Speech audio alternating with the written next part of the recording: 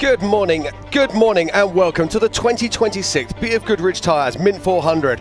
We are here in Prim Valley, Nevada, just outside of Sin City, Las Vegas, and what a beautiful day it is. Today it's all about the big guns. It is all about the unlimited trucks. Yesterday we saw the limited classes racing, and what a day of action it was. We saw Brock Hager coming across the line to take a second win here in the limited classes. But today it's going to be about Adam Householder and whether he can take that three-peat.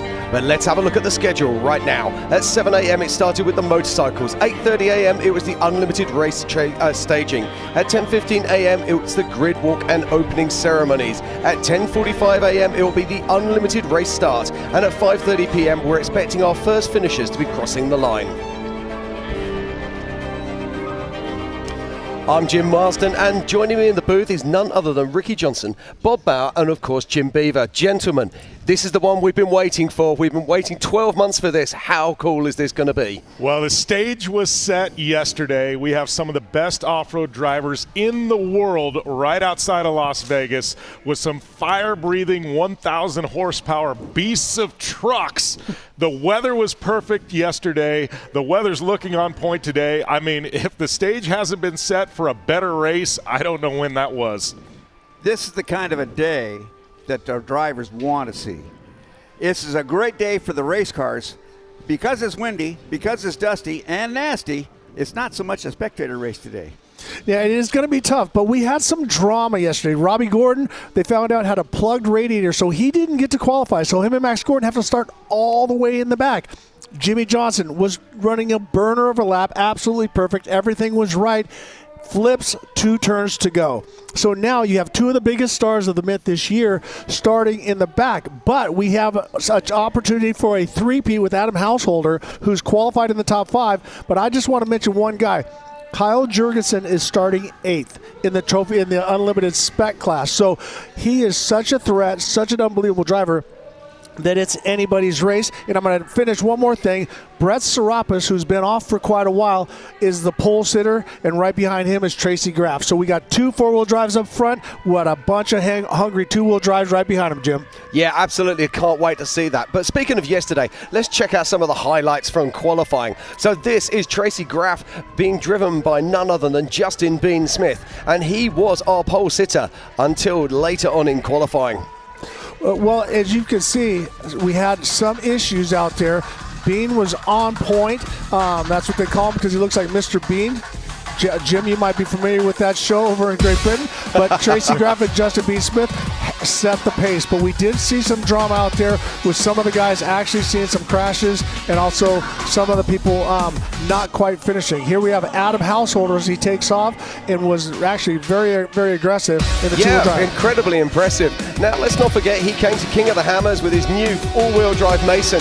But he said, I'm coming back to the Mint with my 2-wheel drive truck. This is the truck I've already won with twice, and I want to do it a 3rd time with this vehicle. Now, he's sitting in 4th position. Jim, is that a great place for him?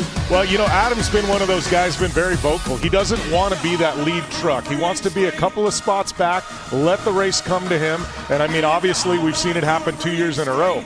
Yeah, so this is Nick Wetstone we're seeing now. Now, this is a man that qualified incredibly fast a couple of years ago, and we were expecting big things, and he's sitting up in 5th position for the start of this race. Well, and Nick has matured quite a bit. I talked with Rick Geiser. Nick is very familiar, very comfortable, very fast, and I think he's going to look for big things today. But this is Jimmie Johnson as he went out for his lap. Welcome back to off-road racing. He has got to be having a fantastic time in there. I know it's just like coming home until this kind of stuff happens. Well, that happened quite a bit when we were racing the stadium trucks. Jimmie was comfortable with it. The good thing was they rolled it back over.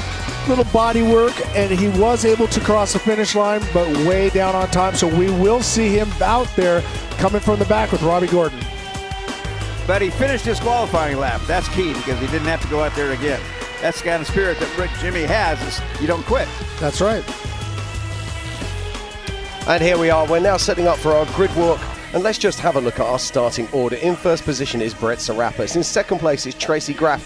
In 3rd, it's Adam Householder, our current champion. In 5th is Nick Wetstone. In 6th is Dale Dondell, the local man. In 7th is the nearly man, Ryan Arciero. In 8th is Kyle Jurgensen in the first ever unlimited specs. In 9th, it's Michael Scavuto in the all-wheel drive. In 10th is Vaughan Gittin Jr. in a vehicle that's more akin to seeing action at the King of the Hammers. And then in 11th, it is Tracy Paul.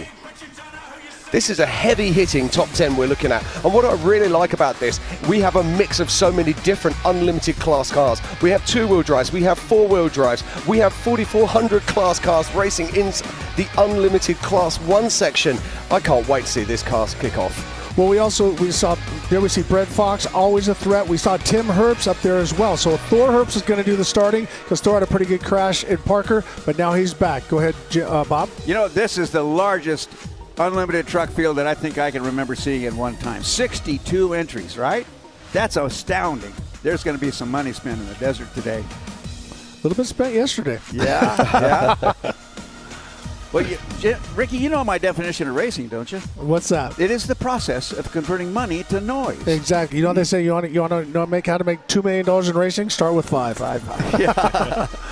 All right, going down the line, we see a lot of great guys out there. And also, we're going to have some unbelievable celebrities in the booth throughout the day. We got Paul Wheel and also Toby Price is going to come up and give it a little chat. We might talk to a couple of guys as well. But here we see Troy Herbst out there. That's with Jimmie Johnson. Eric Harden is not racing. Eric had a big crash yesterday. His son Cole is going to be racing the Spec truck. But Eric, who is a past winner here, is not going to be racing. As well as looking down the line, some of the guys, I think Robby Gordon, definitely somebody glad to talk about, Bob. Well, you know, this guy's got a lot of experience, and everybody thinks he's just going to go like Stink, but he's actually pretty cagey out there. He knows when to go and he knows when to slow. Well, Stink and cagey. Yeah, I got to look those up. Well, I will say there's been, it was about 10 years ago, but Robby Gordon at Vegas to Reno started dead last in class. He was about 68 deep. He ended up winning the overall at Vegas to Reno. There's a guy that knows how to drive from the back. It's Robby Gordon. There's no question about Robby. The question is about the truck. They were having heating issues yesterday. They changed the radiator. I talked to Rick Geiser and him. What happens, the radiator got plugged. They put some bars leak in there to fix a couple things, but they got it running. Jim?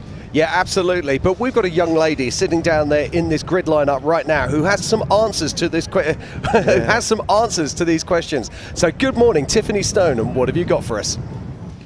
All right, guys, thank you so much. It feels great to be back. It's race day, and as you can tell, the win is definitely going to play a factor in today's race. Now, when I had a chance to talk to some of the guys during the limited race yesterday, and of course before qualifying, they said that this is a little bit too much win. That one moment you'll be driving straight down the course, and the next minute you've got to make a 180, and you're driving straight into the win. But this is where it's all going to come down to. This is the battle. Everybody is getting ready. We've got our P1 out there. Brett Serapis putting down a stellar qualifying time, but he's got a stacked field behind him, including Adam Householder, who's going for that three-peat. But like we keep talking about, the win is definitely going to play a factor. So not only is it about being the course being brutal and being all about attrition, they're throwing in another factor that we talk about but hardly talk about too much win. So I'm going to be here all day long. I'm going to get some interviews with the drivers in just a little bit, and I'll see you guys soon. Back up to the booth. Thank you very much, Tiff. Always good to get info from you. Now, let's just talk about this weather, because we're running around about 57 degrees at the moment. For those people who are watching home, that's about 14 Celsius. Nice conversion. I like that. Did you like that? Quick math. I have an app. I'm going to check on you. Right, but let's also talk about the wind, because this is going to be a key player to this out here. We also know there's a lot of dust. And dust can play a huge factor, so wind is required for these races to be able to carry out those overtakes. And that's going to be important for those guys at the back. Robby Gordon and, of course, Jimmie Johnson. I can't agree with you more. You love the wind, but if you like it right now, you watch that flag blowing towards us.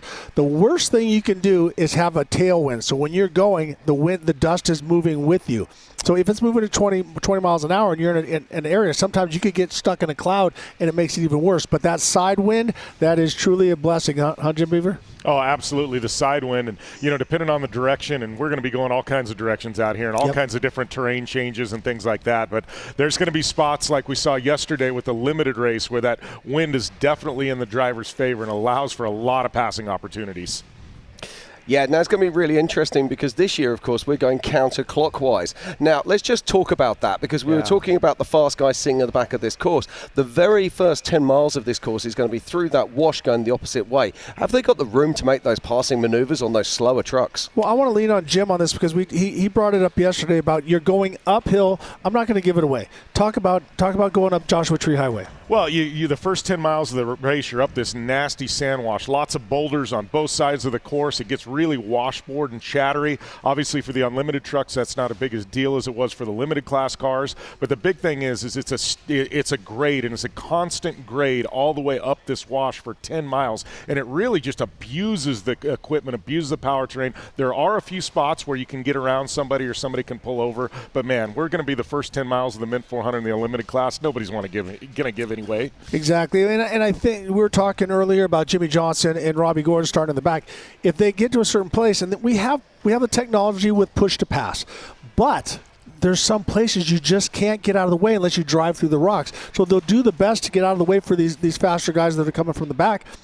But I think, in my mind, for Jimmie, needs to be patient. Get through there because there's lots of room for passing as soon as we get to the top. We saw that yesterday with Brock Hager. Well, this very first lap's going to be full of folks just hustling to get around each other. So they're going to want to get track position while they can, while they're close enough to beat somebody. So I think they're going to have a lot of close racing here. And you talk about that pass.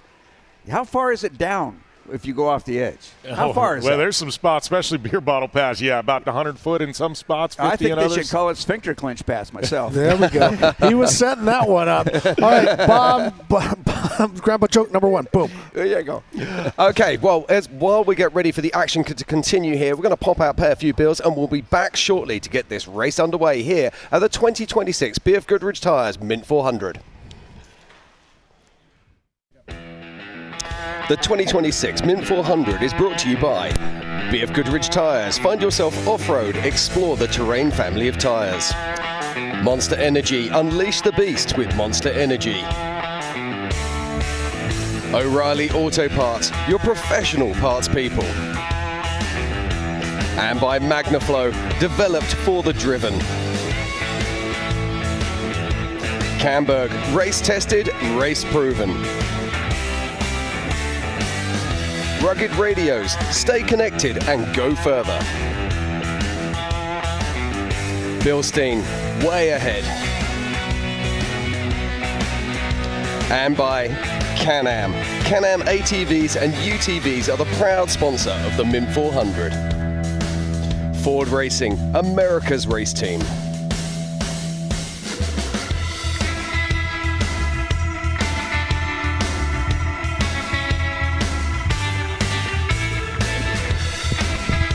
Okay, and welcome back. Here we are and getting ready for the start of the unlimited race. Look at these incredible vehicles lining up down there. Well, this is one of my favourite parts of the race, Ricky. I mean, talk to me a little bit about this. How many places do you get to actually be able to walk through these unlimited class cars and see them before the start of the race? Well, you don't. I mean, if you have the very, very, very elite pass at an IndyCar race, you definitely can't do it in a Formula One. In NASCAR, they let you get close, but don't get up by the cars. But here, we're going to see the spectators come down, meet the drivers, get autographs, and also look at the trucks up close. So I think that's pretty unique. We used to do that back in the Mickey Thompson days, Bob. Well, we did. And the people that go down there and watch are really interested in it. But what I saw when I went down there, kids, lots and lots of kids, looking up at tires taller than the kid.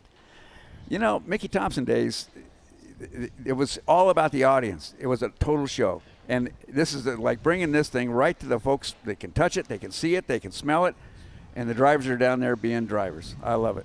Oh, you want to know what $75 million looks like? We're looking at it right now. Yeah. Like I said, there's a lot of horsepower today. Yesterday's limited class, limited, not unlimited, limited class was unbelievable with Brock Hager bringing home the win again. This guy has done everything under the sun. Dakar multiple times, won the Mint, won the 1,000, won the 500, you name it. And him and Polaris have to be so excited. They had a little bit of drama at the beginning of the day, which Travis Clark has been giving me a hard time for talking about, but we had to have something to talk about. The spare tire fell off. They were able to fix that. They also changed an axle in 3 minutes. That was quite impressive.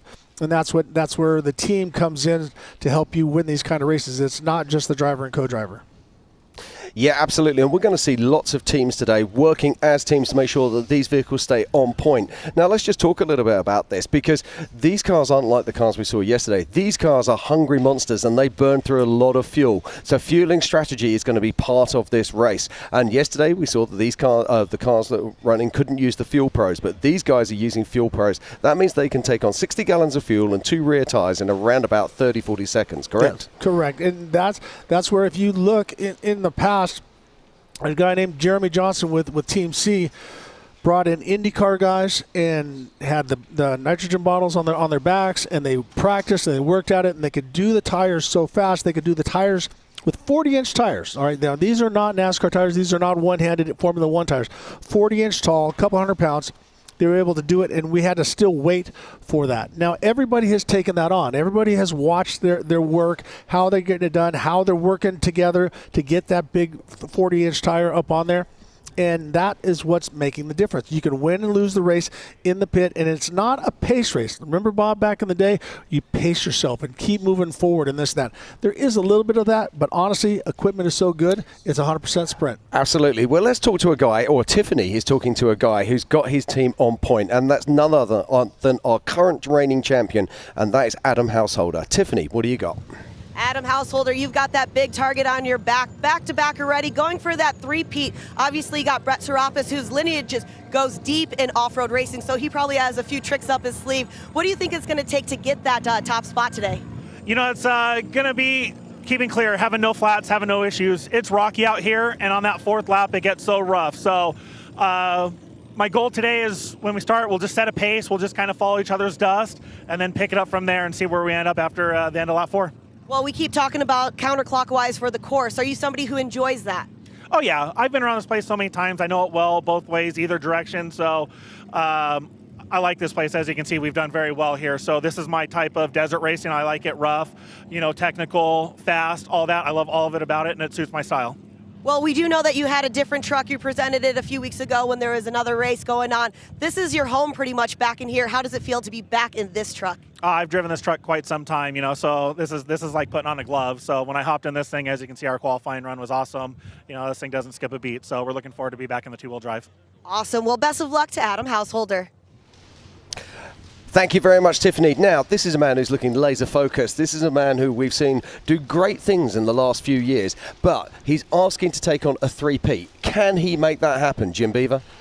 I think he can make that happen. Will he make that happen is another story. You know, there's a lot of luck involved with off-road racing. It's not just skill. There's a lot of luck. And you know what? Luck's been in his favor for 2 years, and odds are luck generally isn't in your favor for 3 years straight, but I would not bet against him. Well, it's interesting you mentioned that as well. We were talking about Bet Online yesterday, and we were looking at the odds this morning, man, yeah. and it looks like the public are really favouring that Adam has a chance of that 3-peat for sure. Yeah, he's at a plus 250 right now, which means the odds are definitely in his favor that he's going to be able to pull it off. And surprisingly enough, I think second in the betting right now is Troy Herbst and Jimmie Johnson. So a lot of people are feeling that program, Ricky. Yeah, yesterday the numbers were against him finishing. But I think everyone got on board after watching how fast Jimmie was running in qualifying. Yes, he flipped right before the finish, but that's just part of racing. But he's a champion. Obviously, 19 Industries is really good. They prepped that truck and ready to go. Yeah, so here we go. This is the Bet Online stuff at the moment. You can see Adam Householder is actually our firm favourite right there with a plus 250, with Troy and Jimmie Johnson at 300, Robby Gordon at 500, which I love to see, and Ryan Arciero, the nearly man, at 750. Now, I believe that these are the final odds and that betting is now closed on this. But you can go on to Bet Online and you can make changes as you require. But this is something new for off-road racing and something very interesting to see that coming on in as we look now at the unlimited spec class. Carl Jurgensen, of course, sitting right there at the top as you would expect. Then Conor McMullen, of course, who came second last year. Then Brent Fox, Dustin Grabowski and Cole Hardin. So this is a new development for off-road racing and it's very interesting to see. Well, I love it because if you put skin in the game. You put a couple dollars, you put a couple nuggets, you put some money down. It gets you emotionally involved. And how many times besides this is way longer than the Super Bowl that your nerves are up and down and up and down and up and down throughout the day. Oh, yeah, it's definitely. And I think, it increases the fan engagement. It's got people, excited. Like you said, you got a little skin in the game. And I want to talk a little bit. I'm looking at that, and a lot of people are probably going, Robby Gordon, he's starting all the way in the back, and he's got those odds that are, favored to win. And I was thinking about it as we were talking about the opening part. Robby's starting in the back with an all-wheel drive truck, and he's going up that uphill sandwash. He's going to be very, very fast the first 10 miles, and I think he's going to pick off a lot of vehicles. I think he's going to be very frustrated for the first 10 miles. Well, let's speaking about frustrations and speaking about starting from the back. Tiffany Stone caught up with Jimmie Johnson down on the track only a few moments ago. Jimmie Johnson, it's so good to see you back here in the desert. I know, unfortunately, you didn't get the qualifying session you've seen, but pretty much everywhere on the internet, Ricky was saying that, doesn't matter. He knows how to drive. He can come back from the back. What are your thoughts today for the Mint 400? Just fired up to be here. I mean, this has been such an experience. Just a little too much sauce yesterday and that little hairpin, and caught a big soft, berm, and over we went.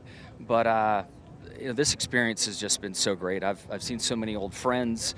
I've always wanted to come back to the off-road and just get dirty again and drive one of these vehicles. And then I never expected to have the success I did in the world of NASCAR, but to bring hopefully new eyeballs to the sport and help shine the light on how incredible this community is and this racing is, it's been a big goal of mine, and I'm glad everybody's been enjoying it. Well, we always talk about co-drivers being an important factor, especially in desert racing and off-road. You've got Duncan over there. He's a great one. Jason knows exactly what it takes. He's won this before with Luke McMullen. He is a seasoned co-driver. What are your thoughts on his skills for the day? He's been incredible. Since I've been back in a truck, he's been in that right seat, just really helping me understand how the vehicles work, the suspension. He obviously knows a lot about the suspension with his background. And he's ridden with so many great drivers. From a technique standpoint, he's been really able to help me kind of close the gap with the 30 years of being away from driving these things. But there's only one time I haven't listened to him yet, and that's when we flipped over. He was, screaming easy, easy, easy, and I'm like, nah, I got this. And there we went. Well, best of luck to you today. I know you've got a stacked field, but you're a seasoned driver. You know exactly what to do, and everybody in the booth knows that the desert roots are still there, and we're so excited to have you here. Thank you. Appreciate being here. Appreciate it. Thank you guys so much. Back up to you guys in the booth. Okay, and thank you very much, Tiffany. Now, it's great to hear from Jimmie Johnson. I mean, what do you think he's thinking right at this moment? Well, he's thinking, I got a lot of work ahead of me, but the thing when you're racing in NASCAR, when you take a pit and you go to the back, you got to work, you got to be patient. He knows about the 500, so he knows about the Mint 400. Go. Yeah, no, I was just about to say, Tiffany Stone's down there, and we've got 60-plus riders, but one of the people that she did catch up with is none other than Kyle Jurgensen, who, of course, is our highest place in Unlimited Specs. Now, let's see what he had to say about this race. Kyle Jurgensen, now you know exactly what it takes to win this. Second overall in 2024. You won this in 2022. Obviously, stack fields in front of you. We were just talking about the wash being the first thing you got to come to and then drive straight up. Obviously, it's probably beat up from yesterday. How do you think you're going to tackle this course today? Well, I think we're going to tackle the course. The first lap, we're going to lay out a good lap. That way, everybody's got to chase us. But now that we have mixed starting positions, we're right here with the fast guys. I mean, we're sixth overall from qualifying and first spec. We're happy where we're at. I think flats are going to be a problem today.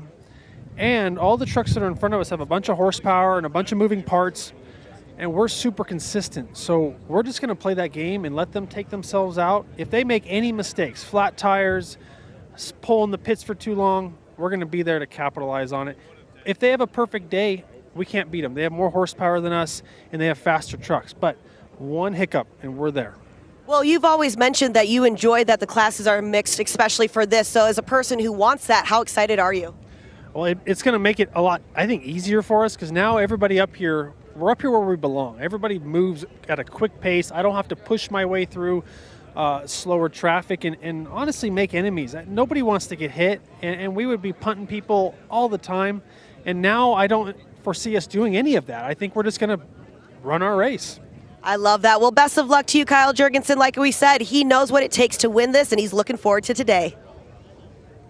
Thank you very much. It's so good to hear from Tiffany down there with Kyle Jurgensen. But just check this out. This is Brett Serappa sitting here on the start line. And Tiffany got a chance to catch up with Brett earlier on. Let's see what our pole setter has to say about this race today. Nice job, P1 Brett Serapis. Now, we're standing on top of this. It is incredibly windy out here. We always talk to drivers about wanting to have that because you have a lot of clean air, but this wind is a little bit different than what we've seen in the past. Gusts are supposed to be 32 miles per hour. How's that going to play for the rest of the field? Yeah, I mean, there's going to be some gnarly headwinds, especially on the dry lake bed, and going down the Thumpers, we're going to get a nice tailwind, so that's going to help, but not going to help me up here with all the dust. I'm not going to leave a trail, but you think at the end of the race with all the lap traffic that we're going to see, it will play into at least my advantage, hopefully, at the end. Well, last time you said you were driver of record was 2019, so you're coming back right now for this. What does it feel like to be here, P1, for the 2026 BFGoodrich Tires Mint 400? It feels really good. This is only my second pole ever, so not used to leading the way, but you know, I feel pretty comfortable in this truck, this team, and we can only control what we do. I'm not going to worry about what's happening behind me, and we're just going to put a solid pace down and see if it's good enough at the end. Awesome. Well, best of luck to you, Brett Serapis. He's looking for that win. Like he said, this is his second top qualifier ever, so we're going to see what happens.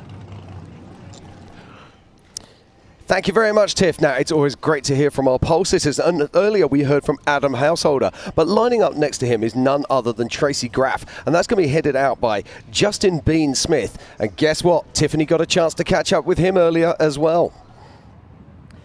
Justin Bean Smith, good to see you over here. Now, coming off of a second overall at the Parker 400, we're into the second race of the season here at the Mint 400.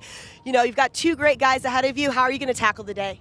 Yeah, we're going to start next to Householder and see what we can do. We had a good run in qualifying going. We had to pass a little slower vehicle in the infield, cost us some time, and we had the option to go again, but you never know. You go another time, you push too hard, you make a mistake, you hurt the truck. So we ended up second in qualifying. We'll take it, but hopefully we can get the jump on Householder out of the gate and then play it smart. Keep Serapis in hunting range and wait for him to maybe make a mistake and capitalize it and go from there. So, yeah, Tracy will hop in. And finish out lap 2, 3, and 4, and then co-rider Frankie, he's going to do the whole thing. So, well, let's talk about yesterday in the limited race. Brock Hager finished 6 hours 57 minutes. What do you think of the predictions for the trucks today? I'd like to think we'd be significantly faster than that, but it's the course got a lot more beat up. You know, those guys you saw their lap times getting slower throughout the day, and then it's going to do the same with us, and especially with the 40-inch tires out here. We're going to beat this course up pretty bad. So I think you'll see the lap time slow down, about 5 to 7% each lap and get a little bit slower for the most part. But hopefully we can crush his time. But he did good yesterday. Those guys were battling up front. Awesome. Well, best of luck to Justin Bean Smith and Tracy Graph. Thank you very much, Tiff. Now, I find this absolutely fascinating. We've got Brett Serapis all-wheel drive sitting on the front row of the grid. On the second row of the grid, we've got Justin Bean Smith in that Tracy Graph track. And next to him is the highest placed two-wheel drive, Adam Householder. It's just about to go live here. Oh, here we go. We are off the line here at the 2026 BFGoodrich Tires Mint 400. Gentlemen, we have a race on our hands. Well, I think Brett's going to be very patient. He knows that he's to finish first, you first must finish. And I think he's not going to make any mistakes. As you can see, there's a lot of rain, there's a lot of water. But right here, when he takes off out of the corner, that's where that all-wheel drive really capitalizes and puts a lot of time on the two-wheel drive trucks. Yeah, so here's Brett Serapis making his way through the short course right now. And as you were saying, he just wants to keep it nice and clean. This is the man who would be wishing that there was no wind today, so that would be hampering the people behind him. But he's got to put those thoughts out of his mind as he makes his way into the desert, Bob. A little squirrely right there. Look at that. There's still a lot of water. For not being in the desert for a long, long time, he sure does making it look smooth right off the start. Let's see how it goes for the rest of the day. Well, anybody with the last name Serapis, you're not going to count out. Brett, his brother Christian, both have won a lot of races. Obviously, their dad is an absolute legend of the sport. So definitely going to be the one to beat as he, is going to pace this field. As we get a glimpse here of, looks like Bean Smith and Householder. Householder looks to the inside, going to try to put a fender on him, run him up the berm a little bit. Robbins racing. Here we go. Now, does that all-wheel drive? See, that's what I was talking about. Out of the turn. Outside. Oh, a little bump in there. Adam wants to do everything he can. Let's watch this road crossing. He's going to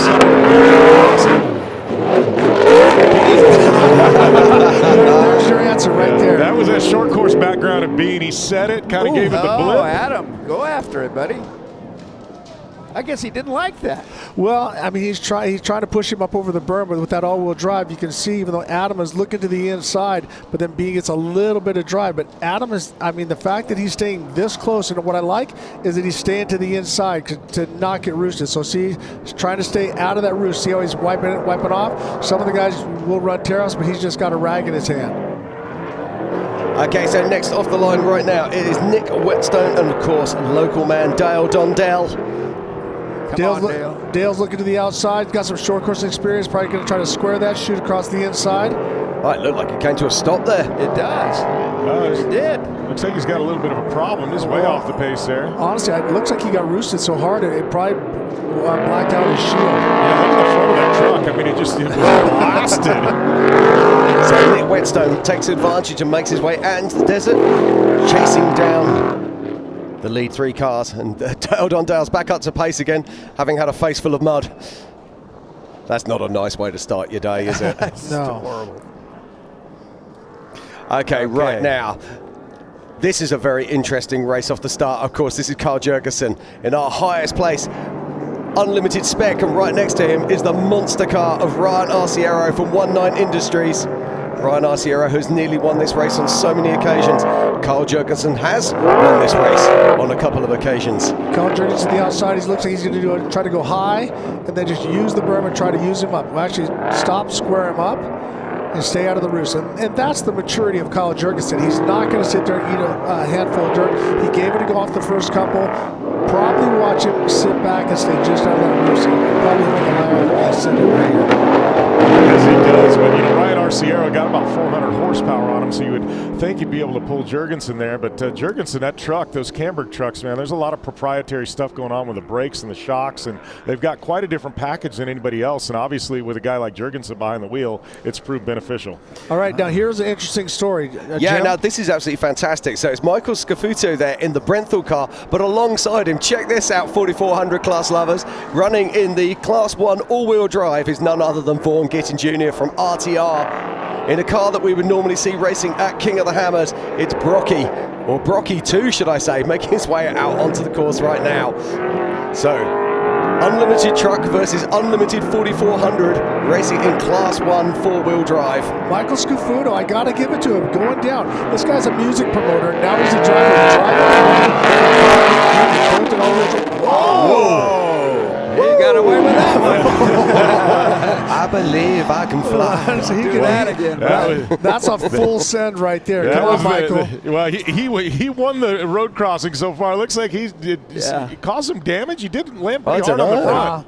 He's just overdriving a little bit. We talked about it, so we're going to take another look at that. He hits so hard. He just full send, doesn't let off. Starts to come over and watch the back. Boom, full of gas, full tires. So what do you call that, Bob? What is that? I'm not supposed to say that on this thing. Clinch, right? Cinch. Oh, spectator clinch. Yes, sirree. All right. Okay, now this is somebody we need to talk about. This is Conor McMullen here, who came second last year. Well, I want to throw it to Jim because last time I made a huge mistake. It was actually a misspelling on Kyle McMullen. So, Jim, can you clarify and help me out there? So I've had 3 different people in the McMullen family reach out to me. So it's Ricky and my apologies. So Kyle McMullen is Conor is his older cousin. So Conor is the older cousin. Kyle's father is Albert McMullen, and then Kevin McMullen is his dad's youngest brother. Wow. That's about the so. Sounds like a West Virginia family. And I'm not just making it up. They didn't have the second M in the spelling on the sheet, so that's what screwed us all up. So my apologies, and thank you, Jim, for clarifying that. A great family out of Arizona. They've been racing for a long time. A lot of victories and just good people. Yeah, now this is a local man, so talk to me about it. This is Steve Steve. August and Grabowski. Now these two guys know how to drive and drive really hard. The orange truck. Right there. Oh, stalled out a little bit. Oh, and then went over the berm. Grabowski up and over the berm. So there's a lot of water in there, and that's where we saw Dale Dondell get roosted so hard.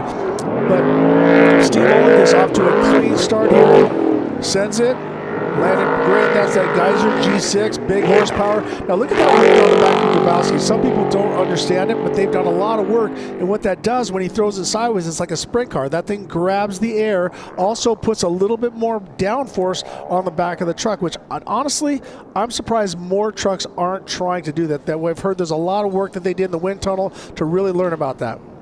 Okay, next off the line is Todd Wiley, and next to him is Cole Hardin.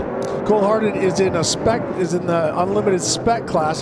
His father had a big crash yesterday. Eric, he's not going to be running, a past winner here. So I want to thank Andrew Myers for clarifying that. But Cole is in a great position, and hopefully he can continue that legacy.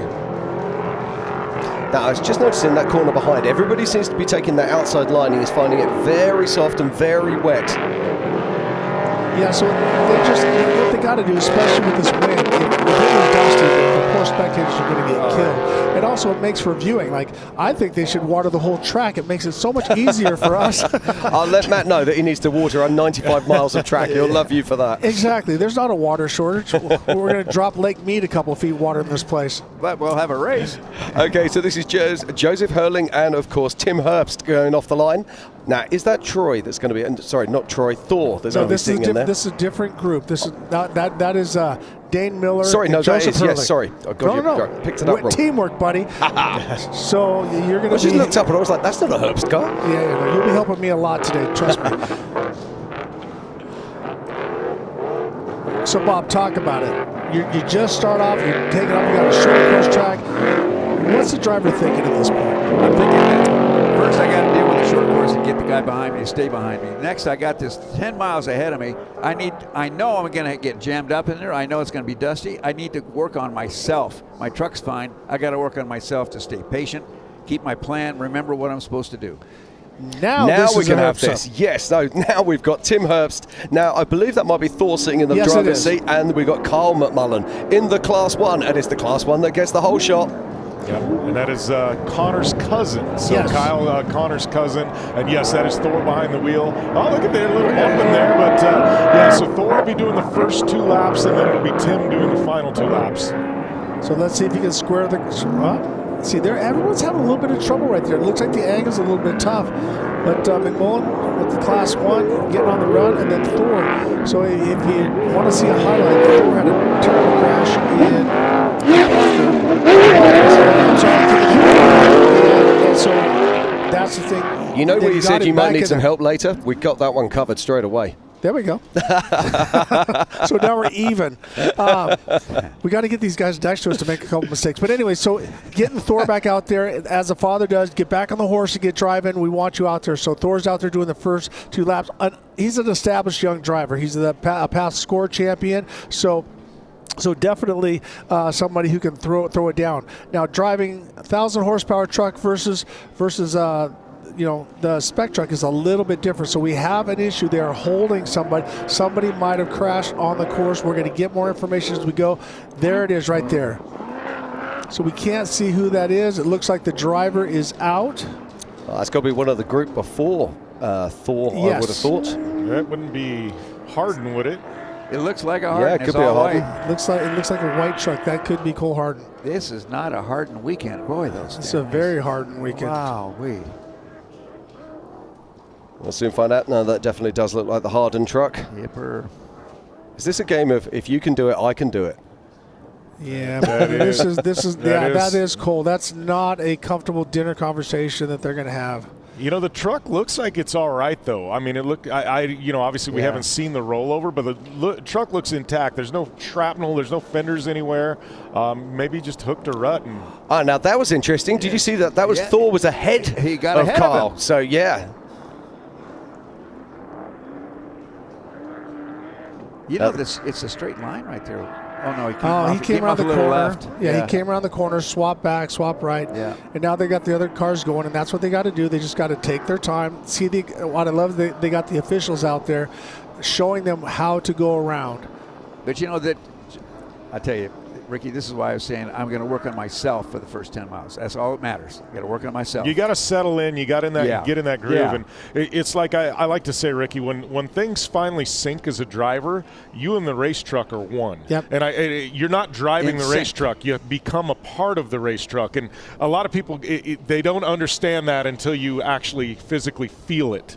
Okay, now check this out. This is why we love coming here to the Mint. This is Adam Householder, our current champion, and he's hunting. Look at that thick dust in front of him, helicopters in front of him, and he knows just where that helicopter is the car that he is chasing. Well, and I'm looking at the tracker now, and it looks like Nick Wetstone has stopped on course.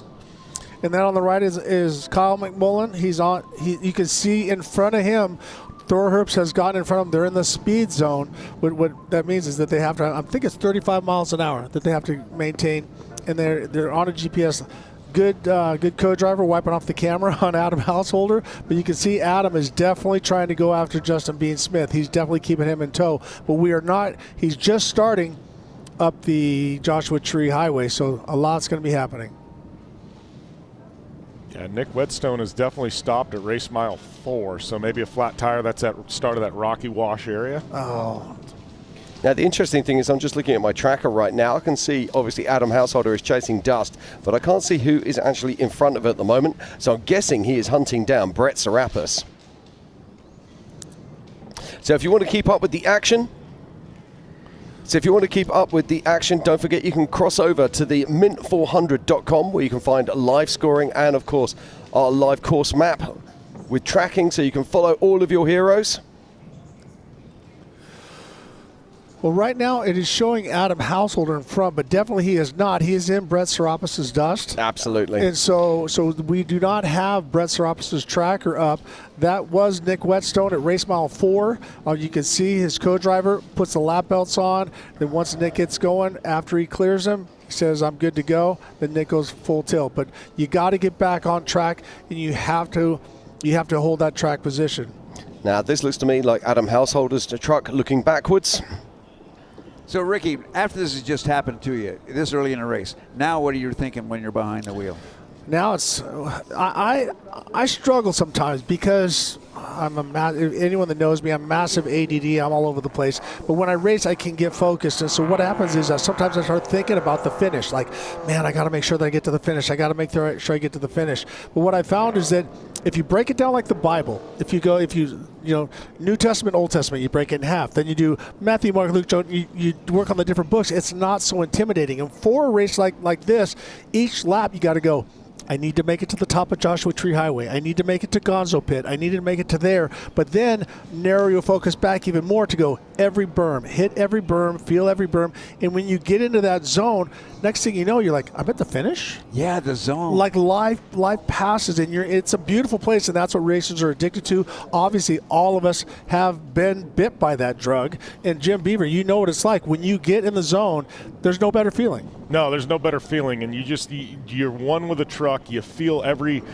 creak, every crack, but in a positive way. You can feel the tires grip in the rear. You can feel the tires grab when you steer.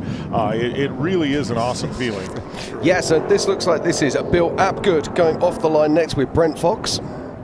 Now, Brent and his son, so this is Brent's son.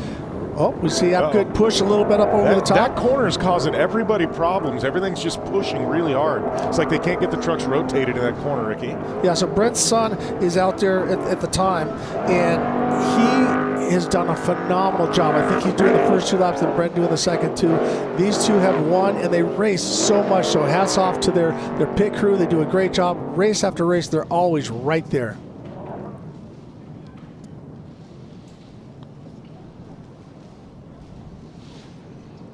So here we go. This is the start of the 2026 BFGoodrich Tires Mint 400. And we've got more cars going off the line right now. That is the 241 of Stephen Beal. I believe Colton Holstead as well. Look at all the way outside, inside. They're going to make the pass. Now, what happens on this corner? Watch this. We've already seen people having troubles. And again, that ground's really soft into that corner. These two-wheel drives really fighting to get that rotation. Yep. And then over-rotating. you remember seeing Jenson Button doing that? Pinballing all the way around the short course a few years ago. You know, I feel so for those guys when that happens to you right in the stadium, right in the beginning. It's like, oh man, my day is supposed to go better than this. It's still a lot of racing. It really is. But it's about feeling that truck. You don't drive these trucks. You got to put these trucks on. You got to feel them, get in touch with them, understand them, and that's what you were saying a moment ago, Bob. You got to get into that groove. First priority, no question. You know, I just got a text from my buddy Roger Hickey saying, do the guys have to pit at race mile 95? And that got me to thinking, you know, we go 170 miles in these trophy trucks. Is somebody going to go a lap and a half? So the pit strategy is, do they have pressure pros at Gonzo pit, at Gene Herbst pit, and obviously they have them at the main pit, but that could be a key factor of getting by somebody or staying on the course and not utilizing it.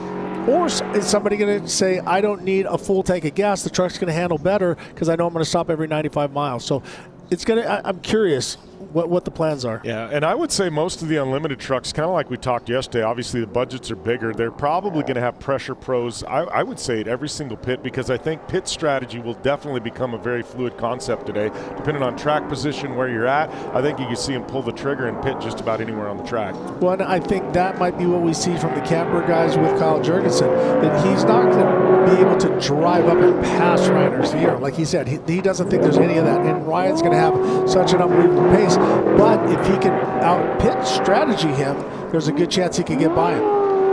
Plus, I think that him taking that steadier pace, I'm going to let this happen, I'm going to let this go forward. That's a winning pace. That kind of stuff together keeps mistakes from happening, and you got a whole day's worth.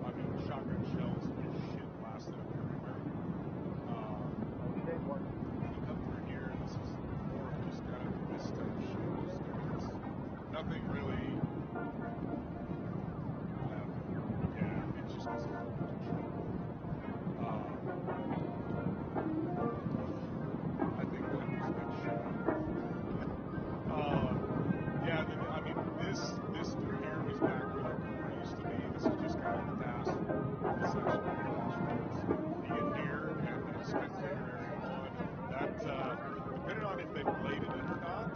This has been very booked out.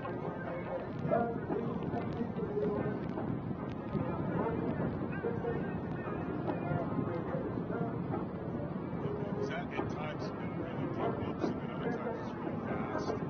Which across that range.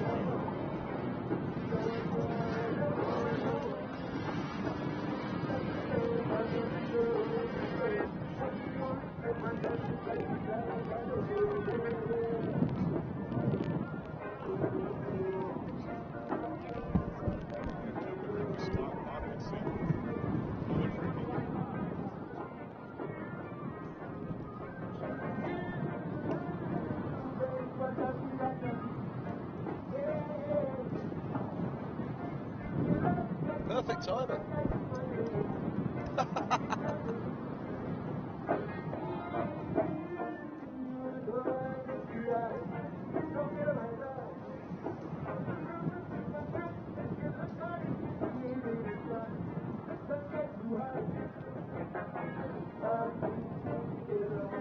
That time.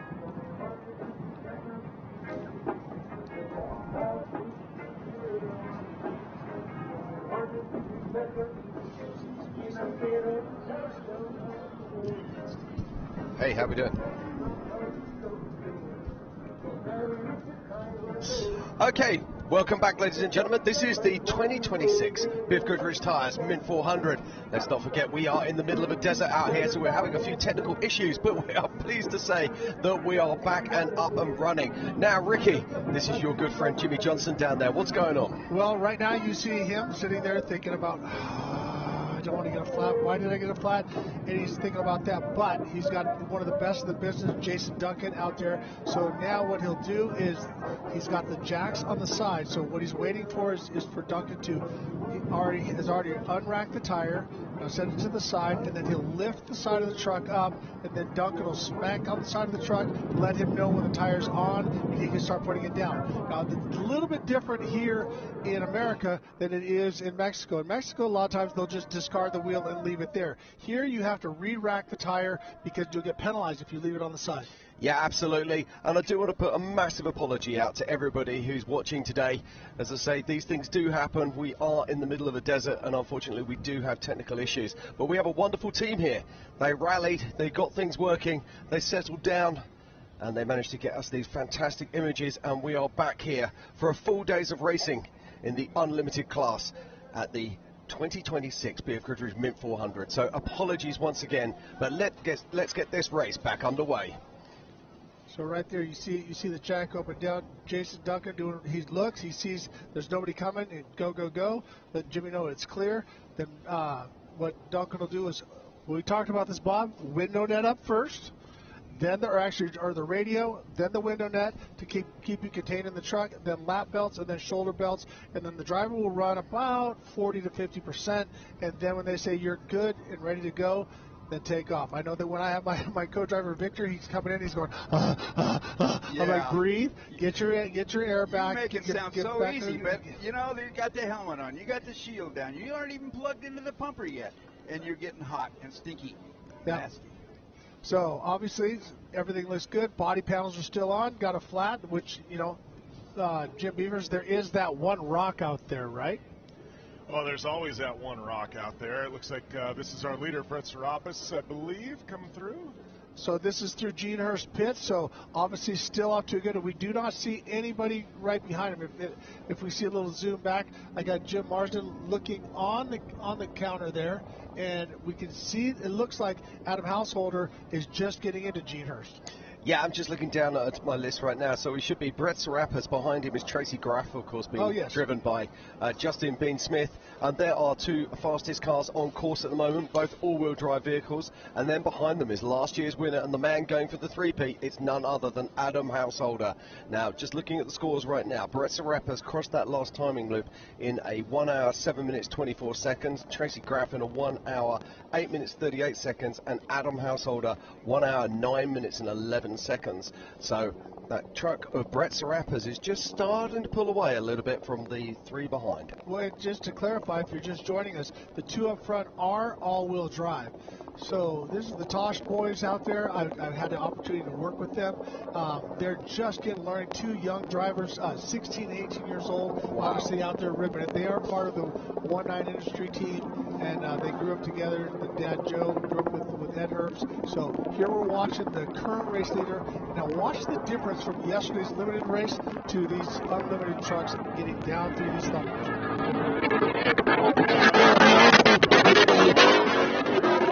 Just about 2/3 of the way through the first lap. But what Brett's been able to do, he got out front obviously because he had the pole, but he's been able to control the pace of the race. He's been able to keep Justin Bean Smith behind him.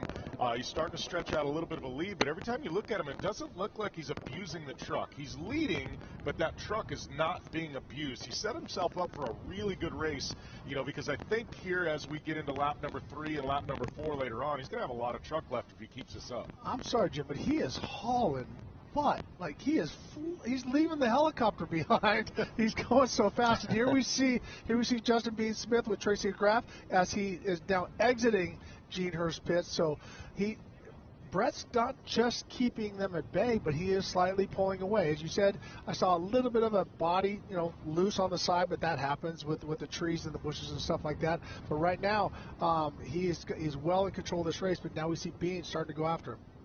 Yeah, we've only got 3 cars at the moment that have tripped that timing loop. And I'm just getting news again that Jimmie Johnson has pulled back over again. So this is a really tough break for the 84 car. So here's what I'm thinking. This happened to me, is that I hit a rock in the Baja 400 last year, and what happened was I dinged both tires. They changed my rear tire, and then my front tire exploded. So I was down to no spares at all. So probably what happened is he might have bubbled a tire hitting something on both sides, but now he has to be careful because you cannot drive these things on the wheel. Jim? Yeah, he's around about 5 miles from the Gonzo pit. So if he can just keep it together, 5 miles to pits, get a re-rack, and he's back in this race. He's already overtaken a substantial number of vehicles. So he was doing really well until he wasn't. Well, Jimmy's got to be, this is trial by fire. Welcome back to off-road Jimmie Johnson. We're 40 miles, not even 40 miles in. He's had a couple of flats, and, he's getting it all out of his system, Ricky. Okay. All right, this is Adam Householders. We're watching him approaching Gene Herbst pit, and I think this is one of the most dynamic sections of the race course. The dirt is so hard, the rocks are exposed, but these unlimited trucks really handle it well. Yeah, he's going to pop over this, and he's going to go down. Absolutely flying, and there's Graph is just look at him just bounce through there as fast as we saw Brock Hager yesterday and thought he was flying. I mean you got Bean Smith just on rails. Okay, I've got some interesting stuff here. So we've had the top 5 cars pass through our secondary timing loop, and we've got 3 cars sitting in first place in their respective classes. So what do I mean? So in 5th position overall, but first in unlimited spec, it's the man himself, Carl Jurgensen, of course, in that Cambo kinetic truck. Then in 3rd position and first in class is Adam Householder, two-wheel drive unlimited truck, and it's Brett Sarapas in first overall in his class in that unlimited 4-wheel drive truck. And that's how close these classes are together, but we'll start to see a little bit of stretching as this race continues. And as we're watching Householder in Thumpers, and I'll be honest with you, in some cases, Jim Beaver, you can testify to this, that the 2-wheel drive versus the 4-wheel drive is sometimes easier to drive at these higher speeds once it's going, because when he does that small corrections with the hands, he doesn't have the front wheels pulling him left and right. So there he just shifts into another gear or down, I'm not exactly sure, to get a little bit more RPM in the truck so he can jump it, because now you see he has to time them. Well, I like to say when you're driving a 2-wheel drive truck versus an all-wheel drive truck, a 2-wheel drive truck likes to dance a little bit more. There's a little bit more of a dance because you don't have those front wheels biting.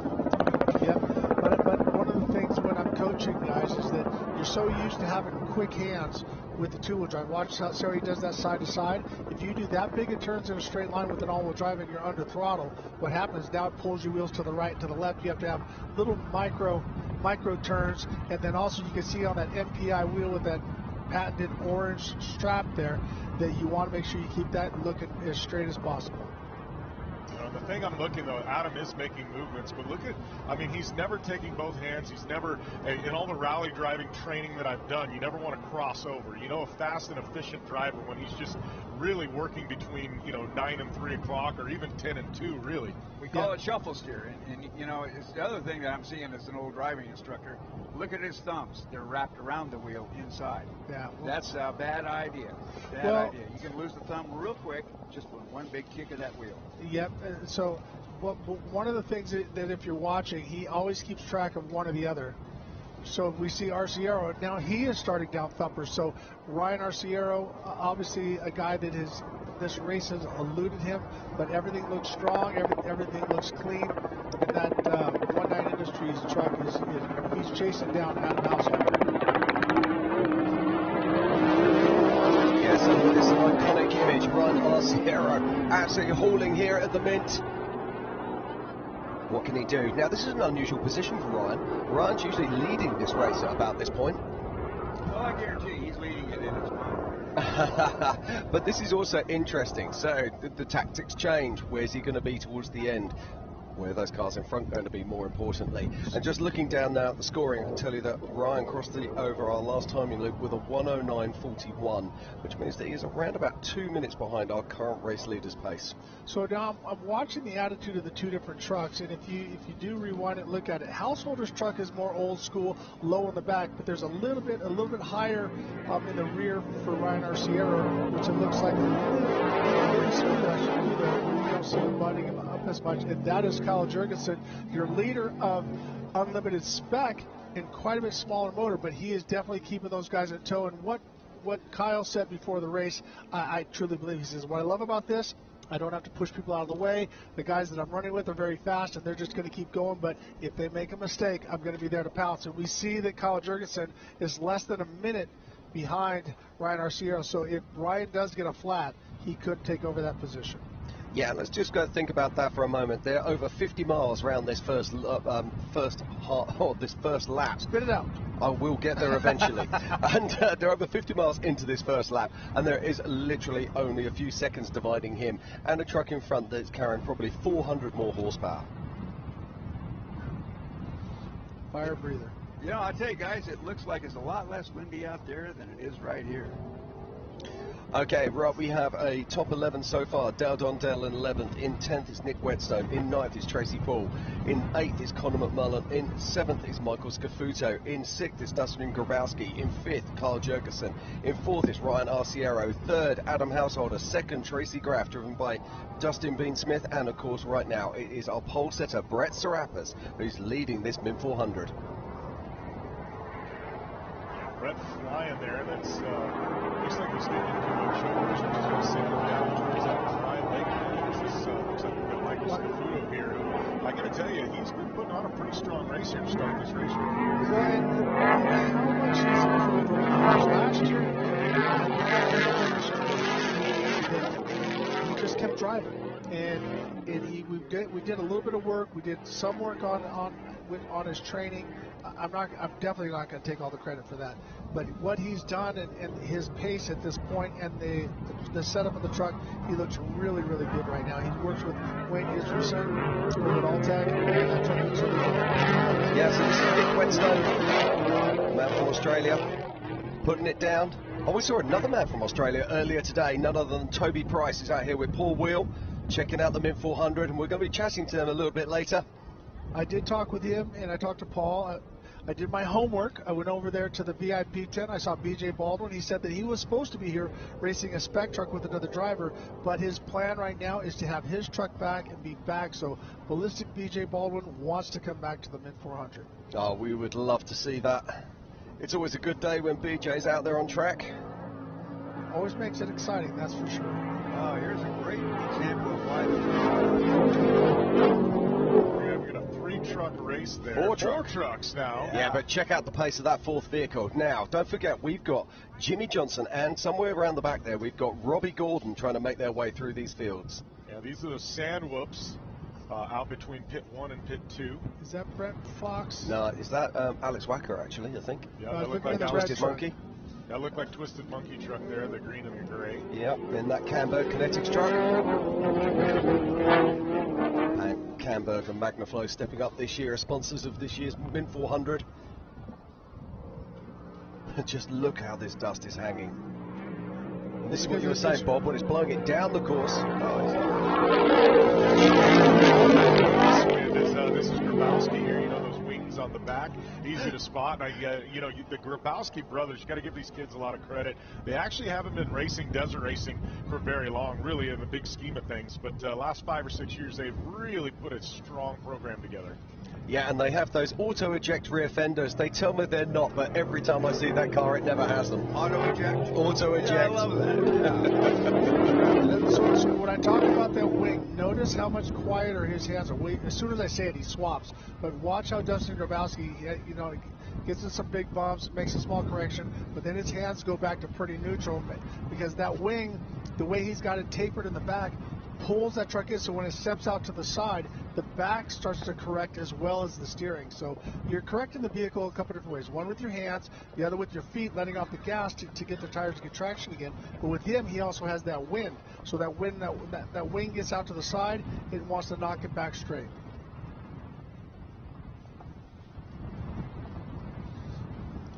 I think Grabowski's, we got that glimpse there of them. Those guys got to give them a shout. They've won in a lot of different stuff. Started out in 5 Unlimiteds with that Subaru Crosstrek 5 Unlimited car. They've done a little bit of Class 1 racing. Now they're doing the Spec truck thing, and really, really quick. Yeah, you can never count them out of any race that they're in. Been on the podium here on many occasions. You wouldn't bet against them being on the podium again here this year. But right now they need to hunt down that male, Carl Jurgensen.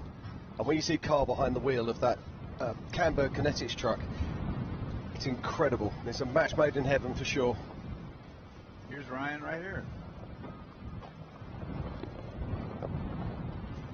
Ryan's running a little bit different race today than he has in the past. I think you had said, normally he kind of steps out there pretty early and carries the lead. And I feel like Ryan, he's pushing, but I don't feel like he's in a real big hurry. He knows there's 3 or 4 laps, and he's led this so many times, and then we get to that 4th lap, and about midway through that 4th lap, and he's had issues. And I think maybe you think there's a little bit different strategy with Ryan today? No.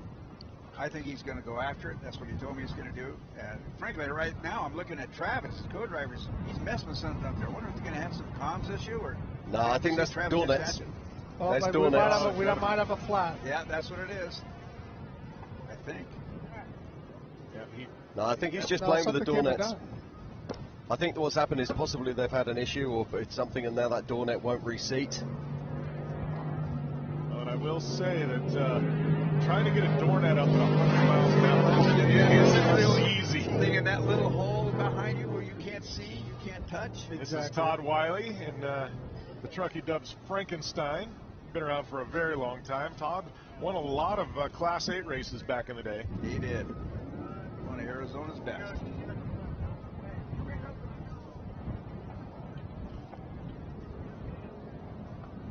There's Ryan Arciero once again, beneath truck. Hey, Jim, are we still on that Beneath sponsorship? Every time we say Beneath, like if I go Beneath, we get a free set of underwear? I don't know. I think Ryan's still last minute. It's not beneath us to do that. You're talking about dad There we jokes. go. Come on. I just got a free set of underwear for that. So if you're looking for the most comfortable underwear in the world, grab a set of Beneath. There you go. Just like that. Worked for me. Now I know what the product is. Ricky's up to 3 or 4 pairs of underwear now. I'm working on it. But no, so I'm curious to what's going on with the window net. Oh, he's got it back up. Yeah, so don't know if something came undone, but he's still messing with it. Now, there's different types of clips for these window nets. Some of them have a physical clip. Some of them have almost like a seatbelt type latch.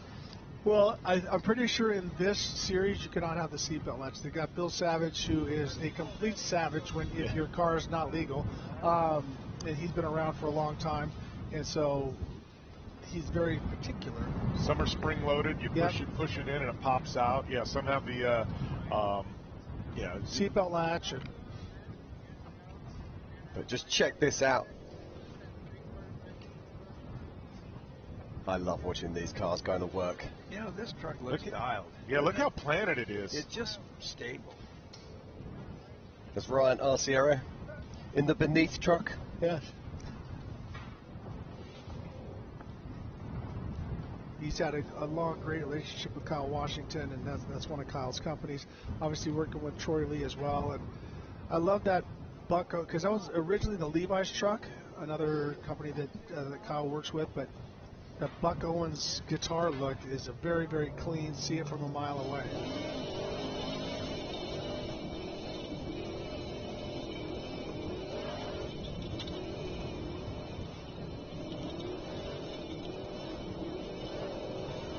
It's pretty neat going live underneath the truck. That's amazing. You know, that drive line looks just so vulnerable right now. But, oh, my gracious. Came too hot into the corner, just tipped it, went on the bicycle, went on its side. Let's see who that is. Yeah.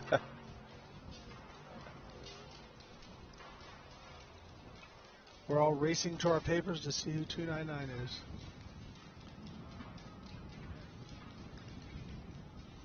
You got another Andrew number? Herdman. Andrew Herdman, yeah. Is 299. Red Dog Racing. And there's Jimmie Johnson. So another spot. So that's right at the, is that the end of Joshua Tree Highway? No, he's already gone I was past going that. to say that. That's He's got to going be way between. past there. That's between pit 1 and pit 2.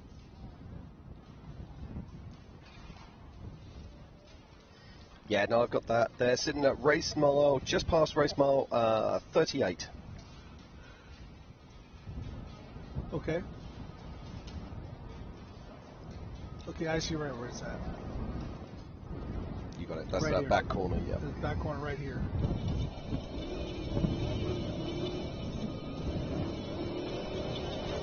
So that's one of the new geysers. You could tell by the way they mount the tires.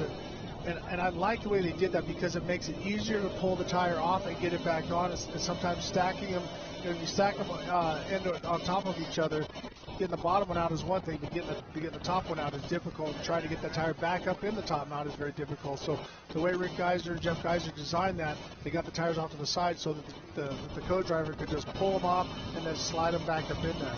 And when a tire and wheel combination weighs 146 pounds, which is what these do, you got to look for ways to get it in and out a little bit easier. Yep.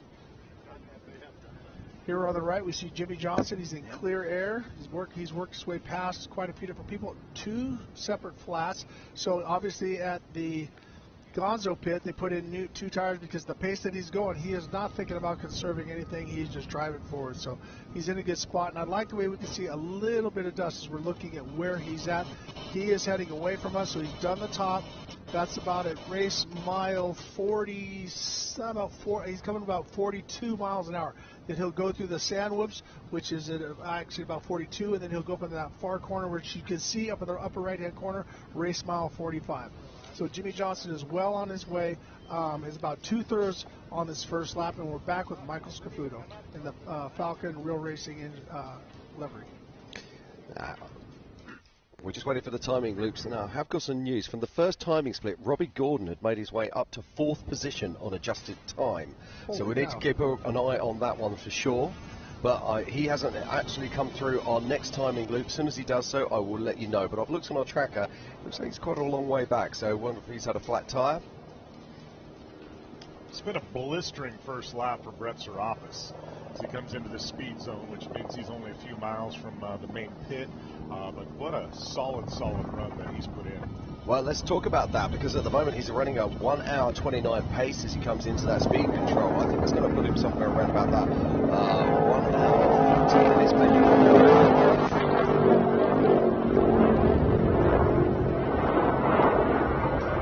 Fast indeed. Just coming back down where people started to stack up, and as we're expected, some of those top unlimited spec trucks are starting to make their way into that top 10. Carl Jurgensen, Dustin Grabowski.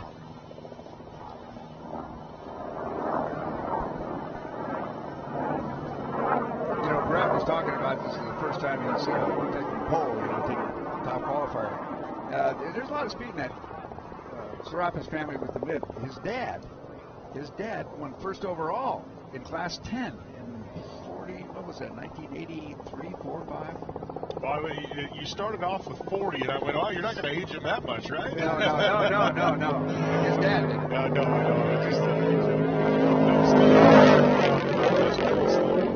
Bob 1000 overall in Class 10 cars. He was one bad dude behind the wheel of the buggy.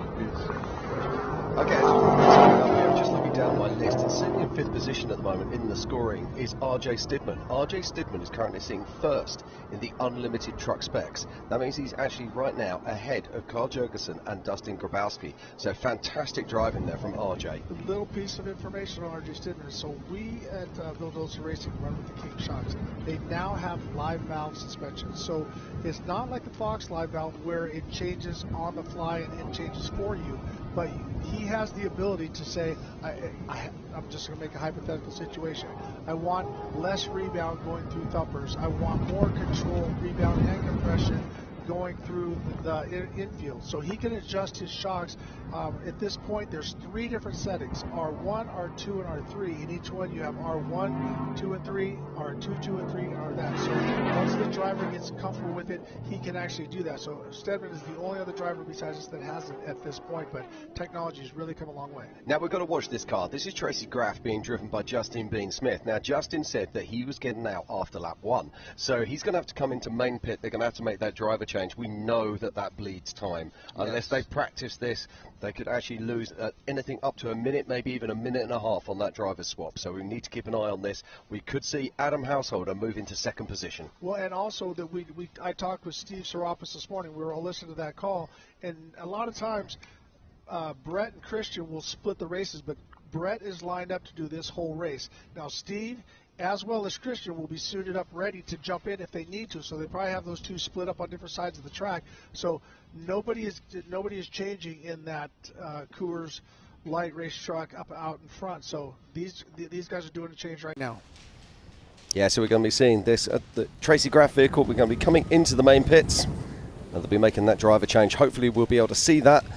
You'll be able to put your unofficial stopwatch on it, Ricky. I will have it ready and to go. As I said, I'm curious. We didn't see it, but I'm curious if Christian Serapis is stopping every lap and looking at tires and also changing. So he's not quite into the pit yet. So I think the most you can make is a lap and a half, and you got you got to fuel. Well, you could go quite a bit. You can go up to 170 miles, and with that. In this course, you know, here we see Adam Householder as he's getting into the speed section. So we watched Graph, aka Bean, out there, and now we see Householder getting back under speed, and there you see he's got that sequential gearbox as he just keeps pulling more gears. Back up to that high-speed section, which is going to bring him in to the main pit area. It's a couple of miles out.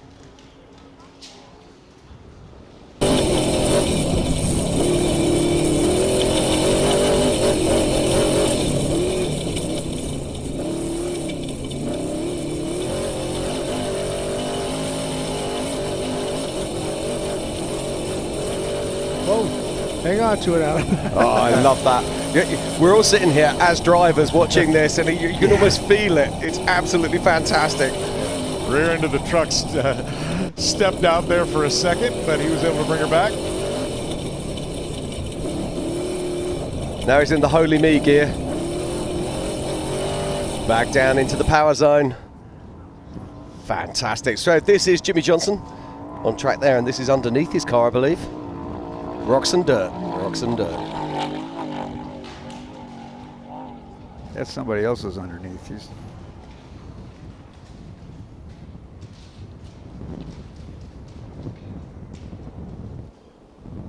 looks like Jimmy's settling in now. He's probably worn out. Well, co-driver definitely is at this point, but I think they had to stop and get some spare tires on the truck. One thing about Jimmie, though, with his racecraft and experience, he knows he's just got to settle himself down and leave it behind you. You know, you can't control what's behind you. Well, I want to thank Remote Pit Tiff. She just sent a group text to us. The Serapis is not pitting in the main pit. His main pit is an alternate, trying to find out where. So I'm thinking, so if he goes 100, he can make it to Gene Herbst pit, because that'll put him right at 170 miles. And so, yeah, he can make it all the way to Gene Herbst pit, and that's where he can. If he does that, that means he could one pit this whole race, and that would help quite a bit. So let's talk about fuel consumption at a race like this. So we've got great clean air, rough course, big trucks. Are they going to use more or less than they figured? The Serapis is back, and we're making them to get back to that problem. Just a sec, so Serapis is clean, has made it through. All tires are on the racks. Everything is looking good. So Brett Serapis starting his lap 2.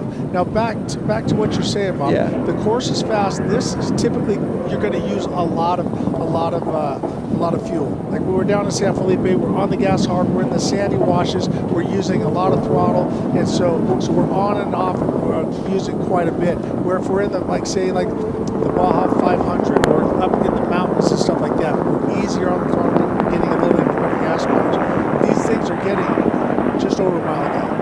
I would say, something like the Baja 500 is more of a finesse race. The mid 400s, like San Felipe, Smash mouth. Yeah, smash mouth. It really is. This is a very violent race, and I think that's what makes the mid 400 special. It takes a lot to win here. Like we said, a lot of luck. I mean, a lot of grit.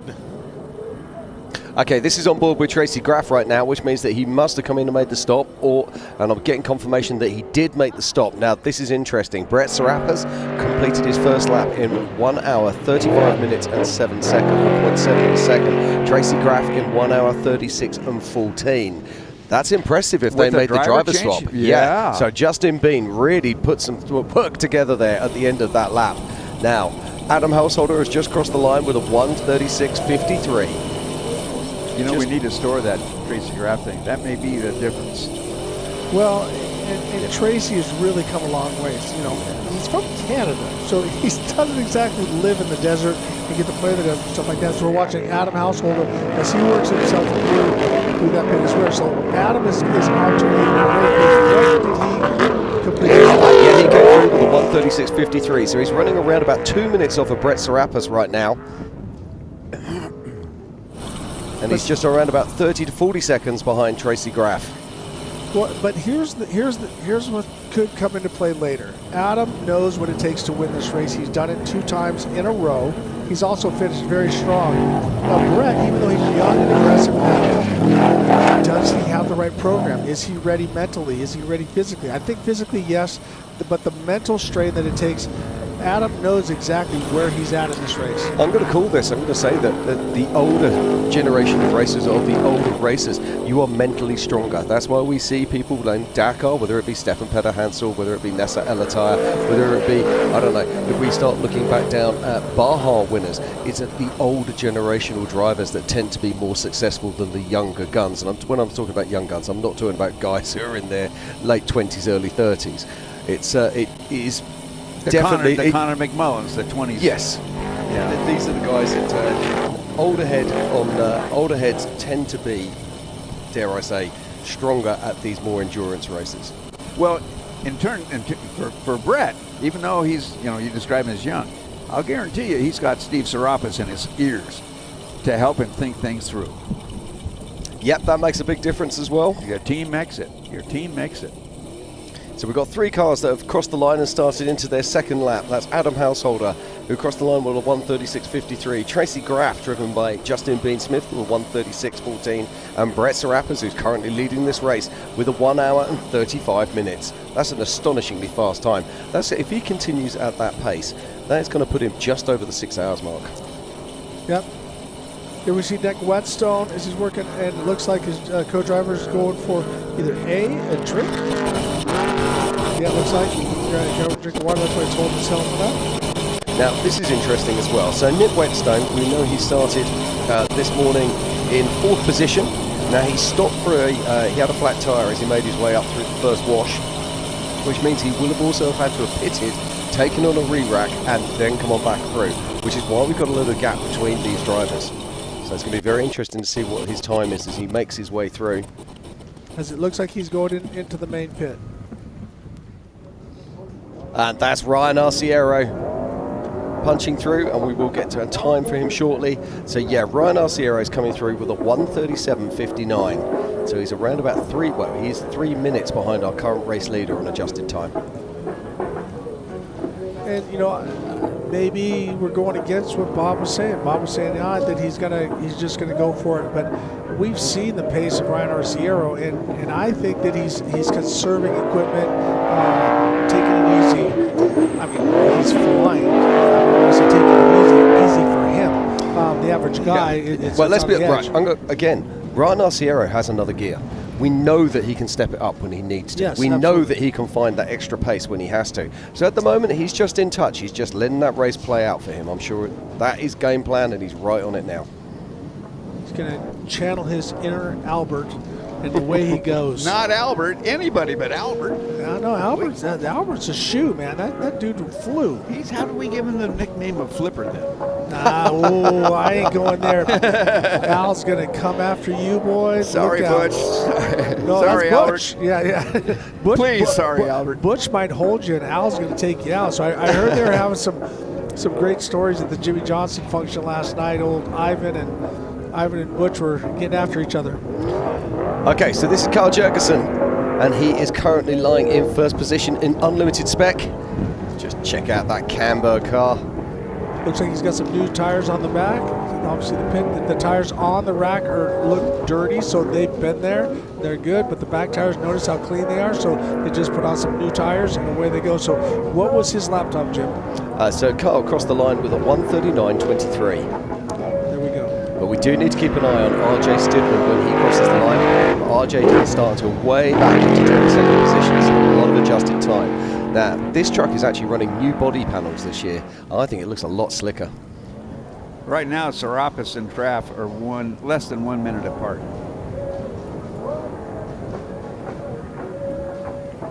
They're just starting to build up a lead on this field. But how many times have we seen that before here in the past at the Mint 400? So here we go. This is Nick Wetstone. They'll be crossing the line now. Time. Bear in mind, we know that he's had to have stopped in the pits, and we know that he had a flat tyre. And he crosses the line with a 1:41.21, so just over 6 minutes behind our race leader, and it looks like he's got a tyre missing off the back. So, has he just made a mistake there? Because he's just come through main pit. Did he not stop? Does he not have the facilities to be able to stop at main pit? Well, I can't imagine, because they all look like so I can't imagine.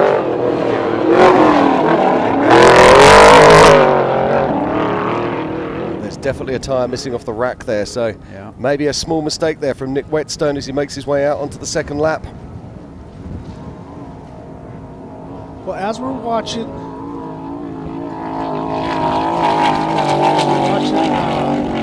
Nick Wetstone as he navigates his way through the short course, I want to just give a quick moto update. Right now, here's the top 4. Dalton Shuri is in 1st, Kieran Nanan in that on the Ducatis in 2nd, Shane Logan in 4th, and Preston Campbell, Shane Logan 3rd, and Preston Campbell in 4th. So right now, very, very tight race for the Pro Moto Division, and I think they've been running since 7 o'clock, so we should be seeing the pictures soon. Fantastic. Thank you for keeping us honest on that. Over 100 plus motos, and let's not forget, it's the first year we've got quads racing here with us at the Mint 400.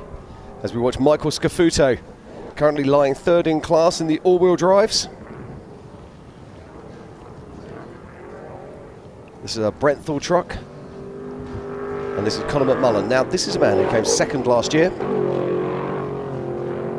I think this is the one to watch. This is the one to watch. Well, Conor McMullen is currently running 6th overall with a 1:39.42 and 2nd in class behind Carl Jurgensen, but he is only literally 21 seconds on adjusted time behind Carl. So a fantastic run here from Conor. his co-driver's Janica. That's Kevin's lady. She rides every mile of every race. She ran the whole race yesterday in Class 10. She's a tough guy. Oh, I've got an update on that. Dustin Grabowski, who we're just coming through right now, has moved up into second in class and is only 12 seconds behind Kyle Jurgensen on adjusted time, and slots him between him and Conor McMullen. Wow, this racing is so close in unlimited spec. So they've been racing for an hour and a half, and there is literally 20 seconds dividing the top 3 cars in this class. And we haven't yet seen RJ Steedman come across the line yet either. So, Jim, why do you think the 6100s or so, the spec trucks, are so reliable? What makes that happen? Well, let's not forget that they're mostly running that 6.2 LS engine package. It's a really very reliable, very bulletproof package, and these guys can drive it absolutely to the last horsepower. These guys have their suspension dialed, they're also technicians, they're wheelmen, they know what they're doing, and that gives us fantastic racing. They're all using different shock absorber packages. We've got Kyle Jurgensen using those Kinetics Camber shock absorbers. We've got the other guys using their various different brands. But isn't that what makes it fantastic? But they're controlled by the packaging of their class. And that makes it a real driver's class. And to see them so close, I love it. Well, you know, that everybody thinks about the word spec is that they're all identical. That is not the case in this case. Yeah, absolutely. Yeah, but they have to run a sealed motor package, and that makes a massive difference. Right, so this is one of the Herbst cars coming in here. Yeah, it looks like. Is that a red car? Yeah, that's the 19, so that is Thor Herbst. Who's in the pit? So that there is going to be, I'm guessing, is Wiley, just looking at the colour scheme. And that looks like Dale Dondell, just making his way across the line. Now, Dale Dondell does crossing the line there, and he is in 11th overall and 5th in class, and crosses with a 1:45.15. Now, this is interesting. Now, we all know his old car was called Big Booty Judy. Yeah. He hasn't got a name for this car yet, so he said, if anyone's got a great name for his new car, hit him up. Well, we might he's all ears. We'll have to call it Cheeks or something like that, because it looks like a much smaller. You it's would think very much more narrow. Call it Finisher.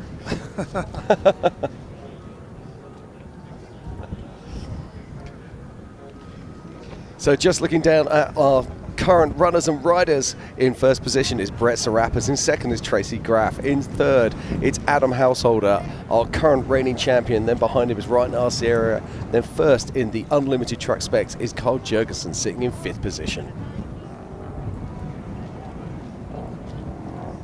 I'm going to be expecting RJ Steedman to be coming across the line very soon. Be interesting to see where he slots in.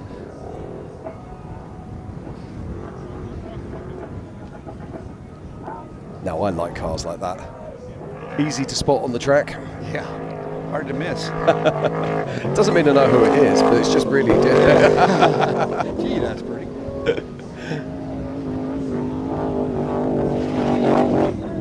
So that is the 247 there.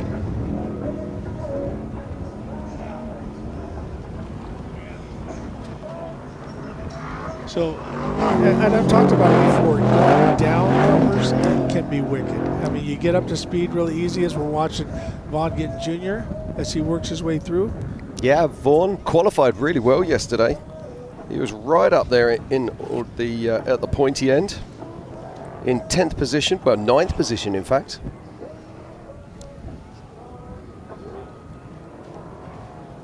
So it's the 251 there of Miller, Dane Miller crossing the line.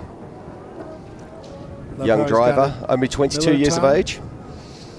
Got a Miller time on the side. Are you aware of what that is? Miller time? Yeah. Not a clue. It's a beer commercial. Like they say, it's Miller time. But for him, it's driver time. All right. Here we see Steve Olegas coming in. Looks like, so he's in the main pit. Looks like they're ratcheting down. So they replaced the tire on the right rear. They got the strap back down. Looks like his fuel, getting them all set up. New tires on the rear. Resetting the guns. Sometimes the bottle wasn't open, so it ran out of gas. What are the advantages of you using the CO2 guns versus the electric guns? It's like a turbo type of thing. And right there, this is where I disagree with the guys. I built a company called You See Me with gloves so that you have high-vis orange and high-vis yellow so that the guys can see. Here you got the cone on the hood. You got people holding up black gloves. And right now, we got us a door banger going on in the race right now. Thor Herbst starting his second lap. Yeah, that is side Wiley. by side by Todd Wiley. Wiley looking back on the one side. Now who's going to send it? And Wiley gets the job done. Thor looking to the inside. Yeah, you've got a super commit up the inside of that one, and he's not going to make that. Todd Wiley holds the line. That's the part that blows your mind. They raced 100 miles through the most treacherous desert, and these guys are door to door. But Jim? Yeah, so as we continue with the action here at the 2026 BFGoodrich Tires Mint 400, we're going to pop out for a short ad break, but do not go anywhere. There is so much action. We've only just started the second lap of this 4-lap race, so we'll see you very soon.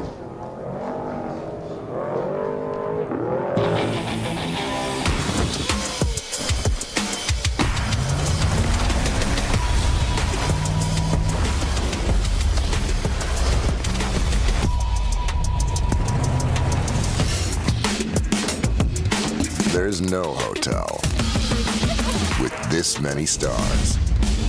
This is the BFGoodrich All-Terrain KO3. BFGoodrich, what are you building for?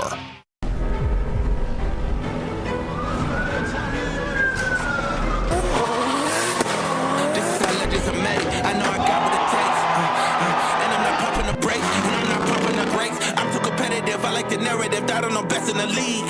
Who you comparing with? That is infinitive. Top of the throne in his knee. How you moving so on his speed? I just been bringing the heat. I just been bringing the fire. You need parts? We got parts. Product availability. Just one part that makes O'Reilly stand apart. Like Sylvania LED off-road lights for ultra night vision and ultimate off-road visibility.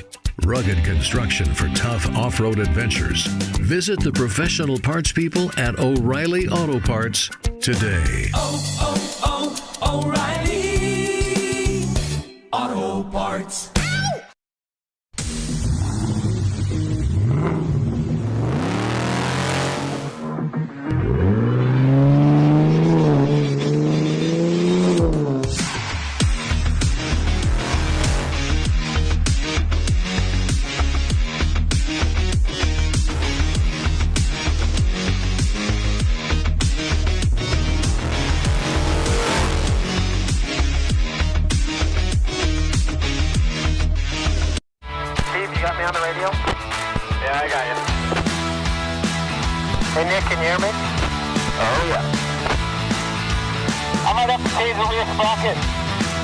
Not a pretty sight.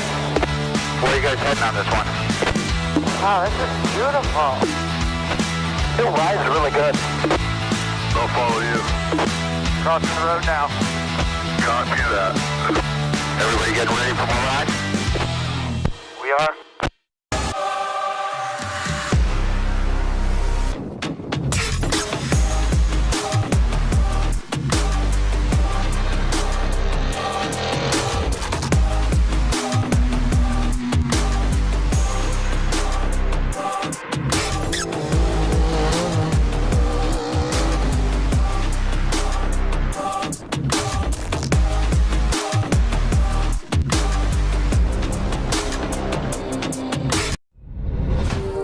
There's only one real question.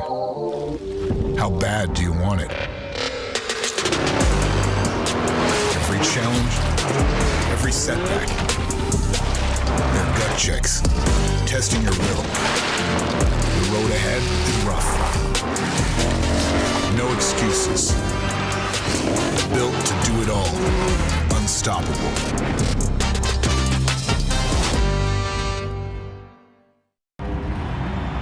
Race you. Race you on dirt, sand, snow. Race you through this, over that, all day, all night. Race you on 4 wheels, 1 wheel.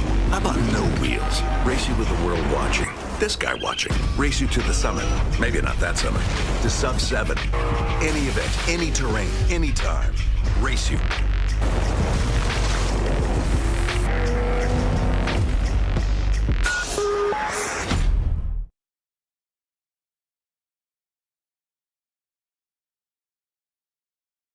Okay, and welcome back to the 2026 BFGoodrich Tires Mint 400. Well, fantastic action we've got here on track, and right now we are in car with none other than last year's winner and a two-time winner at that, back-to-back, Adam Householder, as he's making his way out onto Joshua Tree Highway, and he can see the dust. He's just controlling his pace here. He's a few minutes off of the lead, but he won't mind that. He's playing his own race, he's playing his own game. He's sitting first in class in the two-wheel drives and third overall at the moment. Currently around about 2.5 to 3 minutes behind our race leader, who is of course Brett Serapis. Well, and that's, you know, one of the things that, as I said, what he knows is what this beating feels like, meaning he's been through the fire before, so now he's aware of how he feels physically, how the truck feels underneath him, and how hard he can push. And I think Adam has been one of those guys that you can actually set your watch on, and he also has that ability to turn it up when he needs to as well. So he's doing the right thing, Bob. Well, I just, you know, that relaxation of knowing you're in the groove, you're finally in the zone, everything's fine. That's what makes a happy race car and a happy driver. He's probably working less now that he's comfortable. Well, I love the fact that his co-driver's actually got enough time to clean the cameras for us as well. Well, that's a beautiful thing about this live stream that the Martelli brothers have put together. His crew's like, clean the camera. We're watching the TV show and it's dusty, but he is catching somebody's dust, so that's just a good sign. Let's just talk about technology, because while we're at that ad break a moment ago, you were speaking on the phone to none other than, of course, racing legend himself, Robby Gordon. Yes, so we're going to be calling Robby here in just a little bit. He was going through Thumpers, so give him a minute to catch his breath after that. So great kudos to the Geiser brothers, also Clyde Stacy, for putting that deal together. They had a plugged radiator. That's why he wasn't able to qualify. Started way in the back. I think he said he's passed 30 cars. So in a little bit, it'll be a little gobble. It'll be on my phone. But we're going to give Robby Gordon a call in just a minute to talk to him. So amazing that he's like, hey, give me a call. I got Bluetooth in my helmet. I'll talk to you. So we'll hit it back in a minute.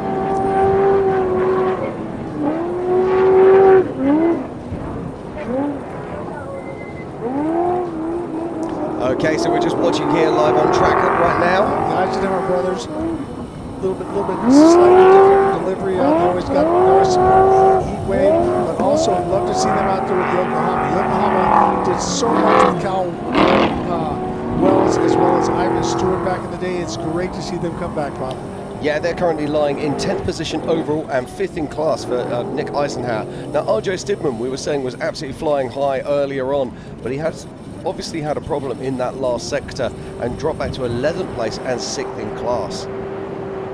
And that's the whole thing, is it can change so fast. 1 minute you're a superhero, the next minute you've got a flat tyre and everything changes. And we are at that point in this race where, or this style of racing, one flat or two flats can make the difference on your day.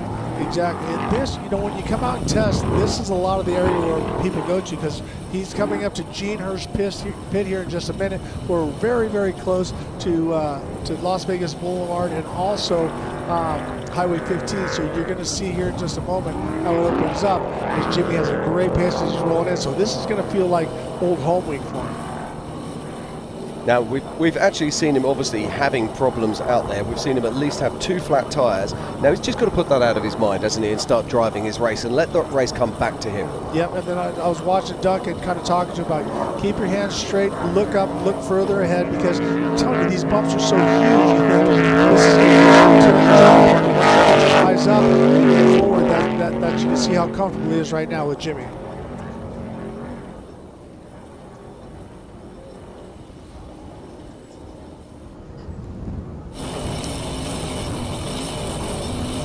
Yeah, look at that. There's hardly anything going on in the wheels. No corrections, no nothing.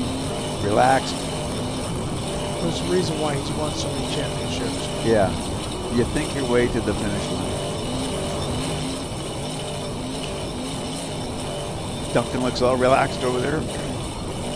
Absolutely phenomenal. Truck looks great, very balanced. And Jimmie was telling me that him and Duncan were dialing in the truck, so it was what Jimmie wanted, and what Jimmie was, Jimmie was liking. And then, but also the good news is that it's not two green guys trying to get something that's unachievable. Duncan can say, okay, we have to have a little compromise here, a little compromise there, but still, it's a very comfortable, very, very raceable racetrack. And you can see Jimmie not jerking at the wheel. Obviously, he's bouncing through loops that are 3 to 4 foot deep, but very, very smooth. But you know, he's been testing for a couple of weeks, so he's got a fair amount of seat time to clear out the cobwebs from back then, you know. Yeah, and I think that the desert will get him lined up pretty quick. It comes back to you. Yeah, I mean, as I said, he started as a mini bike rider, riding motorcycles, then got into what they think called the super lights in the stadium, and then he got into stadium trucks, and then also rode with Nelson. And he was very, very strong at the short course when he raced for Herzog's, racing against Scott Taylor back in Crandon, and that was under the soda days before it went to Core. Oh, I'm loving this. Triple images here. The Jimmie Johnson card. Now, earlier on, actually, we just came back on air, and we can actually have the in-car. We could hear Duncan talking to Jimmie. We're just trying to get that again now, but sometimes the internet gods do not want to play. Hey, you know what? I'm going to try Robby Gordon. Let's give him a call. What? 2 NASCAR legends all in the same shot? Just legends, period. Hey, Robby, it's RJ. I'm doing fantastic. How about you? I know you had a hectic start. Yeah, I'm doing good right now. We're just crossing under the dry lake there. So we're almost on my run. 123 now. There you go. We're watching your in-car right now as you're going. Everything good? You said you got past about 30 cars in this first lap. Yeah, we passed probably at least 30 cars so far. Got to be really careful here on the telephone poles out here. So everything good? No temperature issues? No problem. Just out here 140 or so. Sounds good. Wait, I'm 141 I just heard. 145. 147. No, 133. That's oil temp. You're good. That's oil temp. You're okay.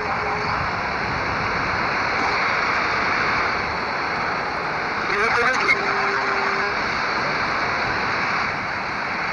Can't see the dust here, bud. Got through here. All righty, hey. Water temp's 180.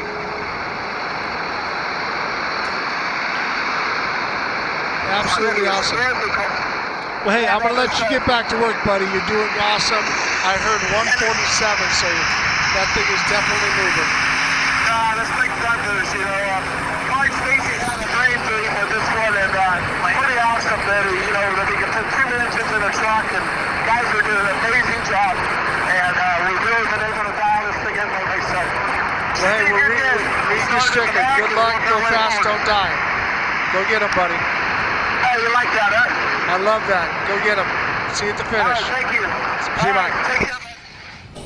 Well, that's technology. I just talked to Robby Gordon going 147 miles an hour across the dry lake bed. And so if someone wants to argue with me, you guys heard it. 135, 146, yeah, he 147. just counted us right up to it. Yep. And what I liked is that you looked over there and you see Robby looking over the GPS wanting to confirm. So, yeah. So I guarantee he was probably pushing the throttle through the floorboard. No question about it. And relaxed. Yep. Just cruising. You know who's smiling watching that right now is Baja Bob. You know? Yeah.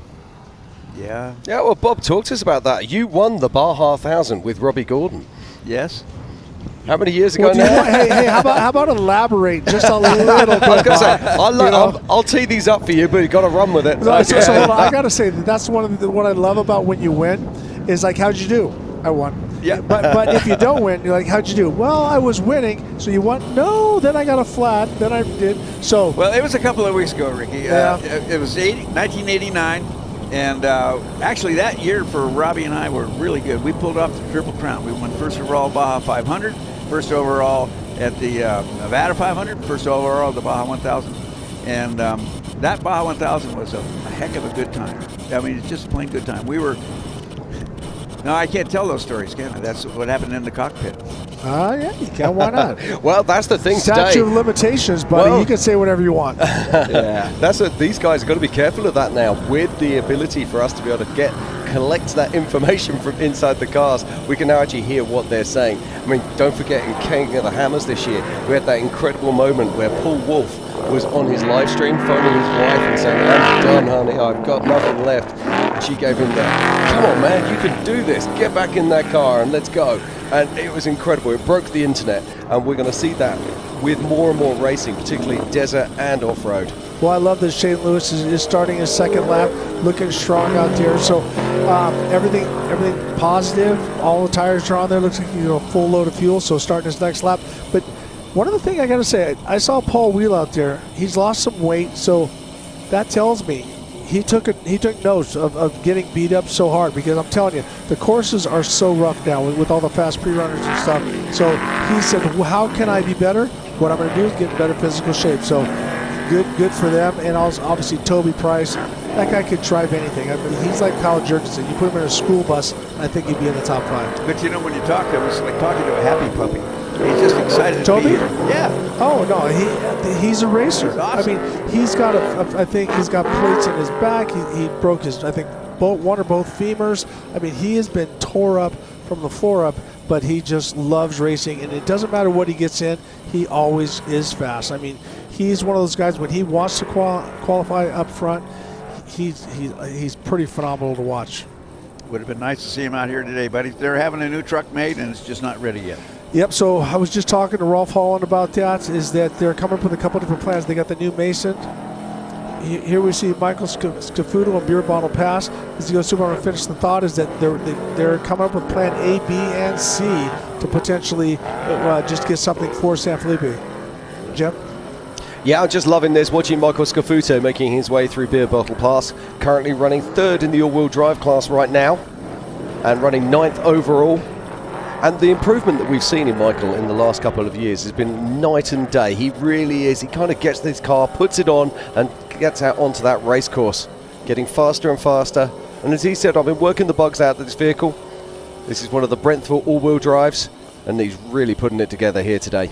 Well, and I've done some driving with that, and he's got the Danzio motor in there. It's very well balanced. Very, I'm going to say, when I say easy to drive, it's very driver friendly. Now, when you're going as fast as they're going, and what they got to do, we got to battle on the infield as we're watching some of the drivers go through. But back to the right lane with Michael Scafuto, you can see if you're 6 inches off to the left or to the right, it doesn't matter how good your tires are. You blast that sidewall, because it's very rare that we take a puncture directly in the tread. It's always that sidewall that pinches between the rock and the rim, and that's what cuts the tire, Bob. Well, a lot of times we have to train the drivers to hit things with the tread face. The tread face is the strongest part, and not hit it with the sidewall. When those sidewalls get hit and clopped and killed, if they do, it's because the driver is trying to avoid something, not driving into it. He was trying to save it, but it didn't make it. Got a race going, Jim? Yeah, we have indeed. Now I'm loving this. Now, we're back. We changed cars just at the wrong moment. But here we go. Just check this out. Look at the pace of the car on the right-hand side. I mean, that's 100 mile an hour plus right there. And I think that's Grabowski on the left. So Grabowski, who's not too far, because if you look at the view, it's very similar. It looks like he's coming down Beer Bottle Pass as well. So I think Scafuto is just in front of him. So we could see. So now looking at the map. So yeah, it looks like we've just seen Scafuto coming off the left-hand side there. The right-hand side. And he will just go into that straight line. We saw him take that heavy right there, and he'll be hard on the throttle. And we can see Grabowski, who's working his way through Beer Bottle Pass, through that mountain pass. And there's drops there that are over 100 foot to one side of you, isn't there? Yeah, there's no joke. So when I raced Pikes Peak one time, and Rod Millen says that, Rick, there's certain turns you just don't race. And the same thing here at Beer Bottle Pass. Now, I think this might be Aaron Selico. If it is... No, I don't think it is. I think that's Sam. Is it Sam? Sam Berry? I'm pretty sure that's Sam. He's got that yellow and orange, just like it. Yep, that's Sam Berry. It is Sam Berry. Yeah, well, there are no reasons, because Aaron has a very similar coloured car, but different livery. Now this guy, hammer down across the lake bed. I'm talking tough. Sam Berry is, I mean, you look under badass in the dictionary, there's a picture of Sam Berry. He did with so a smile. Long. He had that single seat Yeah. Class 1 car forever. And he's got to be like 28, 29 years old, right? Yeah, just like somebody else I know. Been around a while. So, Sam, keep doing what you're doing. You are, well, he's getting past on the left, but you're quite, I think that's Jimmie Johnson. There's Jimmie Johnson just passing Sam Berry. So, cutting off to the left, and with Jimmie putting it down. So, he's got the unlimited two-wheel drive truck, and he was able to get past Sam Berry going down that. As Buddy Baker would say, she handles down the straights. So, that 19 Industry truck definitely's got some motor. I would love to hear what his co-driver's saying to him right now. Because there's hands all over the place. Yeah. Well, and that's the thing is that, Jimmie obviously had a tough run yesterday, so that dings a driver's ego a little bit. They got in 2 flats, that dings your ego a little bit more. So Dunk understands you got to keep the guy motivated. You got to keep him in the game. Everything's okay. Come on, man. Let's get past that. And so the tone and the cadence of your voice changes everything. So here we're watching them as they start to go down through the solar field. So if you're wondering what this big looks like a solar panel is, that's exactly what it is. So they're at race mile 85. So they're working their way back to the main pit. So we're just looking now at I was looking at the tracker a minute ago, and I can see that our race leaders are now heading towards Gonzo Pit. They're probably around about 4 miles out as Sam Berry comes through and crosses the line. No, that is not Sam Berry. Oh, no, that is Aaron Silico. Yes. There's the Or flames is it? we were Hold talking about. on. I'm just going to check that. I'm not sure that is. That's car number 4. I will come back to you. I'll keep you honest on this. I don't want to make a mistake. It's Brent. It's Venstra Motorsports. I like the way our producer says it better. Vinstra. Vinstra. I don't know if it's Italian, but hey, I'm going to go with it. Let's roll with it. What? It's not like us to get in trouble. Exactly. Well, at least you can blame it on your British accent. Well, this is true.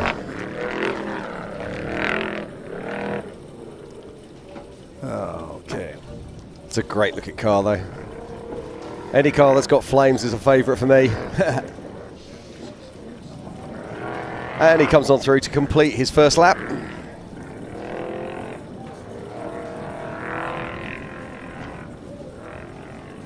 So we're going to take a look at the map. We're going to scan around. But one thing we want to let you know, it's going to be a little while to get on that. But Serapis does not have a tracker for some reason. So obviously there's Correct. nothing fishy there. It's just sometimes they don't read. So it's not showing where he's at. We saw him go through. We saw Brett not take any tires and looking clean and did not stop at the main pit. So I'm going to assume, which you know what they say about that, is that he's going to stop at the Gene Herbst pit, and then that's what he'll do. As we see Jimmie Johnson as he's working his way down the speed section, and once again Duncan with his hands up, he's either praying or explaining something. I didn't know Duncan was He's got the phone out now. He said, "I'm bored. I'm going to do some games and just like chill out for a bit here."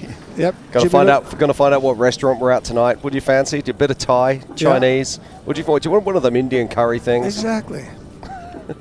Nothing too spicy, It could. Yeah, he's got an airplane ride tomorrow. Oh, okay, right. This is Nick Wetstone. Just changed the tire.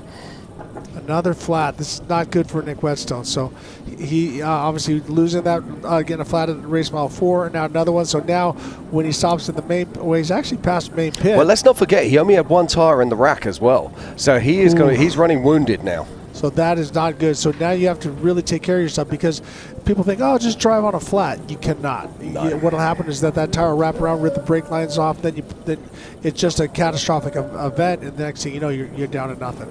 Now here we got a guy. The net is going to be last, Ricky. Yep. Going to be last. We could talk to the guy. Help him out a little. Spin your belt around. Spin your belt around. Spin your belt around. Oh, you clipped it in.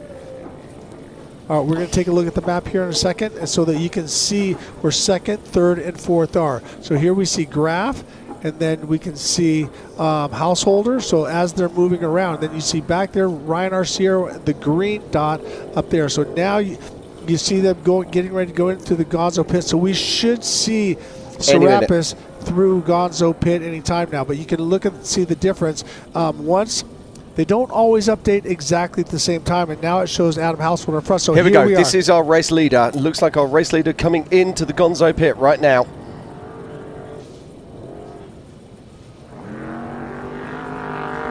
What's he going to do? Is he going to stop? Well, this could be the place where he takes on fuel. I'm going to say... But look in the background. Look in the background where he's already got There's dust. So that dust. means that Householder is right up behind him. Now, if you were Householder's team, yeah, if you were Brett Serapis' team, you'd have been... Oh, sorry. Adam Householder's team, you'd have said, he has not taken on fuel. This could be the moment. Close the gap. Yep. In fact, that's going to actually be Tracy Graph behind him, I would have thought. And look, there he is right there. So Graph is less than 20 seconds behind him. Yep. Yeah, in fact, I've just got the timing loop come up. And Tracy hold Graph. on, and here comes Householder. So we have 3 trucks you can throw a blanket over. Okay, well, I'm going to tell you something now that's very interesting indeed. Tracy Graph on adjusted time is first with 2 hours 14 minutes and 55 seconds. Adam Householder 2 hours 15 and 13, and Brett Serapis is currently sitting in third on adjusted time with 2:15:46. But look at this. But you got to give it to Tracy Graph. He jumped in the truck and he put all that time on Brett Serapis. Yeah, now I want to see if Serapis comes in and takes a tire, because that's a lot of time to suddenly lose. I haven't Let's just seen see what happens. That was where Graph was. So is he going to pit here or is he going to pit at the next one?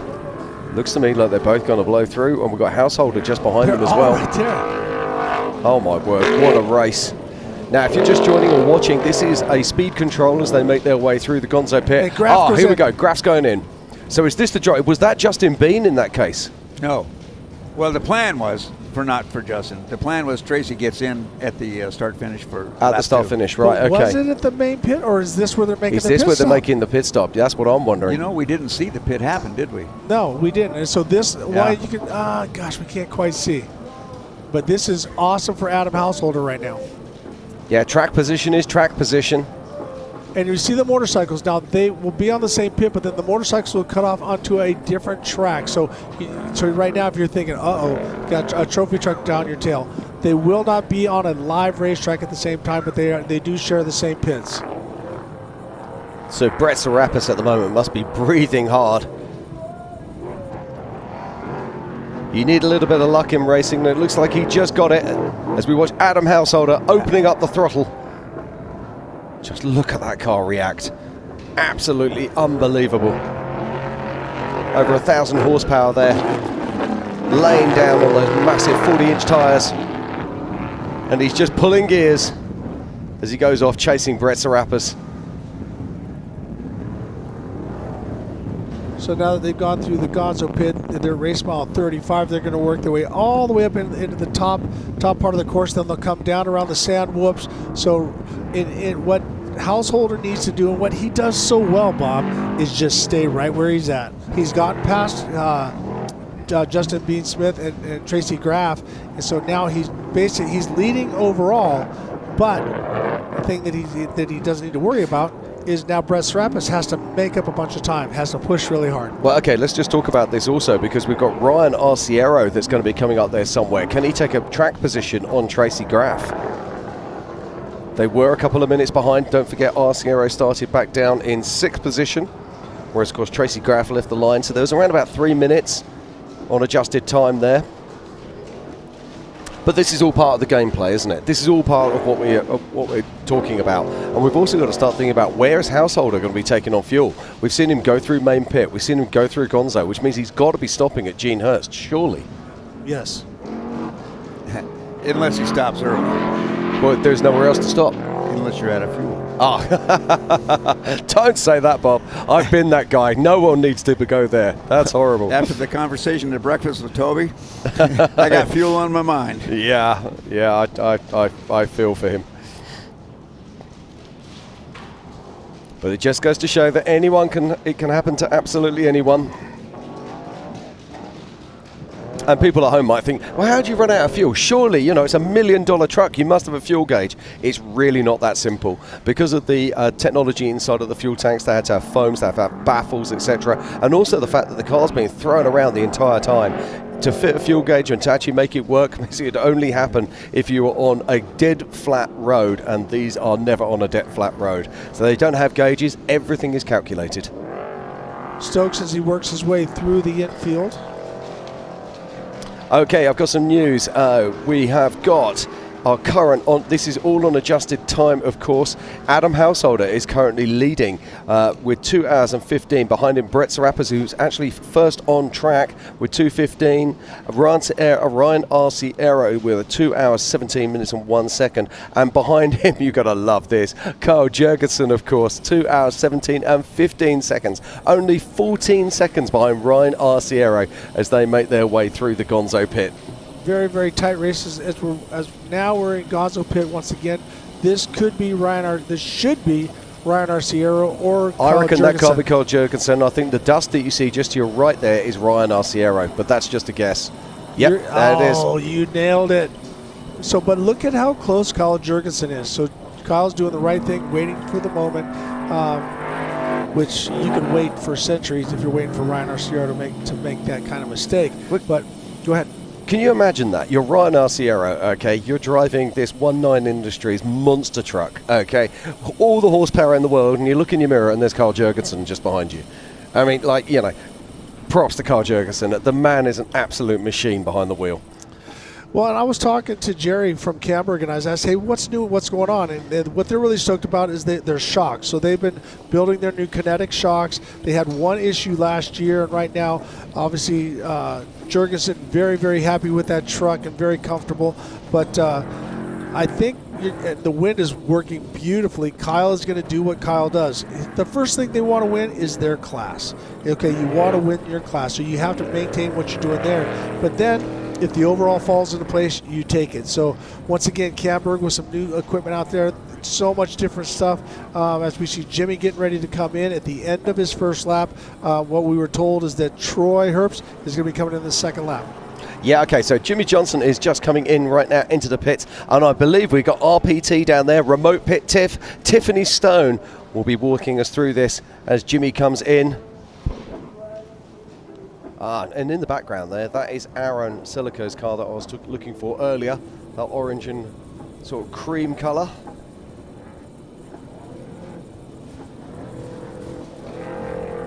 So Jimmie Johnson making his way through the main pits here, under speed control.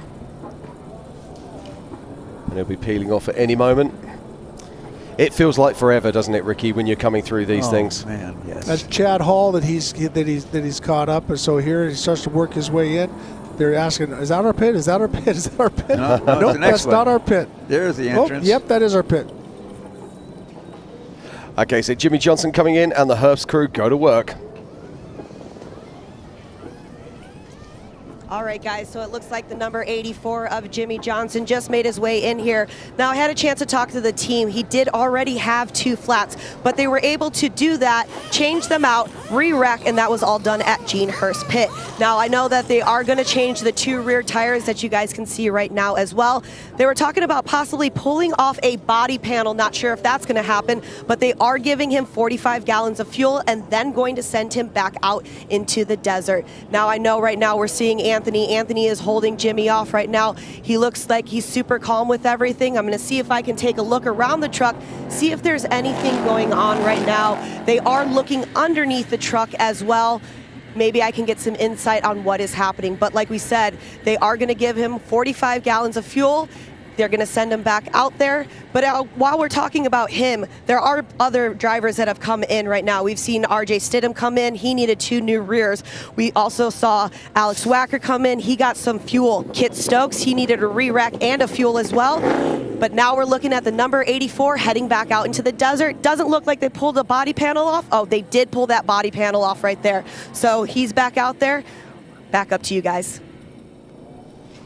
Well, great job. I put the stopwatch on it. Just over 1 minute.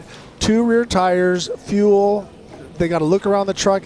That's the thing. You want to be quick, but if you miss one thing, that leaves the driver and the co-driver out in the desert all day long. So Jimmie Johnson, getting in and out. 19 Industries doing a great job doing that. And I think now you're going to see what Jimmie can do. Meaning He's settled in. He's made a couple mistakes. He's comfortable. He knows what's out there. Now he's going to go have fun. And Jimmie is a fanatic about fitness. He's cycling all the time. Hell, one of his friends that he rides with is Lance Armstrong. So that should tell you the level of fitness that this guy has. So running 2 laps in this race, he's going to be a little sore, neck a little sore, and this and that. But I think he's going to be fine. And as we see Jimmie Johnson start his 2nd lap. Yeah, fantastic pit stop there, but you wouldn't expect anything less from the Herbst guys. All hugely experienced. And I have got some more news. Dustin Grabowski has crossed the line in 6th position as he makes his way through the Gonzo pit and is sitting just behind Carl Jurgensen. Just around about a minute and a half. So a fantastic battle going on there in the Unlimited Spec. But let's not forget that those 2 cars are sitting in 5th and 6th position overall behind those monstrous Unlimited trucks, which are running with over 1,000 horsepower. And joining us back in the booth is none other than Jim Beaver. How are we doing, Jim? I am doing good. Just spent a little bit of time in VIP, seeing everybody kind of mingle around, and I got to tell you a couple takeaways. One, the food is amazing. Jim, you'll appreciate this. It's a mix of American, Italian, and we even have some fish and chips. Oh, my word. But no, it's great. There's some legends of the sport, walking around in VIP and things like that. But I got to tell you, one of the biggest things is I went outside, and I've been in this booth most of the morning. It is extremely windy, and it's extremely cold out there. And the wind is absolutely insane. And I think on areas of this course, as we're seeing kind of the dust blow around and things like that, it might even be stronger. It'd be a good day to be planted in a race car with a bumper on. It absolutely would. And, when you're a driver, you don't really feel it behind the wheel unless you've got a big headwind, or as Ricky had said, when you got that tailwind that's pushing everything up, up in front of you, and you're chasing your own dust trail. I hate it when the dust trail chases you. Yeah, that's the worser part. Worser.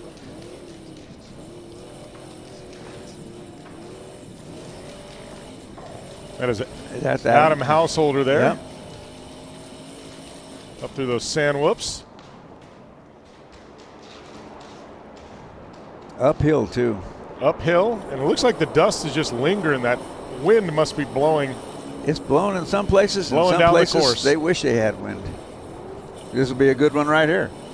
It's funny. Yesterday we talked about how there wasn't much dust, and we had all that moisture in the ground, and we kept seeing that brown dirt come up and things like that. Well, one of my takeaways here is one, I think we went through all the moisture and we got down to where there was no more moisture left. And 2, I think all this wind has a tendency to dry the dirt out. And we've had so much wind out here, I think any of the moisture has now been, dried out by the wind. Yeah, it's over. It's over. Now we have dust. On board with Ryan Arciero here. See, some of those hits, don't they look sharp, like sharp hits? They are just small, abusive hits. Yeah. It's like a bunch of jabs. You don't ever get that full-blown right hook, but you get a bunch of jabs. Yeah. When you get that right hook, watch out, because that's when you hit a G out. That's when 2 guys don't say a word. They just look at each other. So, and we both know what we're thinking. Yeah, well, when you feel it, you feel it. Yeah. But it's also worth talking about as well, because we keep talking about the technology that's changing, the engines, the suspension, the tyres, the brakes, etc. But also the safety technology has moved on as well. Harnesses have improved, neck protection is improved immensely, and so have the helmets. The helmets are getting lighter, they're getting stronger, which means it's easier for your neck.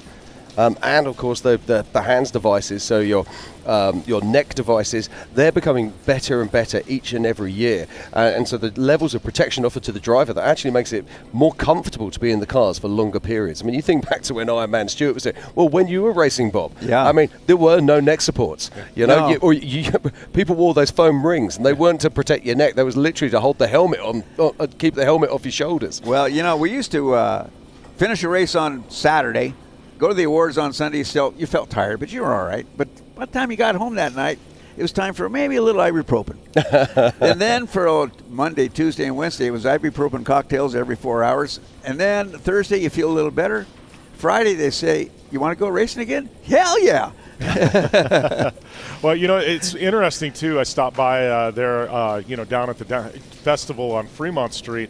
Impact had, and I've done a lot of development work with them over the years and things like that, but they've continually progressed trying to get lighter and lighter helmets, because when you're in an impact, when you're in a hard hit, that weight transfer is a whole lot less. But they have their new carbon fiber helmets and their FIA spec, and I got to tell you, these are the lightest things I've ever felt. Yeah, it's amazing, isn't it? I love the technology and I love the way these things change. So this is the 2026 BFGoodrich Tires Mint 400. We're going to pop out for a short commercial break, but do not go anywhere, because you just saw that man, Carl Jurgensen, in hot pursuit after Ryan Arciero, and we've got a race in our hands. See you soon.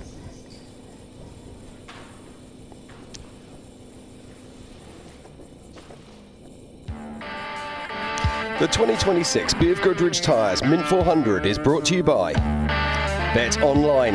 Get in the action with Bet Online. IBAC, springs, shocks and performance suspension, made in the USA and engineered to win. By VP Racing, the brand you can trust for performance race fuels, lubricants, coolants, additives and so much more. Sylvania Off-Road, built for any adventure. By Toyota Racing, your race, your story. Powerstore Pros, PSP, outfitting your off-road experience. And by King Shocks, performance racing products for utility vehicles and professional racing.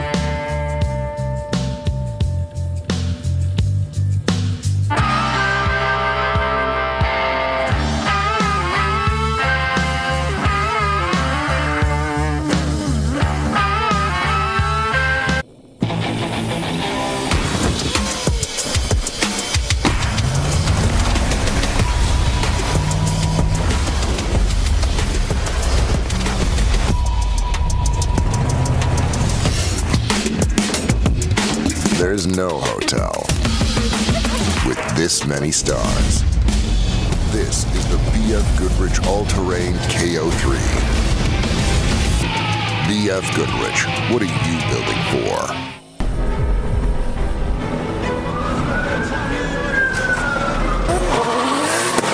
This is how legends are made. I know I got what it takes.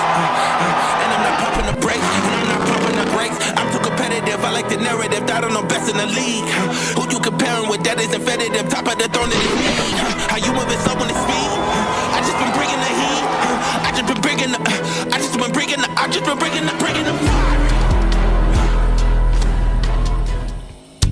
You need parts? We got parts. Product availability. Just one part that makes O'Reilly stand apart. Like Sylvania LED off-road lights for ultra night vision and ultimate off-road visibility. Rugged construction for tough off-road adventures. Visit the professional parts people at O'Reilly Auto Parts today. O'Reilly Auto Parts.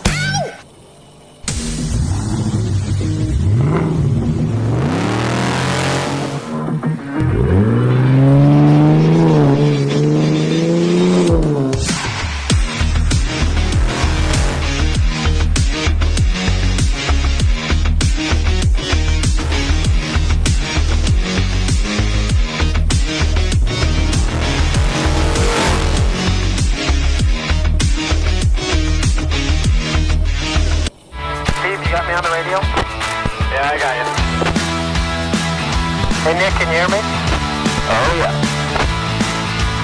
I might have to pay the rear sprocket. Not a pretty sight. Where are you guys heading on this one? Oh, this is beautiful. It rides really good. They'll follow you. Crossing the road now. Copy that. Everybody getting ready for more ride? We are.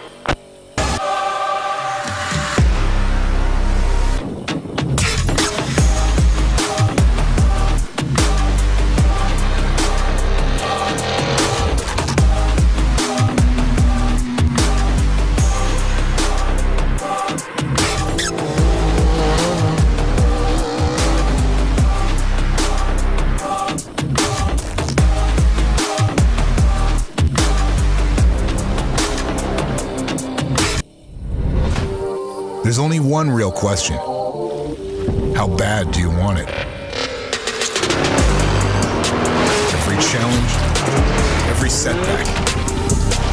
They're gut checks, testing your will. The road ahead is rough. No excuses.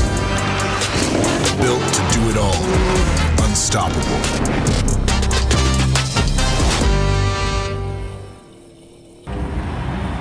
Race you. Race you on dirt, sand, snow. Race you through this, over that, all day, all night. Race you on 4 wheels, 1 wheel. How about no wheels? Race you with the world watching, this guy watching. Race you to the summit, maybe not that summit, to sub 7. Any event, any terrain, any time. Race you.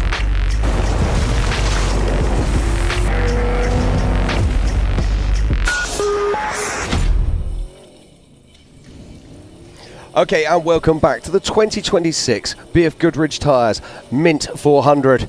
And here's some guys who want some BFGoodrich Tires right now. This is Brent Venstra. He's out there down on, this looks like it's Joshua Tree Highway. We saw him just coming through the start-finish line that long ago. Driver and co-driver out of the car. Now, Jim, when you're changing these tires, these are heavy lumps, aren't they? Listen what's going on. That jack isn't working. Do you see him clearing the tires, clearing the dirt out below it to try and get it back on? The jack isn't working right. Yeah, so is it jack not working, or is he just run out of height? Well, could be that. But they're trying everything. They are in trouble. Yeah, anytime you're having to dig out underneath a tire, that is not a good situation. I mean, it happens once in a while in silt beds and things like that, but they're not in a silt bed. No. Like you said, this is Joshua Tree Highway. That's pretty hard-packed dirt. So they've got some kind of malfunction with the jack. And obviously they're a hydraulic pump in those pump jacks and could have went away. I don't know, but they are definitely working double time right now. Same thing happened to Robby and me. I don't know what year it was, but we got the thing up, then the jack broke, came down. We had to dig a hole under that truck to get that tire into the hole. We looked like 2 prairie dogs hiding from a chicken hawk. Yeah, I'm just looking here. Everywhere. They've run out of height. So what happens? So people at home are going, why does this happen? But what happens, obviously, when you come to a stationary stop, the tire is flat. You position the jack thinking that it's in the right place, but you've now got to lift not only the height of the wheel that's flat, but the height of the wheel that actually still has air in as well, and they've just positioned the jack badly, unfortunately. Yeah. And unfortunately enough, when you've got 40-inch tires now, it's a bigger hole you've got to dig. That tire and wheel weighs, from what I'm told yesterday, 146 pounds. Yeah, and of course these things always happen when you've got a drone with you. So anyway. Right, so as the action continues here, I'd like to introduce Tiffany Stone, who's joining us in the booth. Tiffany, how are you doing? I am doing well. Just got back from main pit. It is dusty, it is windy, and I feel for every crew member out there right now, but it's a lot of action, so I've come back to let you guys know what's going on. Now, you've got some stories for us. There's a lot of action going on down there, isn't there? So come on, tell us what's happening. All right, so what we did see earlier, that Steve Oligas did get out of the car. Jack did get in. They did have to do a re-rack. So Jack is Steve's son, isn't he? Jack is Steve's son, but they're getting in there, which is really, really great, because if you've seen Jack and you saw him over at Parker 400 for the first race of the season, he just dominated. He was able to keep a truck together after he hit this little bump. You guys have all seen it out on social media, so that was one of them.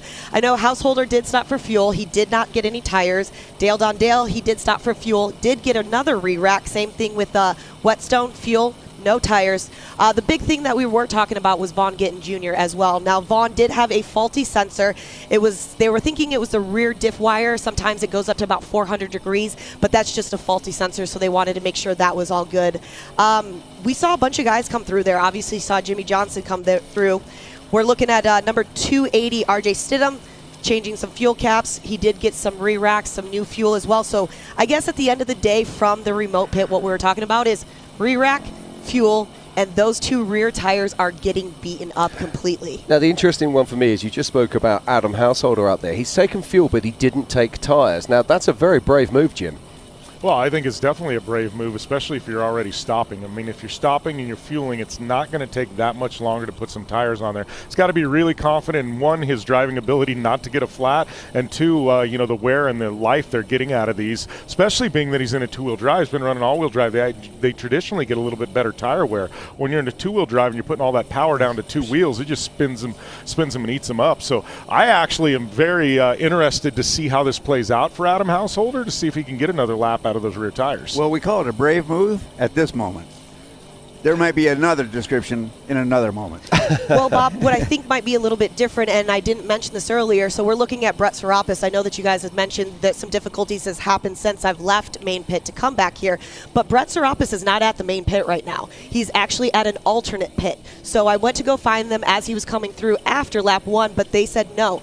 If he does need to pit, the Fox pit of Brent Fox is going to be his pit for him. So when we first got out there, we saw him roll out a few tires, wasn't unsure what was kind of going on, but that is what is going to happen. So no Serapis at main pit. The Fox pit is going to help him if need be. Wow. So, as we talked about pit strategy, everybody moving their chess pieces. We're approaching that midway point of this race, and, those chess pieces, we're going to see how it plays out over the next 2 laps. We call this period of the race the belly of the beast. This is when you really have to work on yourself to, not get distracted, not think about other stuff. You got to focus, because it's easy to lose right here. You're in the middle. Yeah, and this is where you just need to be fast, consistent, click off those mile markers, have no mistakes. I mean, Tiffany, obviously we've still got about 2.5, laps-ish left in this. I mean, how do you think this is going to play out? Who's been some of the most impressive drivers so far through 2 laps that you've seen? Well, obviously, we're still looking at everybody. When I first came through here, it was a Serapis, Graph, Householder, Arciero, Jurgensen, Wetstone, Scafuto, McMullen, Poole, Grabowski. That was the way that they came through the main pit right there. So if you're looking at that, those are stacked names right there. Serapis, obviously, he hasn't been here as a driver record since 19.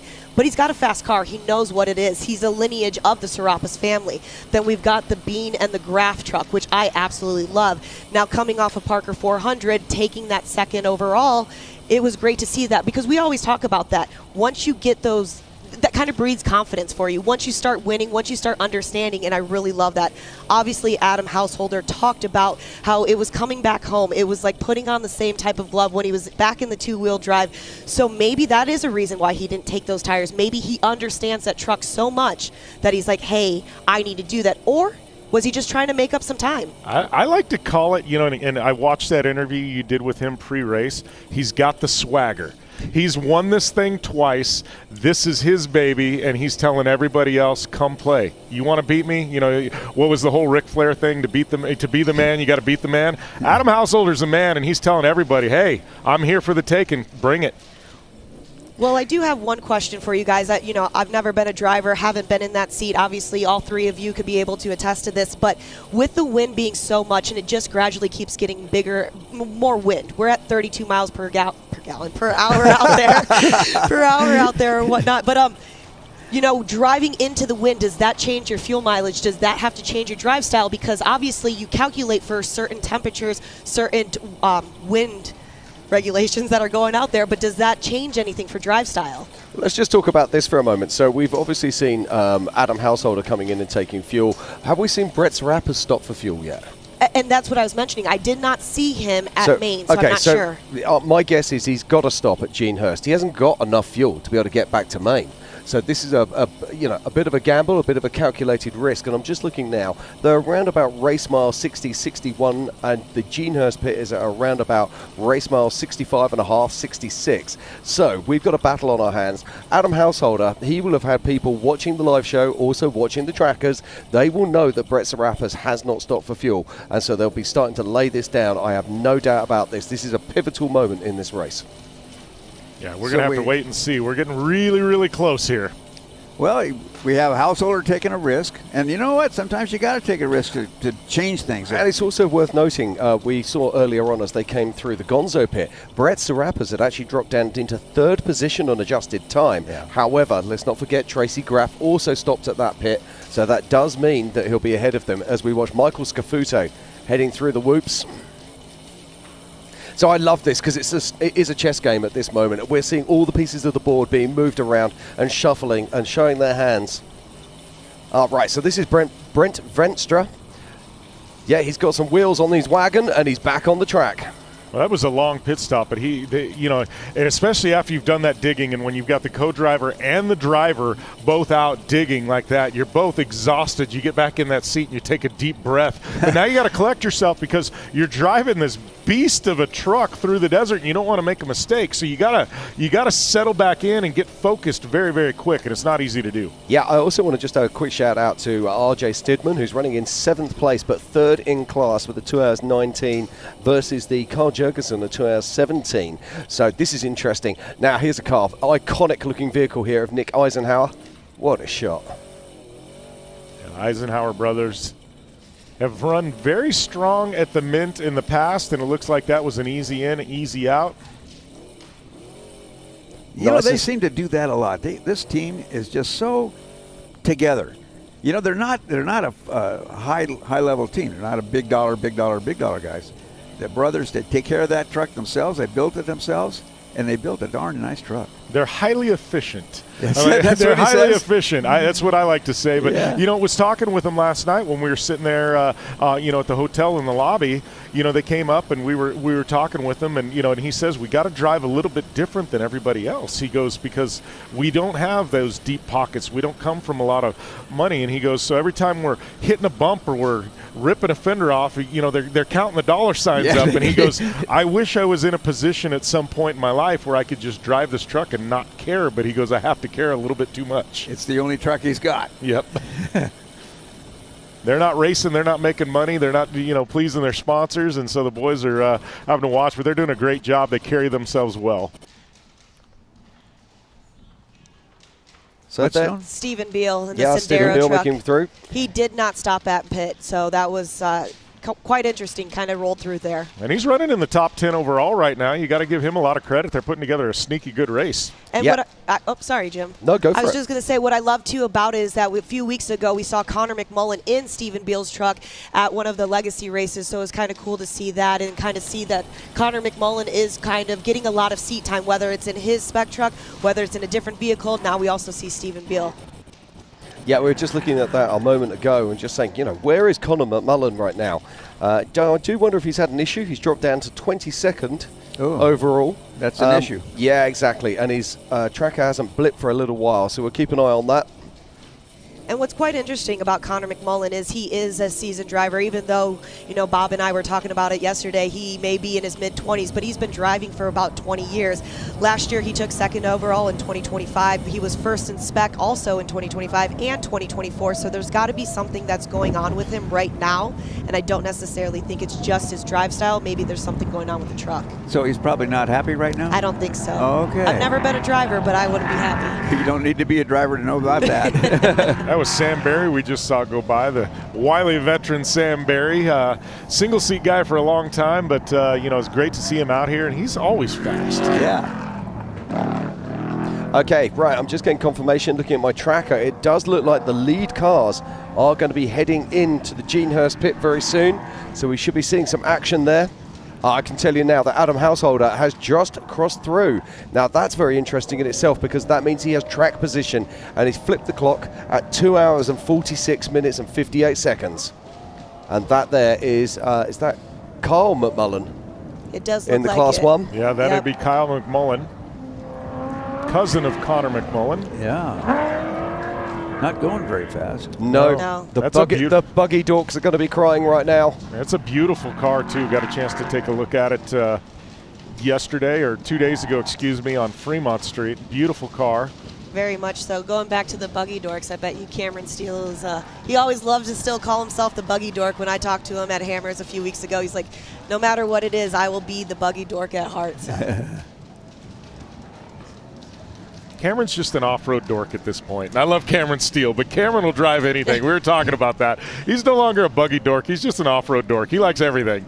My favorite thing, though, that I absolutely love talking to Cameron about is, hey, I always talk about the driver's perspective, and then I ask him about the commentator's perspective, because those are completely two different perspectives. There's something you'll do when you're in the driver's seat, and then, of course, when you're on the desk and not in that position. Now we got a shot here of the Herbst truck, and he is moving.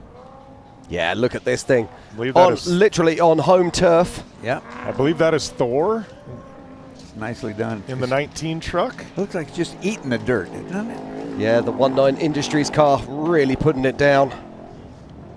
Yeah, so Thor is slated to get out after this lap.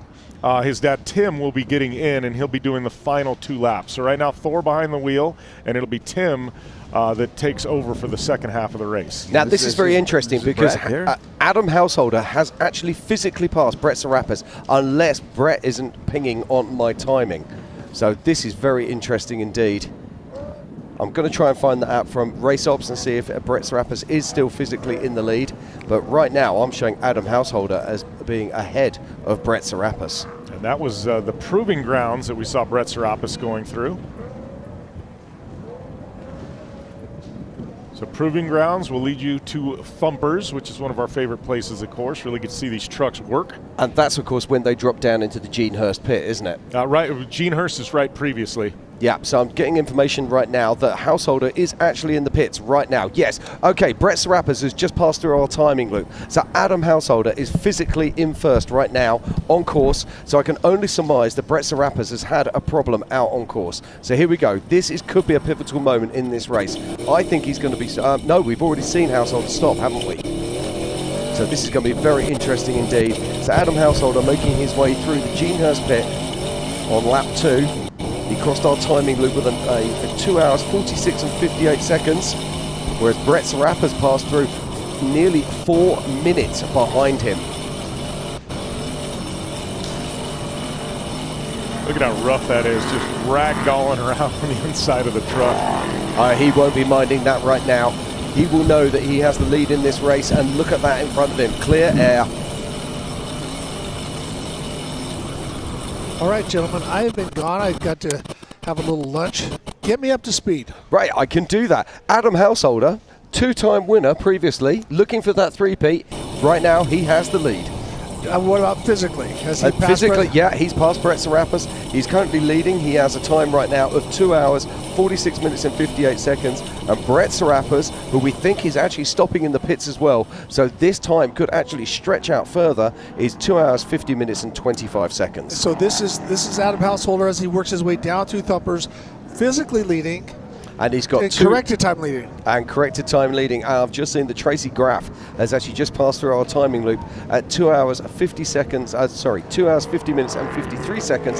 Currently running around about 30 seconds behind. Oh my word! There's a change again. Ryan Arciero is now charging 2 hours 49 minutes 14 seconds and moves into second on adjusted time behind.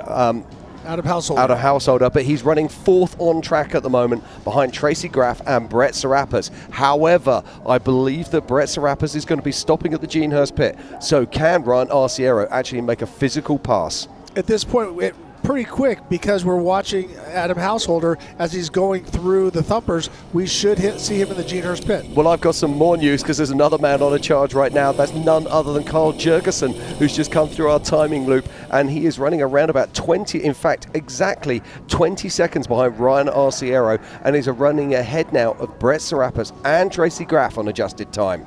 Oh my word, what a race we have, gentlemen. This is unreal. I was able to catch up with Jerry Zayden when I went into the tent, and we'll tell that story here in a minute, but we got Ryan Arciero pulling in. Yeah, no, keep going. We're just making sure that this is Ryan Arciero as he's gone through, as he's pulling into the Gene Herbst pit. Yeah, now this is the bit I love, right? We talk about this before. Do your housekeeping. When you're under speed control, clean your helmet, start cleaning your gauges, make sure your GPS is nice and clean, take on some fluids, as you would say, Ricky. Yep. Maybe take on a little bit of food as well, if that's what you need. But you're doing all your bits that you need to do. So as soon as you get to that area where you can hit the go pedal, you are ready. Well, if some of those guys aren't real comfortable with urinating during the race, and so this is a good time to relieve yourself. you're wondering how a driver does that, I'm going to let you take this one. I'm going to take it because there's an external catheter that the guys run, and with the hose that goes down on the floor and obviously runs out onto the ground. Because obviously very, very, very unhealthy. Now, you're going to have to explain this a little bit more, because the guys and girls at home, we don't get those in Europe. So it's basically it's a condom, isn't it, with a tube attached to it? At the end, yeah. So a sticky condom at that. So you can imagine trying to. How can I say this? This broadcast just jumped the shark. It has. It's gone down the tube, but literally. Ricky, I don't understand any of that. I bet you don't. All right, we got Tiff back in, so we'll leave. We'll get it back to PG rated. Back to the point is that the drivers do have to relieve themselves during the race, and so they have an external catheter and they're able to go. Here we're watching Ryan Arciero. Make sure that, as Jim said, do his keeping, have a little food, a little drink, also get ready to go. And now he is in pursuit of Adam Householder, because we just saw Adam Householder. Here goes the heavy metal. Minutes ahead of him. Yeah, you see that little green sign off to the left he just went past. It says resume race speed. That means you're good to hit the gas pedal. Now, I'm loving this. At the moment, we've got 3 first places in our top 4. So Adam Householder is currently lying first overall and first on track and first in 2-wheel drive. Ryan Arciero is currently lying second overall and is in a 2-wheel drive. Then Carl Jurgensen in the unlimited spec, and then behind him is Serapis, who's currently on screen right now. And watching Brett as he works his way down to Thumpers, that Mason all-wheel drive is just on point. Very, very fast. I'm curious if I would love to at some point have a speed gun down there to see what these guys are doing, because you have 2 different lanes. You got the one to the left and to the right, and everyone takes something a little different. And now we see Tracy Graph coming down right behind him as well. So let's keep an eye on that hood. Looks like they're starting to get loose. A little air gets under there that starts to work the clips a little bit, and sometimes it self-ejects. It does indeed. And you hope it self-ejects if it starts flapping, because if it doesn't, then you've got it up and it's in your visibility, and it causes all kinds of problems. So looks like they're probably going about 125, I would say, down through there, Ricky. I'm going to say about $120, $125. You're right on point. And right behind him is Ryan Arciero going 198 miles an hour in hot pursuit with Thumpers beneath him. And exactly, yeah, exactly. Ryan, there's another free pair of underwear, buddy. Right, and then here we got it, but I was like, oh no, he stopped, but it froze. And look at this, there's Carl Jurgensen in that Camberg's Kinetics spec truck, absolutely hauling the mail down here. Let's just put this in perspective. The cars in front of him are packing nearly, almost certainly, over 1,000 horsepower. He's running with what, 525? Yeah.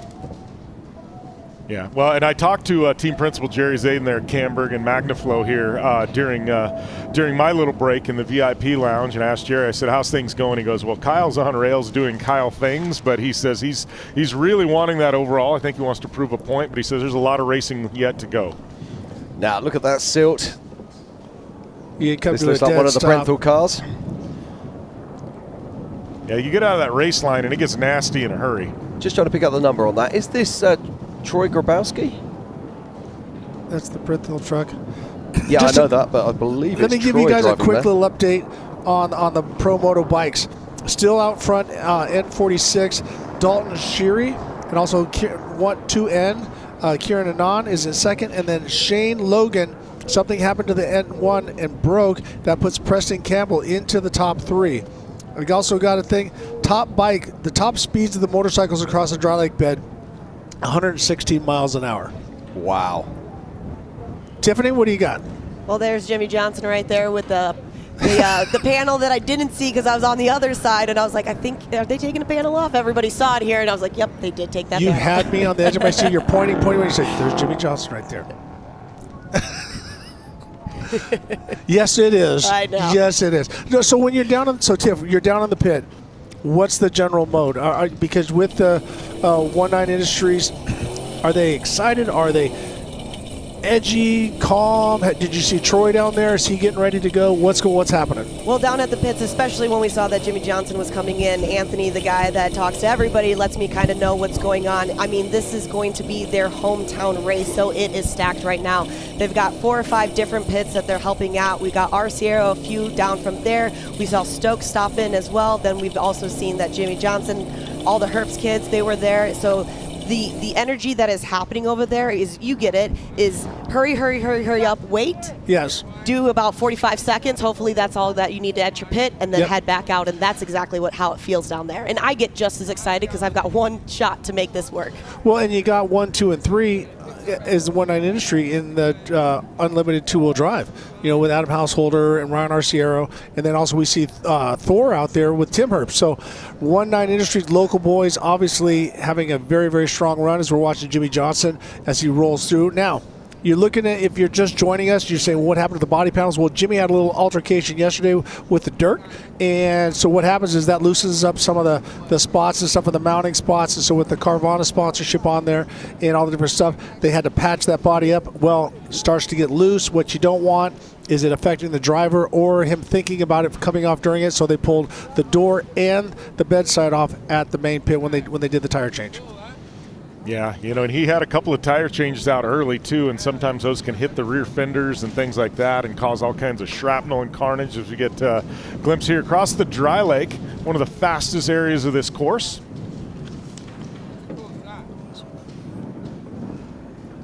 Looks like the onboard that was Troy Grabowski as he was going across the dry lake bed in the Brenthal entry. And I did talk to Troy Grabowski this morning at the grid walk, and he wasn't sure yesterday during qualifying or if him and Jordan were going to split off, but he did say today that he is definitely going to do that. And, he's taken,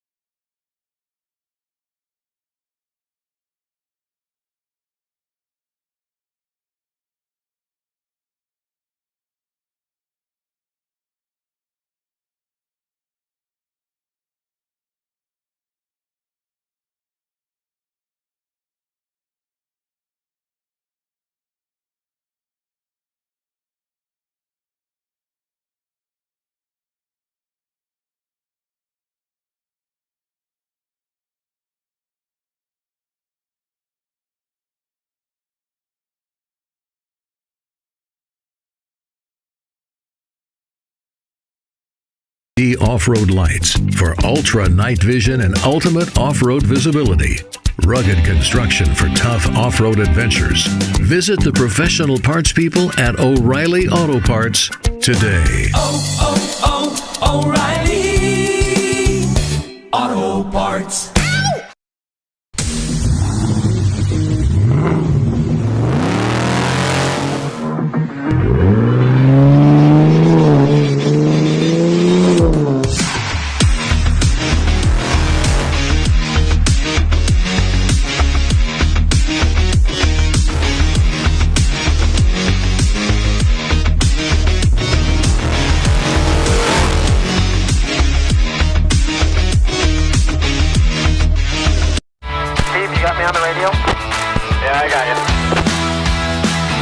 Hey Nick, can you hear me? Oh yeah. I might have to pay the rear sprocket. Not a pretty sight. Where are you guys heading on this one? Oh, this is beautiful. It rides really good. I'll follow you. Crossing the road now. Copy that. Everybody getting ready for more ride? We are.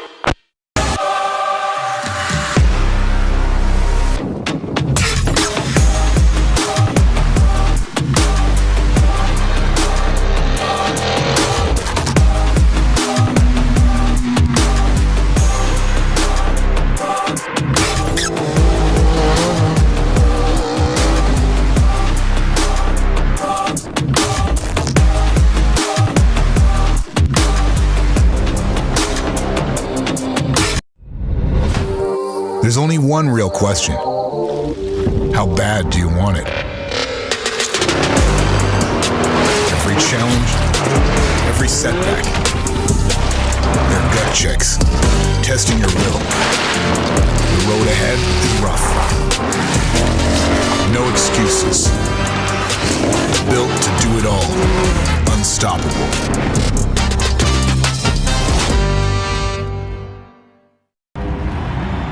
Race you. Race you on dirt, sand, snow. Race you through this, over that, all day, all night. Race you on 4 wheels, 1 wheel. How about no wheels? Race you with the world watching, this guy watching. Race you to the summit, maybe not that summit, to sub 7. Any event, any terrain, any time. Race you.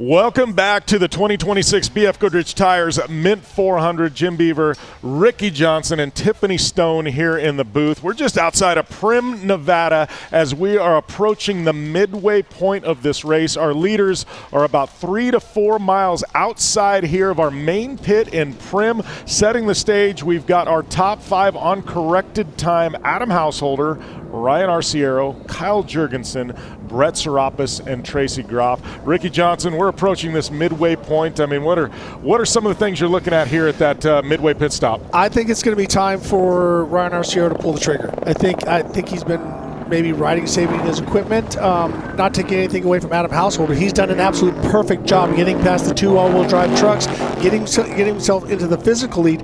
Now he has to, what Rob McCackern says, watch the back door. Here we see Robby Gordon continue to move forward. I think he passed 30-some trucks as he works his way down the course. But I want to give a quick update on the motorcycles. At this point, Nanan and Snodgrass in the Hits Energy Ducati are first place now, with Dalton Shirley is in second, with Preston Campbell and Nolan Cate have worked their way up into the 3rd place. So right now a close battle for that, but it's great to see, we got some door-to-door action here as they work their way through. Yeah, Grabowski and Miller there getting into it, little bumping and banging through the whoops at 80 miles an hour. Well, Dustin Grabowski, I mean, he is always on the gas. If you ever want to see something that's unbelievably close, was him and Kyle Jurgensen at the Laughlin race, where they looked like he was his trailer pushing him down there. They were both going over 100 miles an hour. But to finish my thought about the motorcycles, it's awesome to see Ducati being in the mix, and also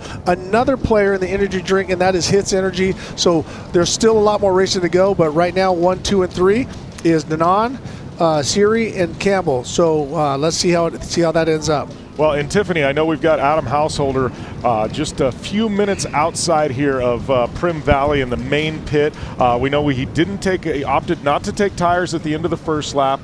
We've also got the storyline here. We've got Thor Herbst continuing to push. He's into the top 10 overall, right outside of the top 5. I know we're going to have a driver change with Tim Herbst. What are you looking for here at the midway point in these pits? Because you've been hanging out at the pits most of the day.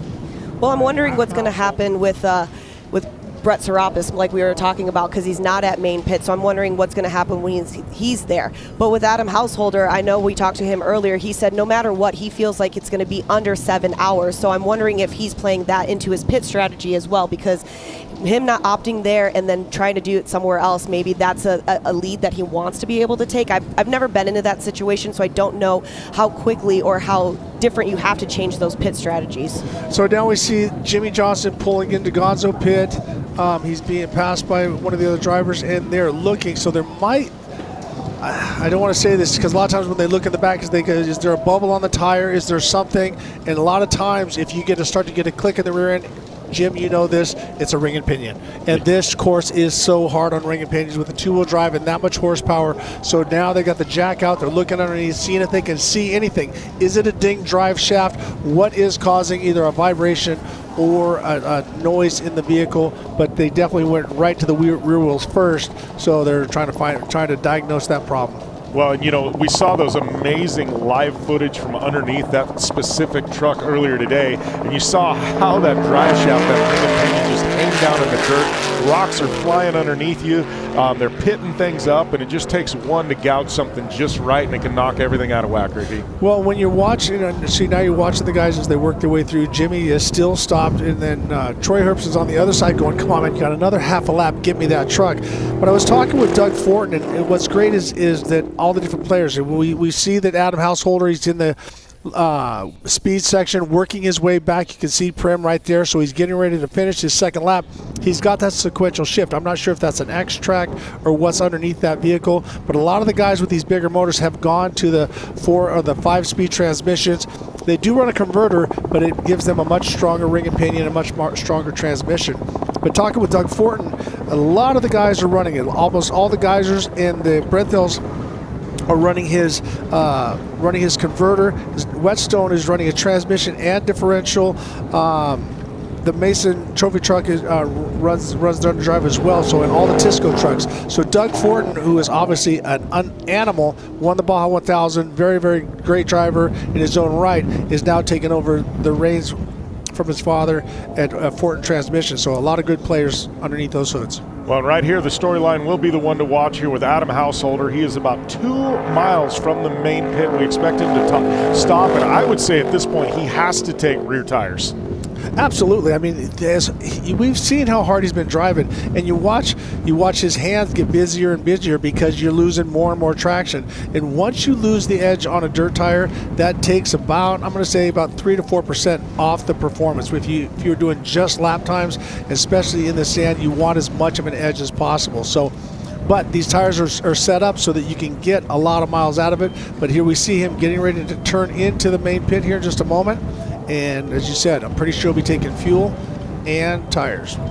Yeah, according to the tracker, he's a little over a mile out from that main pit, so he's going to... Oh, he's back up to speed. He's going to get back up to speed. He's going to have about a mile, which should take him a little under a minute, and we're going to see him come through that main pit. That is the big storyline. But really, the top 5 overall is storyline. Ryan Arciero starting his push towards the end of this lap, moving into 2nd overall on corrected time. Kyle Jurgensen and in his unlimited Spec truck continue to push hard. He is in 3rd. Brett Serapis leading the all-wheel drive class, unlimited truck 4-wheel drive, but he wants that overall. And then we've got Tracy Graph and Justin Bean Smith also sitting there inside the top 5. So Tiff, does Householder use the 19 Industry pit, or do they do their own? They do their own. If you coming into the pit, he's actually probably about 5 or 6 pits down from that first stop where they have to have that speed zone. So he'll come in, and then Robby and all them are right down below that. So he's right there as soon as he comes in, but he does have that speed zone all the way towards the end.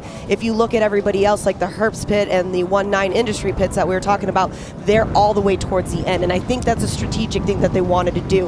When I've actually talked to some other drivers and pit strategy, they said by the reason that they want to have it as at the exit is that gives them enough time to have them put the steering wheel back and forth, check the steering rack, see what's going on. So if they don't have to stop in, that gives them enough time to look over the trucks or the vehicles before. And the opposite in NASCAR. Typically the winner on the pole always takes the very last stall. So when he takes off, he doesn't have to swerve out. He just goes straight into the lane and right back up to speed. So you can see Householder is right at the beginning.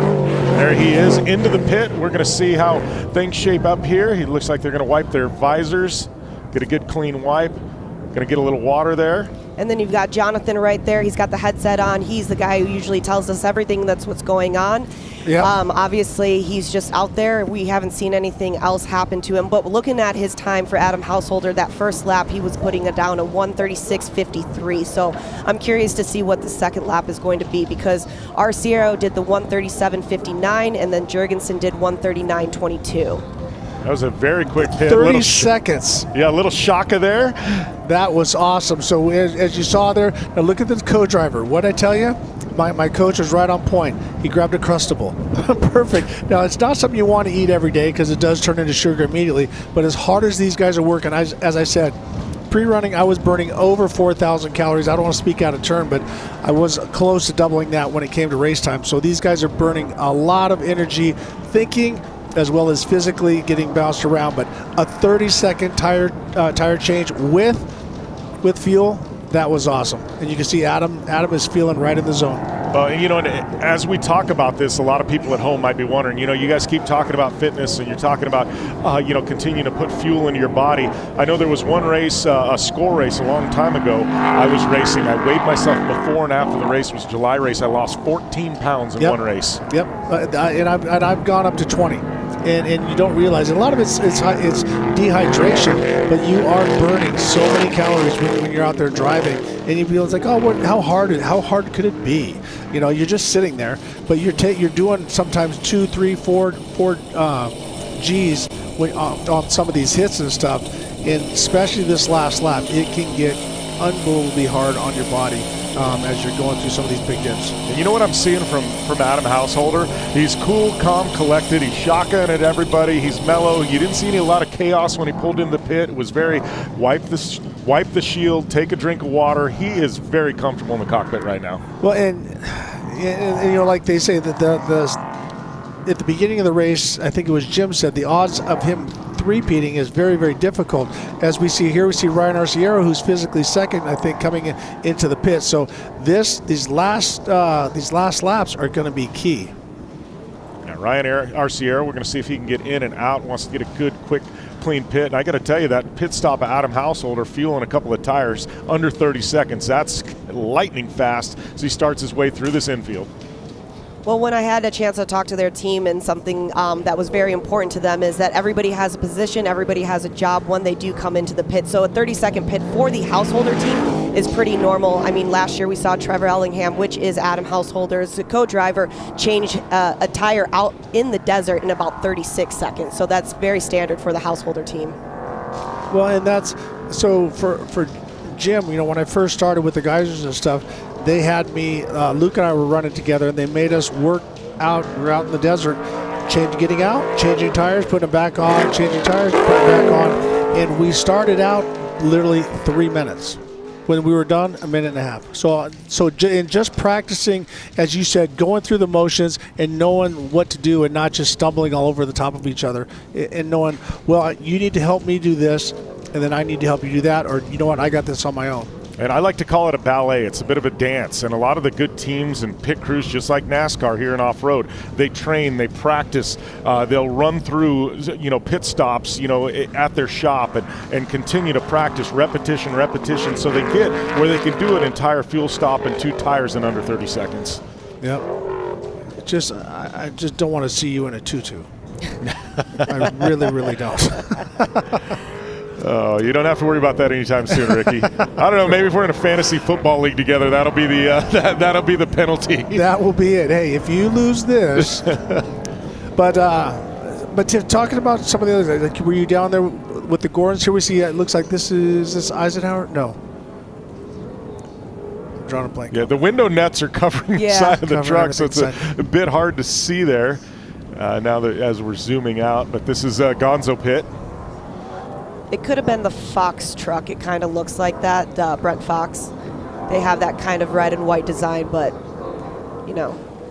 Well, I think Adam Householder, his first lap was a 1:36, and that puts him about the same lap time to get what he has for lap 2. So he's still on pace, and here we see Brett Serapis as he works his way around through the main pit. So, but that puts him second physically. So Ryan Arciero has to work his way past Brett to get towards Adam Householder. And right now, Adam's sitting in a good spot. Welcome back, Jim. Good afternoon.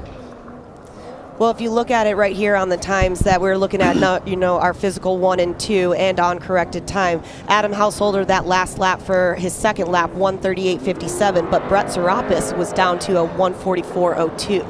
So Brett lost a lot of time considering his first lap was 1:35. Yep, so we're probably looking at potentially a flat. You don't know. But it looks like everything is underway. He's had that flopping left bedside since the beginning of the race, so really that's just cosmetic. And right now, Brett still looks strong. Yeah, and as you look, that was a good glimpse there. A lot of people might be wondering, what's that dragging underneath this truck? Those are mud flaps, because as Ricky and I were talking about, all the rocks that ping the third member and they ping the drive shaft and things like that, those mud flaps there, they drag down, and they're supposed to help prevent a lot of the rocks and things to go up and ding a drive shaft or ding that ring and pinion. Yep, when it hits it, knocks it back to the ground, and just saves it a little bit because you can see the roost coming off those front wheels. Sounds like we're moments away from Kyle Jurgensen possibly entering the pits. Well, that'll be very interesting if it is Jurgensen, because that means that he's got round Arciero. So we'll have to keep an eye on that one, but that looks like, is that Graph? Well, Arciero is currently in the pit. That's Mikey Lawrence. Yeah, Arciero currently is in the pit. He has not crossed the timing loop yet. Looks like Tracy Graph just cleared the timing loop, so I'm wondering if Ryan Arciero has been in the pit for quite a while. There's Tracy Graph right there, and that was and here we have Ryan Arciero, so he's right behind Tracy Graph. So Arciero's got 2 cars between him and Adam Householder, which that is going to be a tough order. Trying to catch four-wheel drives is one thing, but to pass them is another. Jim? Yeah, it is indeed. But Ryan Arciero moves into second on adjusted time ahead of Brett Serapis. So Ryan Arciero, he does his pit stop. He's come out on a 3:18.13. He's behind Adam Householder, who's on a 3:15.51. So it's just over 2 minutes apart from these two. It's the two-wheel drive trucks right now that are leading this pack, and just behind them, of course, is Brett Serapis and Tracy Graph in the all-wheel drives. Well, looking down the list here, another guy we really haven't talked about a whole lot today, though, is Stephen Beal. He's currently sitting in 6th overall, having a phenomenal race in his Spec truck. Yeah, and also Brent Fox is coming through in 3rd position, 7th overall, doing great things. We know Thor Herbst in the 1919 Industries truck. He will be pulling in his dad. Tim Herbst will be taking over for the second half of his race.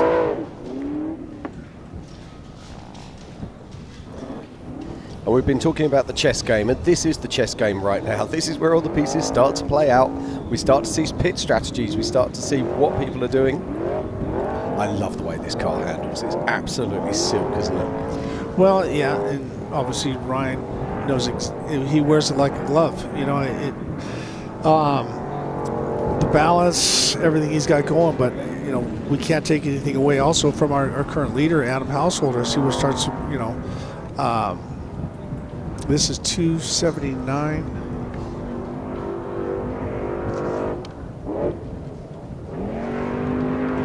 Cole Harden.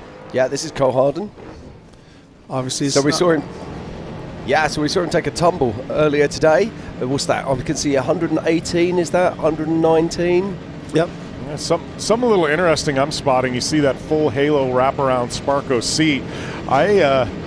I never really cared for those, Ricky, because you get in that chatter bump and it kind of toss your head back and forth between them. Did you like those? No, I didn't like them even in short course or stadium, because you said you get bouncing back and forth. So we're looking at the speed 121, 120, and it was great. You can see obviously the truck his hands are very relaxed on the wheel, very calm, so there's nothing bent from that crash. Jim? Well, I was just thinking, right, you've got to remember, when we see the unlimited trucks going across here, they're hitting speeds of over 140 mile an hour, and that's where they can really pull out a little bit of time on these spec limited trucks, where these are literally pushing as hard as they can with that little LS3, singing its heart out at around 120 mile an hour. So now Kyle Jurgensen has worked his way into the infield, so he's actually working his way out already. So Kyle Jurgensen on point when it comes to the unlimited spec, but he definitely wants the overall as well. You're going to love this. Tracy Graph, 3 hours 19, 36 seconds, 0.6. Kyle Jurgensen, 3 hours 19, 36 seconds, 0.8. Wow. 0.02 of a second between them. Kyle Jurgensen just, it's amazing how fast this guy is in a spec truck. Kyle.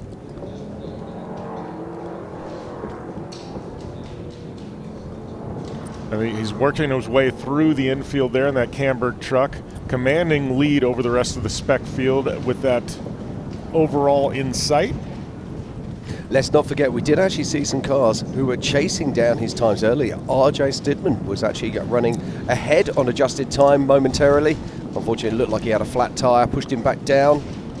Well, once again, RJ is running that. Here we see Nick Wetstone as he works his way across. He's going to be he's got to do about 2 or 3 miles before he gets back to the main pit. Well, this is Grabowski. I was going to say, that's not Nick. That's not Nick. That's Grabowski. Anyways, back to my thought is as far as the Grabowski brothers go, they're sitting in a very strong position. But back to RJ Stedham, as I said, he is running that active suspension with the King shocks, and once again, the co-driver can dial it up or down, compression, rebound.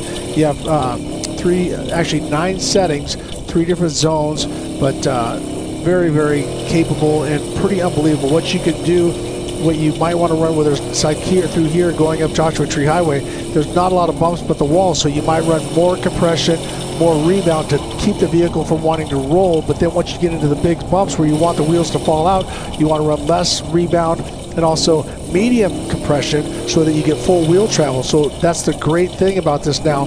Not only Fox, but King shocks, you can dial the car in or the truck in to what you need on that part of the course.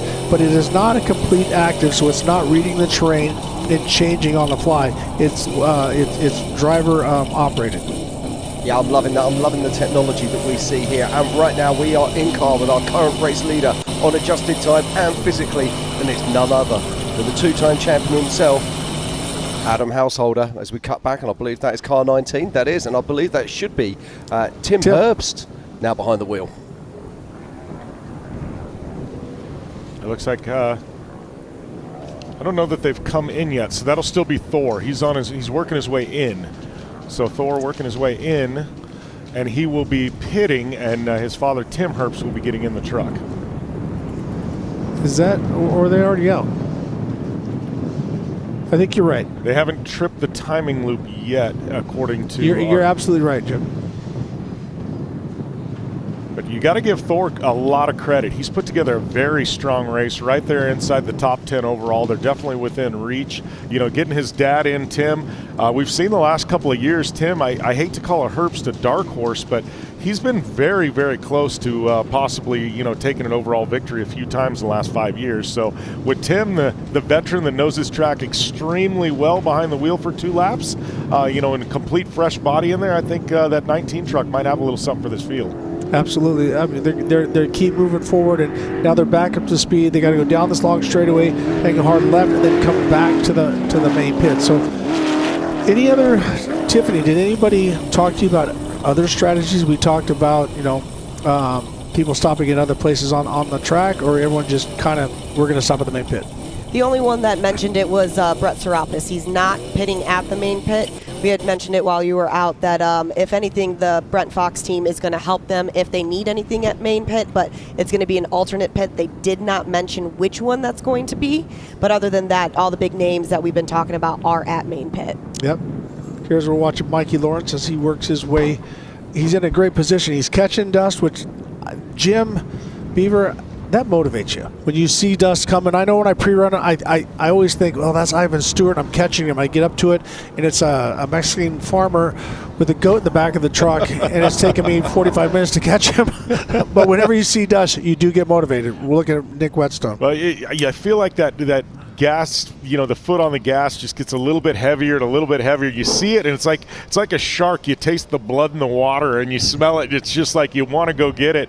And then when you can actually see who it is, and you slowly start reeling them in, it's that instant gratification when you finally get around them. It's that dopamine hit. Once again, Nick Wetstone with one tire. I don't know if there's a problem. Watching that bounce up and down. If the strap broke and he lost a tire, but he was just in the pit, and this is the second time he's come out with one tire. Yeah, he's got to have something broken on that car. That is not normal behavior at all. Let's just talk about that. Why do they have two spares? Well, not only because you can't race it, you could get a double flat, but also if you get a single flat, you then can't go to race pace because you've got to protect the car. So they always carry two tires. If you get a flat, you can still go out at race pace, hopefully get round to your next pit. And unfortunately, sometimes you do get that double hit puncher, or that double flat, as we would say over here. Unless you're Brock Hager in the Polaris Razor Pro R, and you just say, I'm not going to get any flats anyways. I'm going to run at podium pace anyways. But, yeah, yesterday in the limited race, he did an unbelievable job. Lost his tire at the beginning of the race, but still continued to pull everybody in. So we've seen Nick Wetstone. He's had two flat tires out on track for sure. For some reason, he's not running two spares in the back. We can only surmise there's a problem with the mounting. But Nick Wetstone crosses the line as he starts his third lap with 3 hours, 27 and 10, and he's currently lying in sixth position and third in class. The other thing that does concern me is that his co-driver's been holding his helmet the whole time, and to give himself some added support. He does have, looks like, a next-gen neck support on there, but obviously you can move around. But notice how he has both hands right up on the chin mount holding it. So hopefully he's okay, because he still has 2 more laps to go.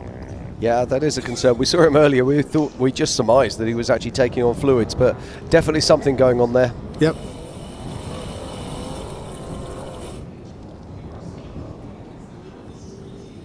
But it does puzzle me that whatever happened with Nick, that he's been out there, seemed like all day with just one tire. I mean, it can't be strategy. There has to be something broken there, doesn't there? No. You're not. I've been in that position, and anytime that we're down a tire, we stop and put one on the rack, because I have gotten double flats before. Yeah.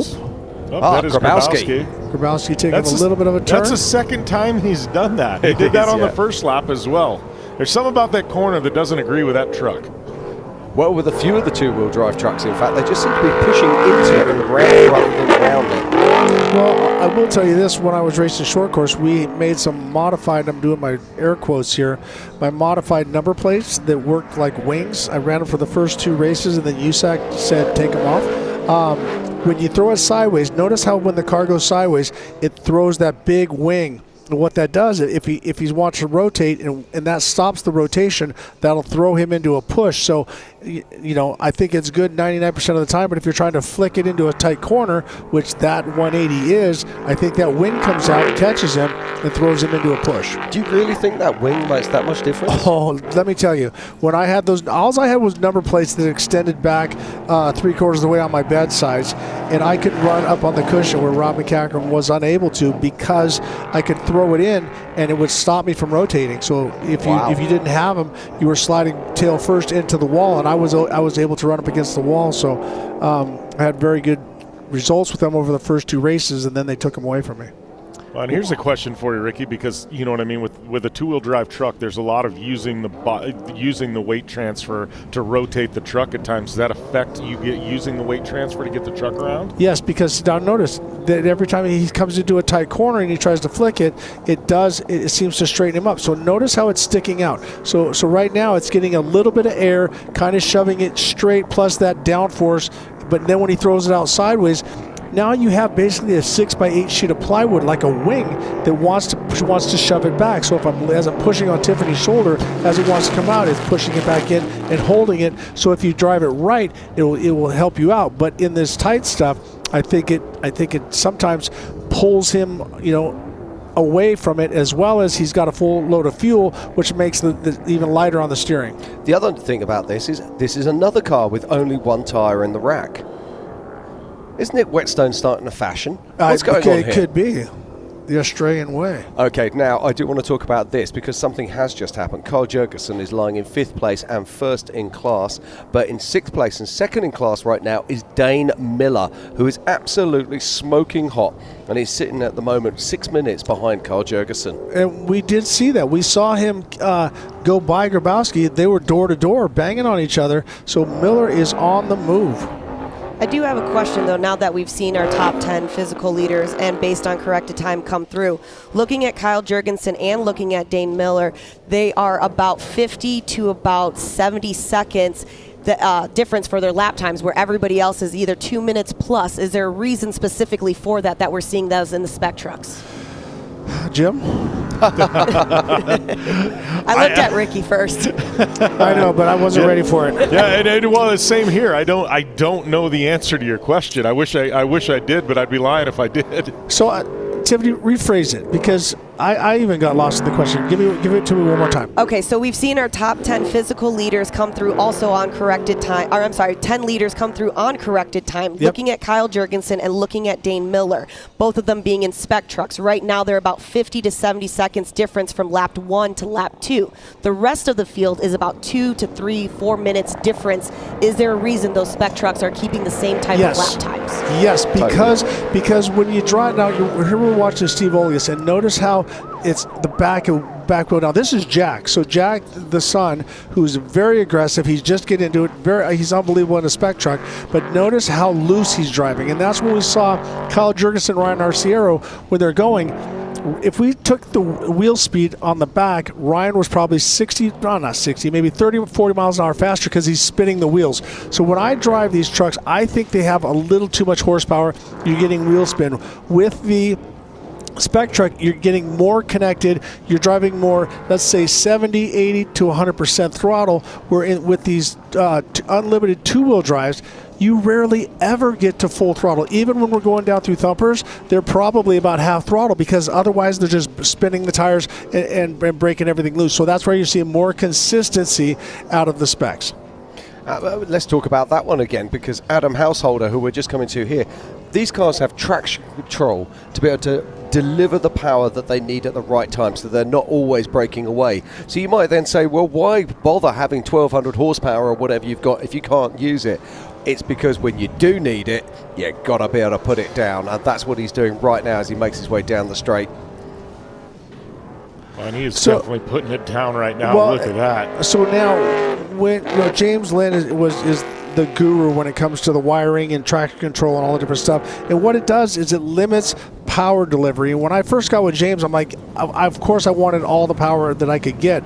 And I said, well, I can correct it. And he made it very clear to me. He said, RJ, you have to break the wheels loose before you can correct it. It's too late. And I thought about it. He's absolutely right. So here we see Adam Householder, 114 miles an hour, and that is not a lake bed, ladies and gentlemen. So back to it is that there's so much horsepower, and at a place like this is where you can let it be completely open because you're not starting and stopping. You want that motor to breathe and give you as much horsepower as possible, and definitely Adam's got it on wide open. Right, while we're looking at this here, and Adam Householder, I just want to go through our current top 10. In 10th is Tracy Paul in Unlimited Spec. In fact, we've just seen a change there. In 10th, it goes Dustin Grabowski. In 9th is Tim Herbst. In 8th, it's Dane Miller. In 7th is Brent Fox. In 2nd is in 6th it's Stephen Beale, who's 2nd in Unlimited Spec. In 5th and 1st in Unlimited Spec is Carl Jurgensen. Then in 4th it's Tracy Graph. In 3rd is Brett Serapis. In 2nd is Ryan Arciero. But the man right now is who we're travelling with. This is two-time champion Adam Householder, who's out in front, not only physically, but on adjusted time. I really like seeing this, Jim. And then when we talk about certain decades, and obviously 2009 to 2019, and then going to 2020 to 2025, we see a lot of different things that are changing. We're seeing the difference in the tech levels. Obviously, in that first generation, we were talking about mechanical grit, but now for 2020 to 2025, and obviously... Oh, hello. What's happened here? He went off course. Adam Householder missed a turn, went off course, had to back up and get on. Big mistake by Adam Householder. He'll be sitting there going, this is down Beer Bottle, correct? Yeah, right at the start of right at the entrance of Beer Bottle Pass. He blew the entrance to Beer Bottle Pass, went up and over, had to back up back onto the course, and he got back on it. Well, that's when you're blessed, when you go off the course like that. We have no choice but to go off the course, and you don't hit anything. Because I've done it many times. I know all of us have. You get off course and bam, find a rock. So but luckily for him, he didn't hit anything. Exactly, but this will also sharpen him up. He'll be having a word with himself right now. He'll be sitting there going, come on, so let's sort this out. Alrighty, hey, I am going to... both of us. Oh, we're both stepping out for a minute. So we got Bob Bauer and Matt Martelli, because I'm gonna go be a spectator. I want to listen to what Matt has to say, because there's a lot going on out there. I want to see if he thinks it's going to be a three-peat, or we're going to get Ryan Arciero to win his first Mint 400. So I'll be right back, folks. Well, thank you very much, Ricky, and thank you very much to Tiffany Stone. Always fantastic to have you both in the booth. As we're watching our current race leader, this is, of course, Adam Householder. And Jim, we just saw him make an incredibly rare mistake. Well, yeah, he's been pretty flawless today all the way through, and, it was a mistake that thankfully didn't cost him but about 10-15 seconds. But, yeah, right at the entrance of Beer Bottle Pass, there's a right, and he continued straight, kind of went up and over a berm, saw a big hoop of dirt come over the top of the truck. Dust settled. He was on the brakes, was able to back up into the course and correct the ship and go right and get into Beer Bottle Pass. But mistake costing Adam Householder probably 10 to 15 seconds there. And as Ricky had said before he bounced out, thankfully there was a little bit of runoff room and it didn't do any damage to the truck. Yeah, absolutely. That's one of those key moments and a pivotal moment. So easy to get a flat tire in these vehicles. But joining us in the booth now, of course, is none other than Mr. Matt Martelli. Matt, how are we doing? Fantastic. I just came from the VIP lounge, and I'm fed and relaxed and ready to talk about racing. Fantastic. I will tell you, Matt, the VIP lounge, I went in there for lunch. I was in there for about 30 minutes. It literally is a VIP lounge today. There's some legends of motorsport there, and I don't just mean desert racing, but motorsport in general hanging out in the VIP lounge. Yeah, there's a lot of cool people in there having a good time and really watching desert racing the best way you can watch it, probably other than a helicopter, right? Or the front seat. This is true. But you don't get to see where everybody's at. Brett Serapis here ripping through the desert. He's such a good driver. I'm rooting for these guys. They qualified first and came out swinging. Looks like they've had a few issues today, but they're still back at it. It's good to see the Serapis family back in the desert. I mean, it's not like they ever really left, but there's ebbs and flows and people take a few, some time off and things like that. But, with what, Christian's won some unlimited truck races. Obviously, Brett's won some races. Steve, we know the legendary career he's had. Yeah. It's just great to have that family in the dirt.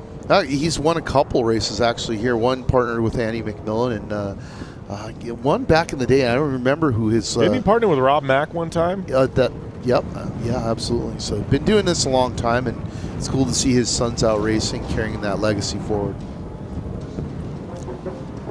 Yeah, Christian Serapis got his big first unlimited truck win at Best in the Desert Laughlin a few years back. That looks like Jurgensen. Yep, that is Jurgensen. That is. It's interesting because I can tell the truck by how it handles. And that Camberg truck it's different than a lot of the trucks out here and how it handles. It just looks completely stable, doesn't it? It just seems to get very unruffled. I think another one along exactly the same is Ryan Arciero. Now, hold on. Did we just see Jurgensen ahead of Ryan Arciero? Yeah, it looks like. Wow. Now, that's big news indeed. So it does look like, I wonder if Ryan's actually had a flat tyre there. I'm just trying to see if we can see anything on the back of that car. Well, and I'm wondering the same thing, because Ryan, it would have had to happen out on course, and getting around Ryan Arciero, it's not an easy task, even for Kyle Jurgensen. You're not going past Ryan Arciero, not in a spec class truck. Horsepower for horsepower, it's not going to happen. So there has to have been a moment in time. Was there a mistake? Was there a flat tyre? I'm going to guess flat tyre. I'm going to go with you on that. When I saw him leaving the pits, that spare tire was black and fresh and clean. Right front tire, black and fresh and clean. They've been doing some work on the truck. Well, and Ryan was sitting in second overall, so after we see this time correction, when we go through the next timing loop, we'll see where that sets him back to, if it does. Yeah, I can be able to tell you that in probably around about 10 to 15 minutes. We're back with Graph. That was a great shot right there. Starting to show exactly how deep those troughs are getting. Yeah. We're starting to see the decline big time. If we can see it here, can you imagine what they can see? Oh, yeah, and feel. I mean, again, interesting, this is a four-wheel drive truck, so no four-wheel drive has ever won the Mint 400 before, and he's doing really well. Well, in between, Serapis and Graph, we've got two of them right in the mix. But, Matt, let's talk a little bit about Tracy Graph. Obviously, saw him there moments ago. But, this is a program. Tracy's been around for a long time. Obviously, Justin Bean Smith, he's been a short course racer. He's driven pretty much everything you can drive in the desert. But talk about this program, because I feel like we've seen Tracy in the last year, that program really take a big step forward in terms of speed and things like that. Well, I think the combo between Justin Bean Smith and Tracy Graph is a good marriage, right? And Tracy's he's one of those guys who a lot of people don't consider a top guy, I'd say, but he's always been right there. Very consistent driver, very risk adverse, so it plays perfectly on this course. And back to the fact that he's racing a four-wheel drive truck, I think that's good, because he's going to be a little bit conservative and let the truck do the work for him. Well, I think desert racing is interesting, and Bob can probably chime into this. We're talking about Tracy and that team of Justin Bean Smith, and I look at a couple of programs the last few years. I mean, we've seen Adam Householder go from a guy that was just kind of showing up to a guy that's one of the most dominant drivers in the desert now. And we also saw it with a program with Harley Lettner and Kevin Thompson, where Kevin, he was always, the B driver to Harley being the A driver, and we see Kevin take 3 steps forward now, and he's almost as quick as Harley. Yeah. And it seems like these teams like Graph and Bean, it takes them a couple of years to gel and to figure things out and to really start putting it together. Well, I think like any other form of motorsport, when you have a good partner, it helps you accelerate, right? Like you learn from each other, and I don't think the sport is any different. A great shot of the dry lake bed. That's Skafu? Conor. No. Conor McMullen. Conor McMullen there. Yep. Yeah, I saw the green and the blue. It almost looked like Scafuto. That's right. I bet on that. So, yeah, Conor McMullen. Just incredibly fast young man, has a bright future ahead of him. I see big things coming for him. A win here would be massive for his career. Back to the statement that you were making about Adam Householder. I mean, when he got his win here, you could see the confidence change, and he got really comfortable with being up front. And it's been cool to see. Well, it's like I said it earlier. Tiffany did that interview before the race. We had Adam there, and he was talking, and he was very just calm, cool. You see him there. I call it the swagger. And he's got a swagger. He knows he's the guy. He knows I'm as good as anybody here, if not better, to bring it. And he backs it up.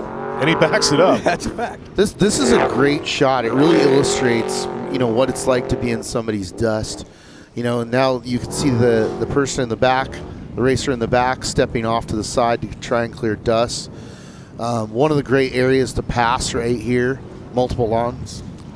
See, this is where I said if I was the driver in the front, I'm always taking that far line, knowing the dust blows across the course, so it makes it harder to pass me. Yeah, that was a great move.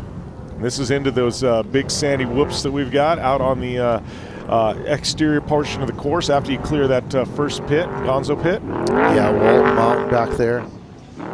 Those whoops are no joke. They are deep. Yeah, I think that was Erdman who just got past. We saw him on his side earlier today. Red Dog Racing, yes it is. That's Erdman. So good to see that they got that car back up and running after its little fall over. Yeah, that little tip over there, I think it was a lap 1. Yes, it was. That was really cool today at the start. His daughter got to start, wave the green flag for him. They did a little VIP plus package, and you too can start the Mint 400 if you are so inclined. I did see that. They even got their special seating area, VIP plus, inside the VIP tent. Yeah. Was that the red bleachers? No, it's another area. Red bleachers are GA, general audience. But no, it's a really cool thing we put together to get people out and get them interactive with the race and have them wave the green flag, because we've got a couple hundred of them to wave. Yeah. Right? That is Pierce Herbst here, another one of the Herbst entries. Pierce having a strong run there, I believe in the top 15 overall. Top 17. He's currently running in 17th position overall. So said top 15, I was close. But a strong run there in the Spec truck. Pierce Herbst. I was talking to Pierce earlier, and one of the things that he was concerned with was the lack of seat time he's had this year. He said that getting in this truck at this race is a little cold, is a little bit much, but he's doing really well. It's pretty amazing to see, this new generation of Herbst kids. Obviously, you've seen Riley and what he's been able to accomplish in NASCAR, but you've got Thor, EJ, we've got Pierce, and, just a phenomenal group of talent that's coming up under the Herbst cam. Yeah, EJ's doing really well as well, so. Yeah, so we continued the action here, watching Pierce Herbst making his way out of the short course and back into the desert. We're going to take a short break here at the 2026 BFGoodrich Tires Mint 400, but do not go anywhere. We are getting to the pointy end of this race. Adam Householder is out in front at the moment. Can he stay there? We'll see you soon and find out.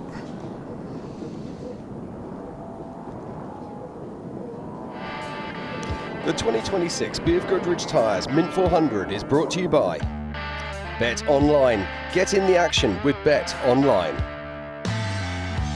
IBAC, springs, shocks and performance suspension, made in the USA and engineered to win.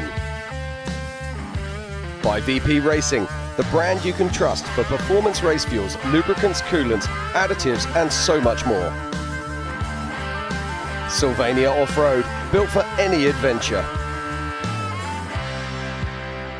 By Toyota Racing, your race, your story. Powerstalk Pros, PSP, outfitting your off-road experience. And by King Shocks, performance racing products for utility vehicles and professional racing.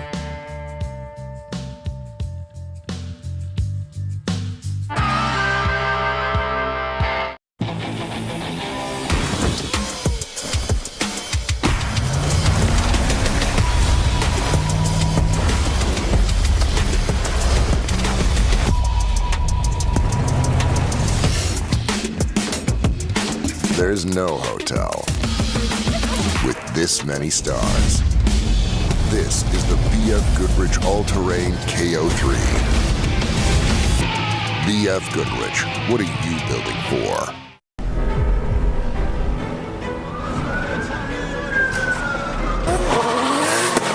This is how legends are made. I know I got what it takes. And I'm not pumping the brakes, and I'm not pumping the brakes. I'm too competitive, I like the narrative, that I'm the best in the league. Who you comparing with, that isn't competitive, top of the throne in his league. How you moving so on the speed? I just been bringing the heat. I just been bringing the fire. You need parts? We got parts. Product availability. Just one part that makes O'Reilly stand apart. Like Sylvania LED off-road lights for ultra night vision and ultimate off-road visibility. Rugged construction for tough off-road adventures. Visit the professional parts people at O'Reilly Auto Parts today. O'Reilly Auto Parts.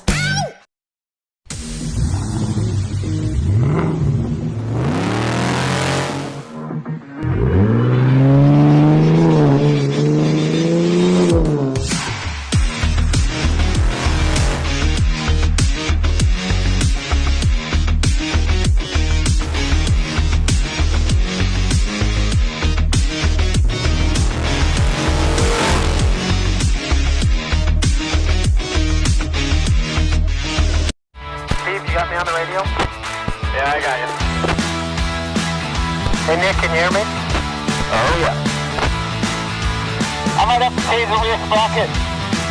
Not a pretty sight. Where are you guys heading on this one? Oh, this is beautiful.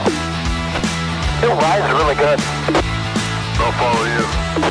Crossing the road now. Copy that. Everybody getting ready for more ride? We are.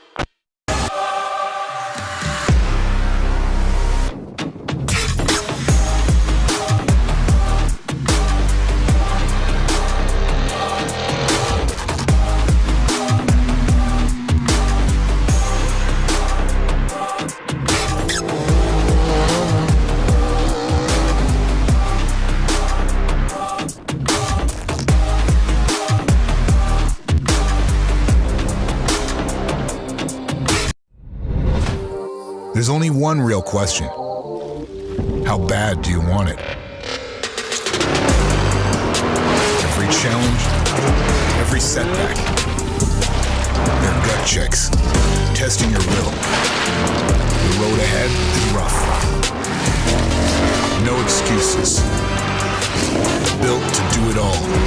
Unstoppable.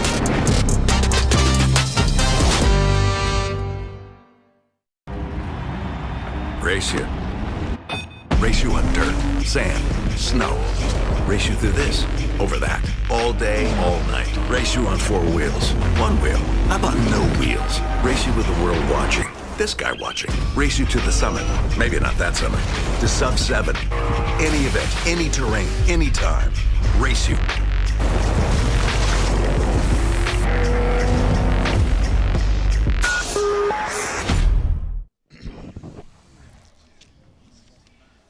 And welcome back to the 2026 BFGoodrich Tires Mint 400. What a fantastic day of racing it has been so far. But just check this out. This is literally just behind the start-finish line.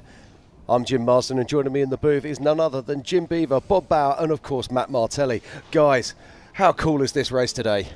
Well, I mean, intense. It's hard to not pay attention to it at all. You know, like every time I look away from the screen, something's happening. Family-friendly event here for sure. Yeah, it is. It's fantastic. But check this out. Speaking of families, they don't get any bigger in off-road racing than the Herbst family, as we watched truck number 19, who seems to have exited the hood. Yeah, is this one of those where, you know, obviously Tim behind the wheel now took over for Thor. He's probably about 10, 15 miles into this lap after taking over for his son Thor. Is this where he goes in, he gets a flat right off the bat, Thor's sitting there and face palming, "Oh, Dad." Yeah. In answer to your question, yes, absolutely. Dad, I did all that work and you got a flat 10 miles in. But also, have you not noticed that that is the same place we've seen at least 4 cars stop there? We saw Nick Wetstone stop there. We saw Brent Verstander stop there. We saw somebody else stop there earlier as well. So there is a rock that is hanging out of that area of track and is causing issues. Well, and, you know, Joshua Tree Highway, like I've said quite a few different times, there's no forgiveness there. You have all the Joshua trees, and you don't want to hit those, but there's a lot of big boulders and they get kicked into the course. They're sharp edges. They can cut a sidewall. You can run them over. I mean, it's not an easy section of the course. It's really unforgiving. Technical, really. It's very technical, highly technical. Look at how burned in the track is now. So that was a good view of There's Ryan and burn. Travis. Now, did you see dust in front of Ryan? We know that he was chasing Carl Jurgensen. Helicopter just over the top of his shoulder. See when he makes his turn if there's any kind of dust. And I'm not seeing any. No, my prediction is that he's got past Carl Jurgensen again. He's put that 1,000+ horsepower to work and made that pass. Now, the interesting thing is our lead cars are going to be approaching the Gonzo pit very soon. So that is one of our timing loops. So we'll also be able to get some track data as to who is where and what on this course.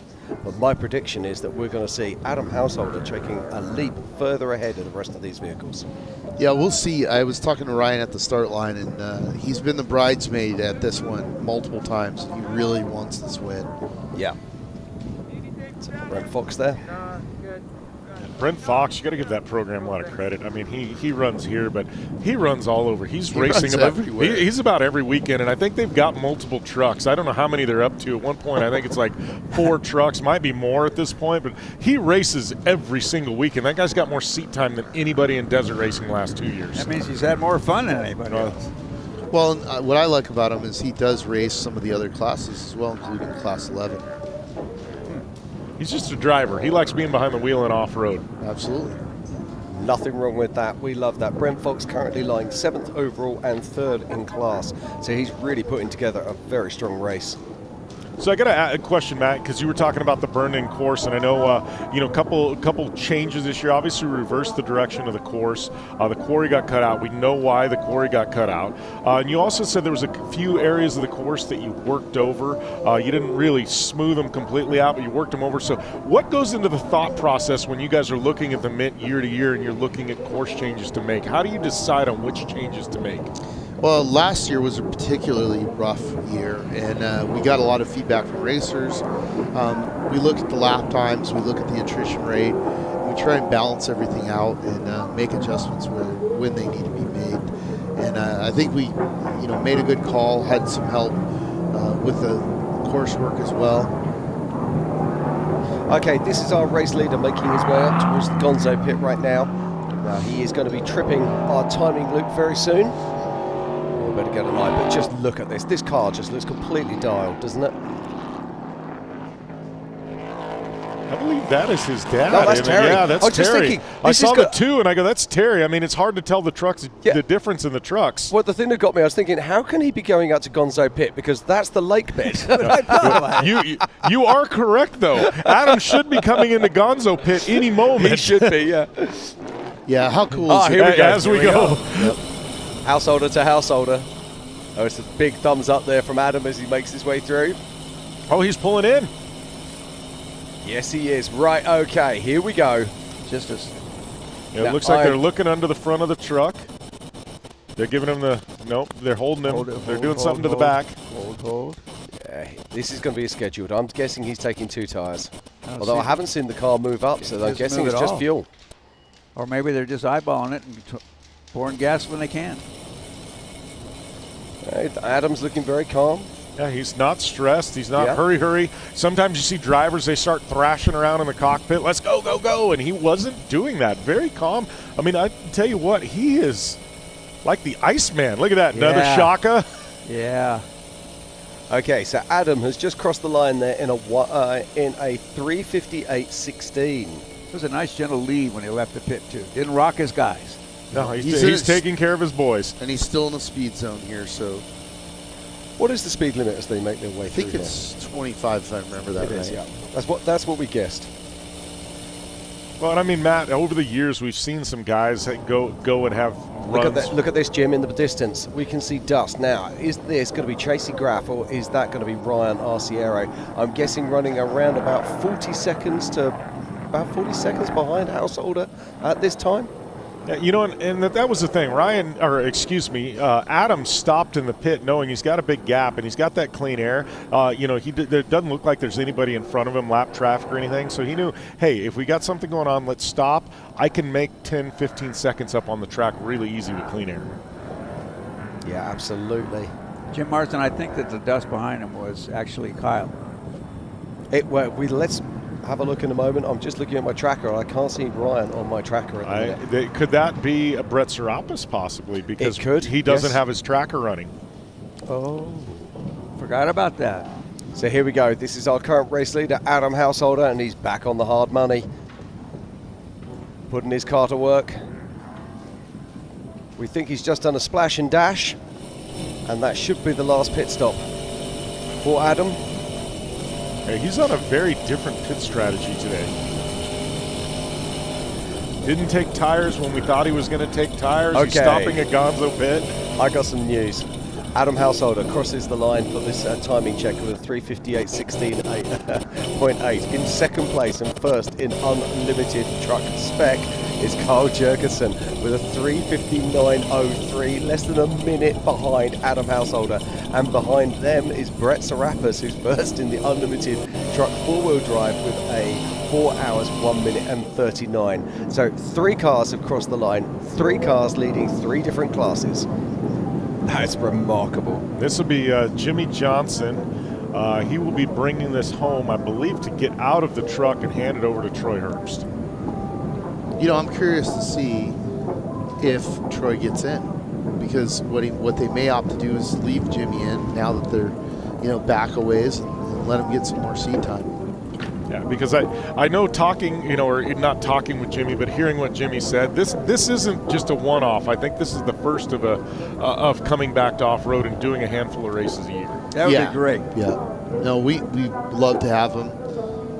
He's been a huge benefit to the exposure of this race, although it wasn't planned the way it came out, but I'll take it. You can't beat luck. He's had a great sense of humor about it, though. He's been posting stuff on Instagram, been very active, and, you got to love it. He's just happy to be out here, and like I said, this was a coming home for him. So I just want to talk about that again. So Adam Householder is leading this race at the moment with 3 hours, 58 and 16 seconds. And Carl Jurgensen is in second place right now with 3 hours, 59.03. That's less than a minute separating these two men after 4 hours of racing.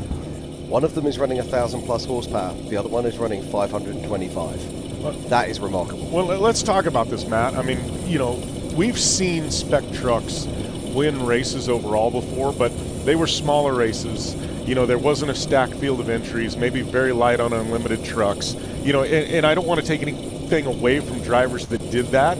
But here, when you've got the best of the best and stacked fields, if we actually saw a spec truck run away and actually win this thing, I mean, what does that mean, Matt? I mean, it's a game changer, It was interesting. I was just talking about this in the VIP lounge with BJ Baldwin. And, he was giving me his input as to why he thinks those trucks are doing so well and vice versa.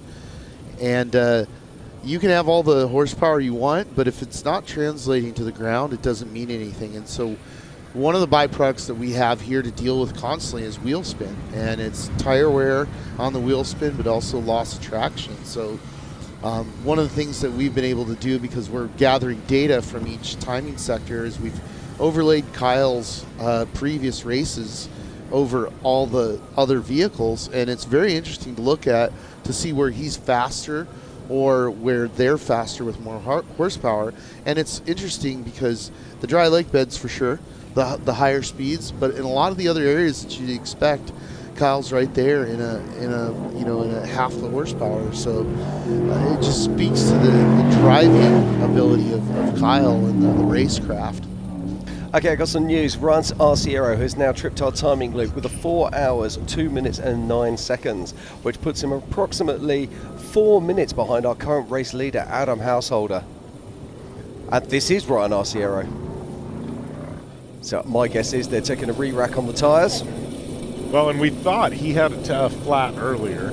We couldn't confirm it because we didn't catch it on camera, but we had the theory that he did get a flat, so that'll explain why he was off the pace this last sector. Yeah, so that would have cost him another minute, so I'm guessing right now that he's about 5 minutes behind Adam Householder, and Adam will be loving that. Vanstra. Yeah, we saw him with that flat earlier that took a bit because they had to dig it out. Yeah, so Brent putting it together there. Looking very smooth as he works his way through. So this is our current top 5. It's Householder, Jurgensen, Serapis, Arciero and Tracy Graph. Now the thing that's really cool about that is we've got 3 different classes represented in there. Adam Householder in the unlimited 2-wheel drives, Carl Jurgensen in the unlimited specs, and Brett Serapis in the unlimited 4-wheel drives. So 3 first places in classes in our top 3.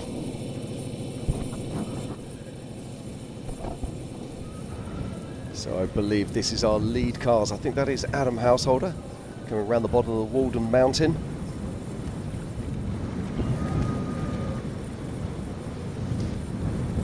Great shot. Shows you the scale of the terrain that we're covering. People say, that it's very difficult for some people in Europe to actually even get a handle on this. We're doing 95-mile loops out here, just outside of Las Vegas. It's absolutely insane for a European perspective, and it's something we absolutely love to see. Yeah, it looks like we're back in with Adam Householder, and he's pedaling that thing. Look at him. Look at that. I love these in cars because it really shows you, how fast these guys are going.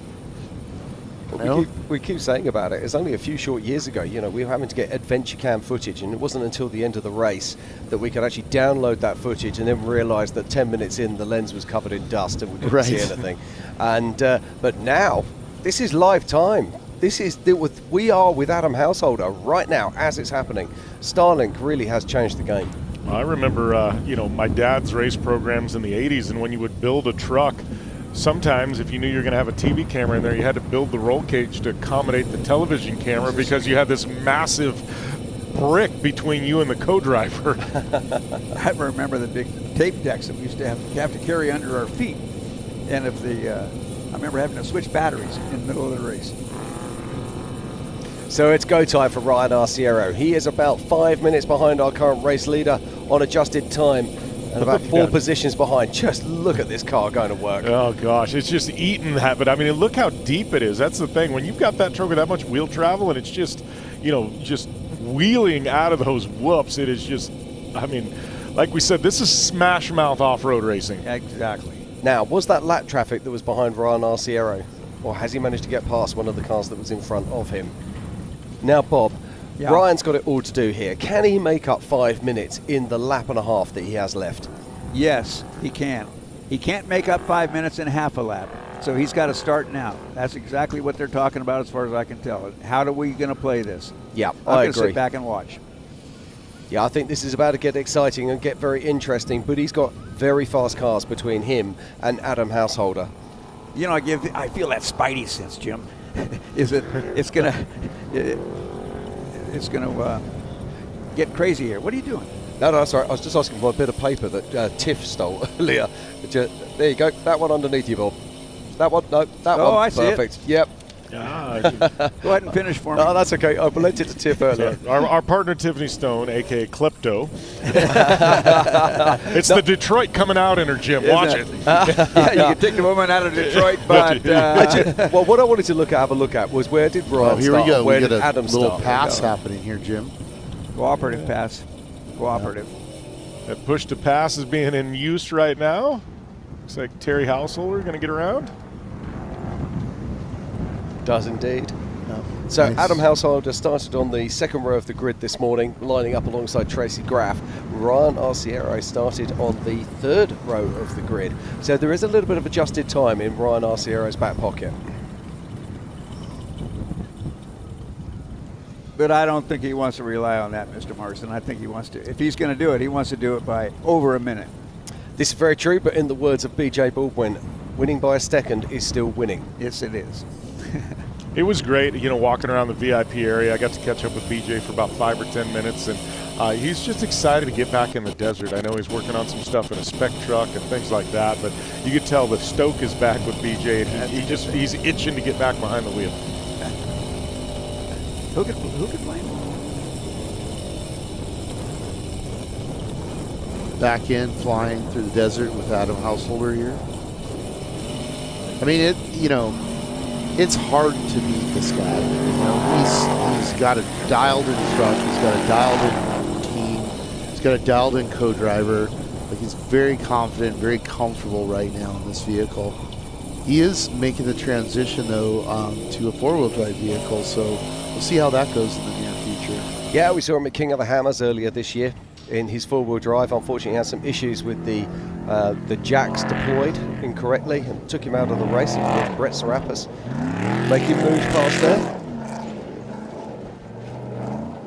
Well, it was interesting, Matt, that Adam, obviously, he's won this race 2 times in a row in a two-wheel drive. He's got that four-wheel drive in his quiver.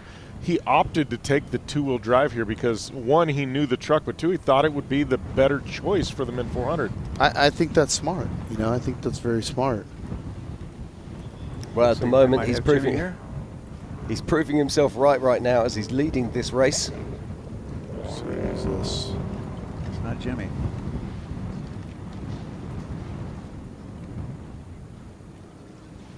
Nice looking truck. Thank you very much. Yeah. Next. Very little logos. Privateer for sure. I believe that was Paul Kraus. Yes, that is Paul Kraus. Yeah. And that's Carl Jurgensen.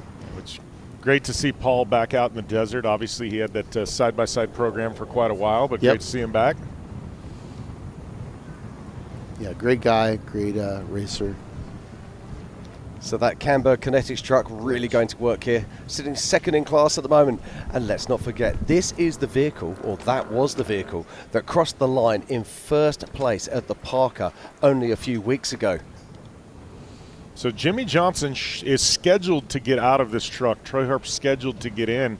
As Matt said, will be interesting to see if they leave Jimmie in to get a little more seat time, or if in fact, nope, it looks like Jimmie is... They're working on it. He's undoing. So Troy Herbst will be getting behind the wheel of the Carvana truck. I can just picture a camera at that pit when he takes that helmet off to see the size of the grin. 100%. No way is he going to do anything but that. Okay, Jimmie, get ready to bail. Still playing that team game, getting ready. Yep. Co-driver helping him out. This is great in-car footage. Yeah, and of course that's the notorious Mr. Duncan in there. Now, if you actually look on the right-hand side, you can actually see they've got a gauge giving their speed. And when it went to 25, it turned red just to tell them that it was incorrect. But most of these vehicles now are running speed limiters and controllers. Oh, they're going to pull the hood off. Here goes Adam. Oh, maybe that's Terry, huh? Yeah. Yeah, that would have been Terry Householder.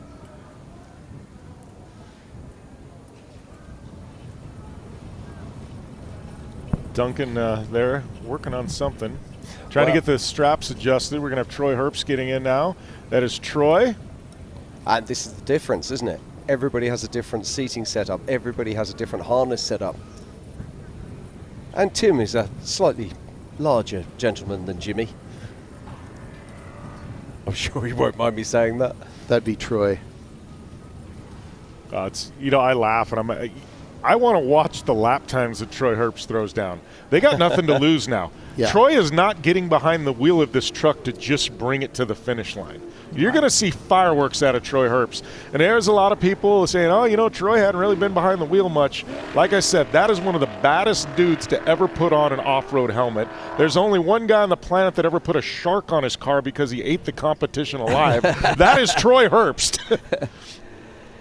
It will be interesting to see how he plays it because he's got, like you say, nothing to lose. No, I mean, that's it. They're not in the points battle. This was just a fun race. Troy's getting behind the wheel, and I think you're going to see a burner at 2 laps. And this is his backyard. This is where he comes to play. I bet you can't count how many races Troy Herbst has won out here in this Las Vegas desert. Oh, wow. Quite a few. Quite a few, right. Well, and like I think I was talking about earlier, is like these guys didn't just jump into unlimited trucks. They came all the way up through, 16 cars and buggies and, the evolution of Class 1 and eventually into trucks. So a lot of driving experience with Troy and Tim. Well, and the other thing about, you talk about the Herbst family, you talk about all the successes they've had, but you got to talk about what they've given back to the sport, too, because there's been so many times they've sponsored events and they've sponsored things and given money financially, and a lot of it, people don't even realize they donated it, but the Herbst family was doing that to keep things afloat, and, they've been a backbone of this sport for a very long time. Very fortunate to have the Herbst in off-road because, the Herbst family could have went and bid anything they wanted. They wanted to be an IndyCar, they could have been an IndyCar. They wanted to be a NASCAR, they could have been NASCAR, and they are now. But, they decided we want to be an off-road, and they've been just phenomenal. It's a family deal. We're looking at fourth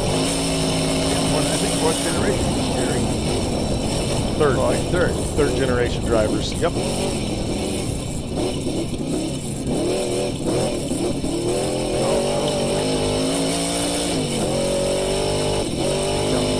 We got to slow down when we get up there. This is a very different setup. So this car is working with paddle shifts. If you just watch his right hand, it'll be tabbing through the gears. You can see the gear selector display just in front of the steering wheel there, saying he's in second gear. Yeah, he's telling him there's a corner coming up here. You really want to take it easy around. Yeah, just so his fingers flick out, just changing down to first. Watch that right hand. So you're going to see it change to second after he comes off around this corner. This corner affectionately known as Jimmie's corner. Drone in hot pursuit.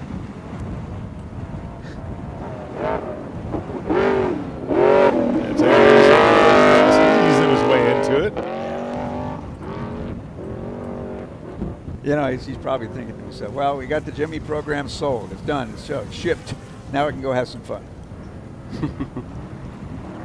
I think the Jimmie program's just starting, personally. I think we're going to see him back a little bit more frequently. You know, probably depends on a lot of what those 3 women back home say. I don't know if they like seeing Dad flying inverted.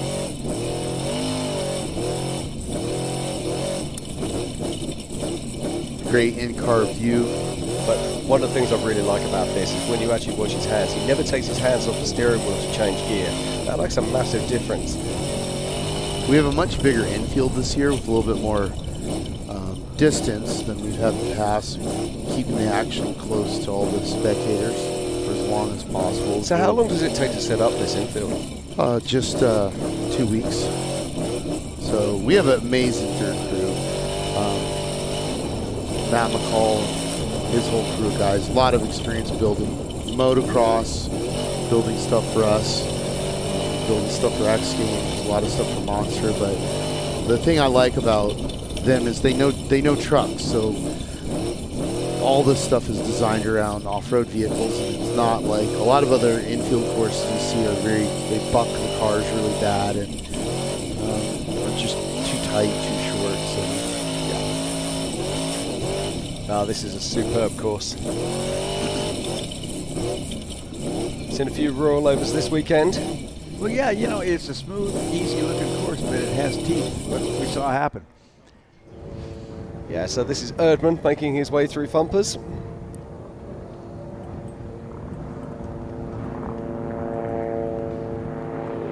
You know, I got to say, the people that signed up for the tickets for Thumpers this year, they're loving life because the wind is blowing the opposite direction. Yes. This has been the perfect day to have tickets at Thumpers. Yeah, and it's uphill, so the trucks behave a little bit differently. It's really difficult to get on top of these whoops. I mean, you really have to be comfortable with your truck setup, and lots of the drivers look at it and they do what he's doing, which is dolphining a bit. Oh, that was what was interesting to watch Brock Hager yesterday. He was flat out on top of it, and I've driven that in an unlimited truck, Matt. I mean, those are not small, and for him to do what he was doing in a side-by-side isn't supposed to be possible. TNA guys working their way through.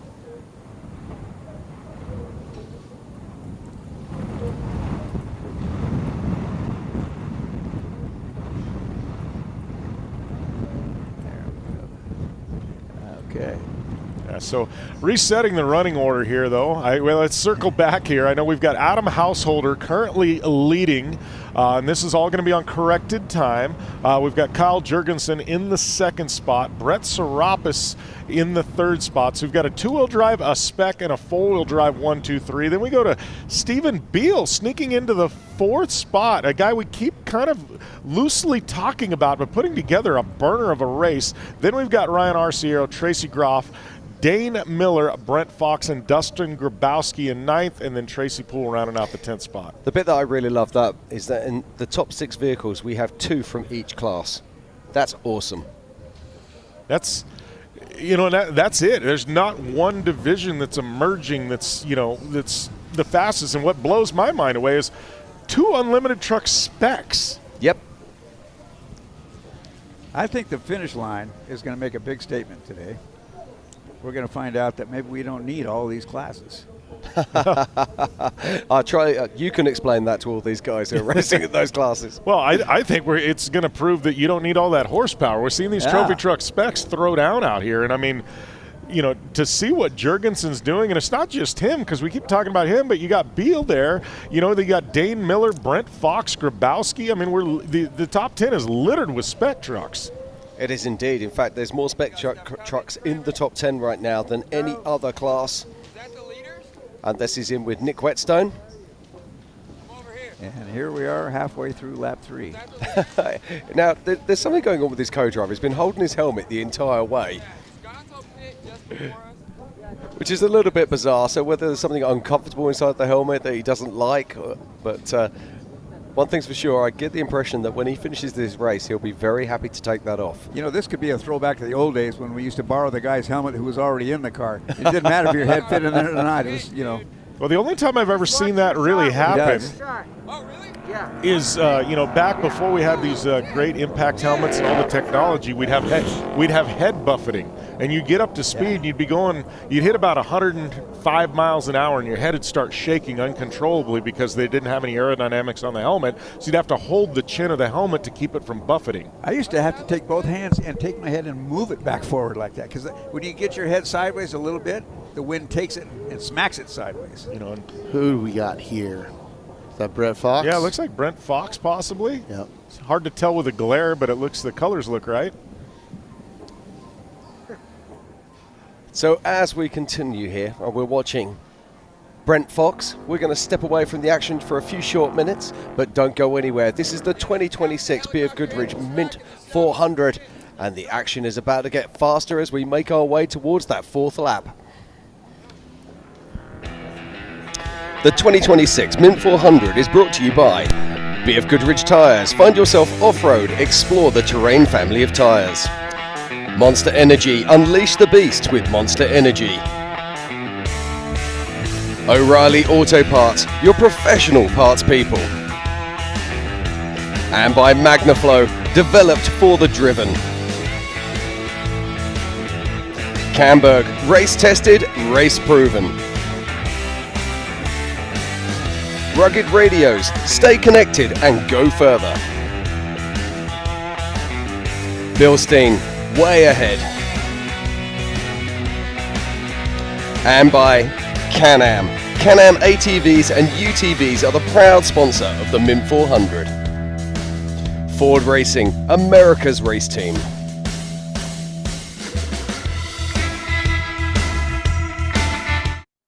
For more than 50 years, BFGoodrich Tires has defined what it means to win in the desert. Since the introduction of the radial all-terrain TA in 1976, BFGoodrich equipped teams have won the Mint 400 more times than any other tire brand, a testament to the performance and durability of their products. Today, BFGoodrich is seeking their 14th consecutive overall victory after sweeping the 2025 Mint 400 Limited and Unlimited races. With desert racing woven into their DNA, BFGoodrich have used the Mint 400's endless whoops, rocks, and speed as a proving ground. And through it all, they deliver the grip, durability, and race-proven engineering built to win here and anywhere the terrain demands more.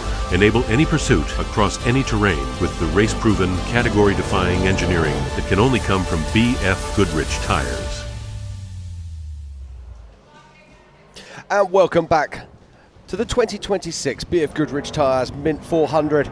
We are here in Primm, Nevada, just outside of Sin City, Las Vegas, for the biggest desert race in the United States of America.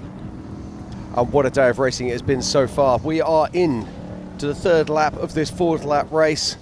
Our current race leader is none other than 2-time winner Adam Householder, and he is pushing hard at the front of this race. The weather is absolutely perfect, 64 degrees with winds gusting up to around about 30 miles an hour. And joining me in the booth is, of course, Matt Martelli. I've got Bob Bauer and Jim Beaver. But Jim, you've got some news for me. Well, I've got some corrections during the break. So my cousin, who is my co-driver, as well as Cameron Steele, both reached out to me, and they said they're holding the helmet because it steadies it. So a little bit of the buffeting we were talking about, because you can see the GPS screen clear. And my cousin said also it gets the microphone closer to your lips so you can relay information better. Gotcha. Well, we've got a race going on here in front of us, coming into Walled Mountain area. You can see someone back there in hot pursuit. I can't quite make out who that is. That could be our race leaders. Yeah, I'm just looking at this right now. They should be coming up around that area, so this could well be. Let's see, hood off. Our race leaders. That is that Grabowski? No. No, Sendero. I think that is Sendero, yes. Yep, so that's Beal. awesome. So that is the 241 there of the Stephen Beal truck. That truck is currently sitting 4th overall, so it would mean that Householder and Jurgens and Serapis have already cleared this area. Yeah, Beal's another one of those guys who just doesn't seem to get enough credit. Very consistent, continues to climb, you know, and I think with this program, with his new truck, he's going to be getting better and better. All right, we got a glimpse here of the motorcycles and quads that raced earlier on today. Yeah, it was fun starting these guys. I'll tell you what, qualifying yesterday was insane to watch, Matt. Yeah, we qualified bikes, and that was a blast. Look at the quad guy. Hey, out front. He is on it. Yeah. That's a utility quad, too. You got to love it. He's getting with it. That's awesome. Bike guys aren't going to like a quad being out front. It ain't going to last long. But he's making it happen. That's pretty good. Little stall there. Wonderful shot. Kawasaki, so that would be absolutely tapped out across the desert.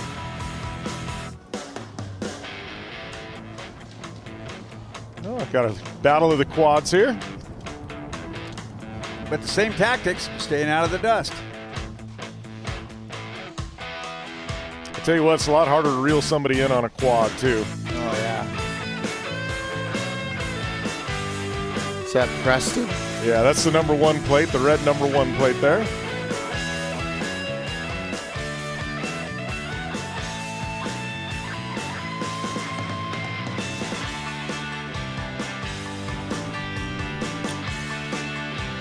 Nice. We have some bike finishers. Kirian looks like he finished up front. Preston Campbell in 2nd. Dalton Shirey in 3rd. Some serious talent right there. Yeah. Syrian's been amazing to watch. That guy's just crazy, crazy quick on a bike. And, I mean, he's become one of the top dudes in the country. Okay, I've got some big news coming in. I'm watching my trackers right now. I can tell you that Tracy Graph is actually stopped on course. But bigger news, Ryan Arciero is stopped and is way off course. Oh. So it looks like it's bitten him again. It looks like Ryan Arciero might be out of the 2026 BFGoodrich Mint 400. That's going to be a really tough break. But it does mean that Adam Householder is pushing ahead at the front of this field and making his way towards the Gene Hurst pit. Currently cutting through spectator area 1. This is Arciero. Oh, this is Arciero. Now, this is interesting. This is live because I'm showing his tracker right here, stationary. This is great news.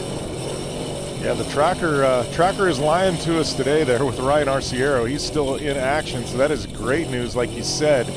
Since Ryan's still alive, we don't know where this quite is on course. Yep, as I say, I'm sitting there looking at his tracker at the moment, and it's dead, so I cannot tell you how happy I am to see that. Here's a great shot of the undercarriage and the suspension shooting right down the drive shaft there. You can see the damage that these things take. I mean, the beating is just incredible that these vehicles are able to survive not just 1 lap, but 4 laps of this course.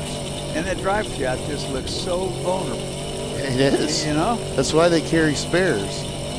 But, you know, it also speaks to how well these 19 Industries trucks are built. So looking at the area through the windshield of Ryan Arciero, that looks like spectator area. What is that? Spectator area number 1 is what we're going to call it. And it looks like he's getting ready to cross Night Ranch Road. So I know Adam Householder has already crossed Night Ranch Road. So Ryan Arciero in the thick of things. Yeah, so that means that he's right at the pointy end and he's also making his way down towards Gene Hurst pit.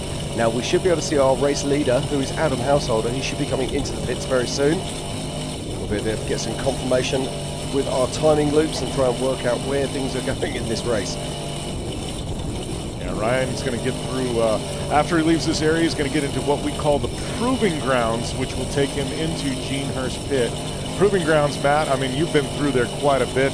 Give us a reason why you call those the proving grounds. I mean, it's ridiculously nasty terrain, right? And it's embedded rock that breaks and has like sharp square edges, so you really couldn't design something more diabolical for tires, right? and suspension. So it's not flat. It's all whooped, right? So you can't really even level it out with tractors. It is what it is. It's embedded rock. And here's another great shot of Thumpers, and Brent will really get on top of that. Truck looks like it's working fantastic. Look, I mean, I love these shots because this is what off-road racing is all about. These trucks don't particularly accelerate fast. You know, they don't particularly brake easily or corner easy, but this is what they do the best. They go through whoops at 100 miles an hour and soak them up. Okay, this is our race leader. This is Adam Householder making his way down through the Gene Herbst pits. So now we need to see. Right, he's just crossed the line there in a 4 hours and 31. We need to see where our second place vehicles are. And more importantly, where is Brian Arciero? Has he made any time? Bob, now earlier on he was running about 5 minutes behind Householder. Our tracker's telling us that he's actually stationary somewhere on track alignment, which he obviously is not. Well, I'm as lost as last year's Easter egg. I have no idea where he is, what he's doing, or why we can't see him. Well, we're going to find out very, very soon, I have no doubt. But the picture did show us, Mr. Marsden, that he is scooting right along in that desert. Whether we have him this on is a shot here, I believe. not. Is this Jurgensen? Yeah, that is Jurgensen. And he is physically second on course right now. Just cruising along, you know. Incredible driver. Yeah, he's going to clear over this hill, and you can see that, I believe, is Gene Herbst pit in the background. Yep. Had to steal a line from Ricky. He could literally run a school bus out here and win, couldn't he? He's absolutely remarkable. So here we go. This is back in with Adam. Adam's going to be coming to the end of this speed control section in a minute, and they'll be back down on that skinny pedal, pulling gears as he makes his way back towards the main pit to complete his third lap. And you know what's amazing about what Adam Householder's been able to do the last couple of years, and specifically here at the Mint? Two things. One, the prep on their vehicles is phenomenal. I mean, he's not having any kind of mechanical failures whatsoever. And number two, he's not making mistakes as a driver. I mean, he's just not. He's not getting flats. He's not dinging drive shafts. I mean, he's got the package. We'll forgive him for the moment in beer bottle pass earlier, which is unlike him, it's right? Completely unlike him. Yeah. That was when I picked up on that, I'm like, maybe he's getting tired. Okay, right, I got some news. Adam Householder crossed the line in 4 hours 31 47 seconds. Carl Jurgensen passed through in 4 hours 31 and 56. So Carl Jurgensen is only 9 seconds behind Adam Householder on adjusted time. Get your heads around that. That is crazy. That is crazy, you know? That's Kyle Jurgensen doing exactly what he said he was going to do. Yeah. He is indeed. Let's not forget, it was only a few short weeks ago that he actually crossed the line first at the Parker. Unfortunately, there was some small incidents since we dropped into second place. But that's all right. He's got a point to prove here. Well, I mean, you know, he was talking about all he really wants to do is stay ahead of the other Spec trucks. If the overall comes to him, that's great. He says this, Bob, but he wants to win overall. You know that. Well, I would say that the overall's coming to him right now. So we'll see what he does. We'll see if he decides to push or if he. Okay, Brett Serapis is just lap 4 is coming too. Yeah, Brett Serapis has just crossed the line as well with a 4:36, so he's running around about 5 minutes behind the lead trucks right now.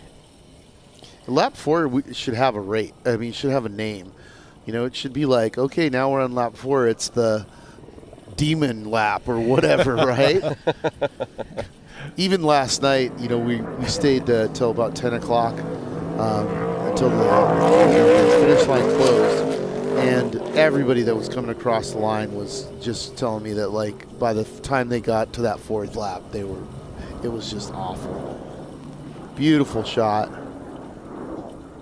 Householder just dancing on those massive whoops. The truck, I mean, those are huge whoops down there through Thumpers. And, I mean, that truck just is as stable as can be. Is he a Fox or a King shock? What is He's a King guy. He's a King guy. Yeah. wonder if he's running a new active.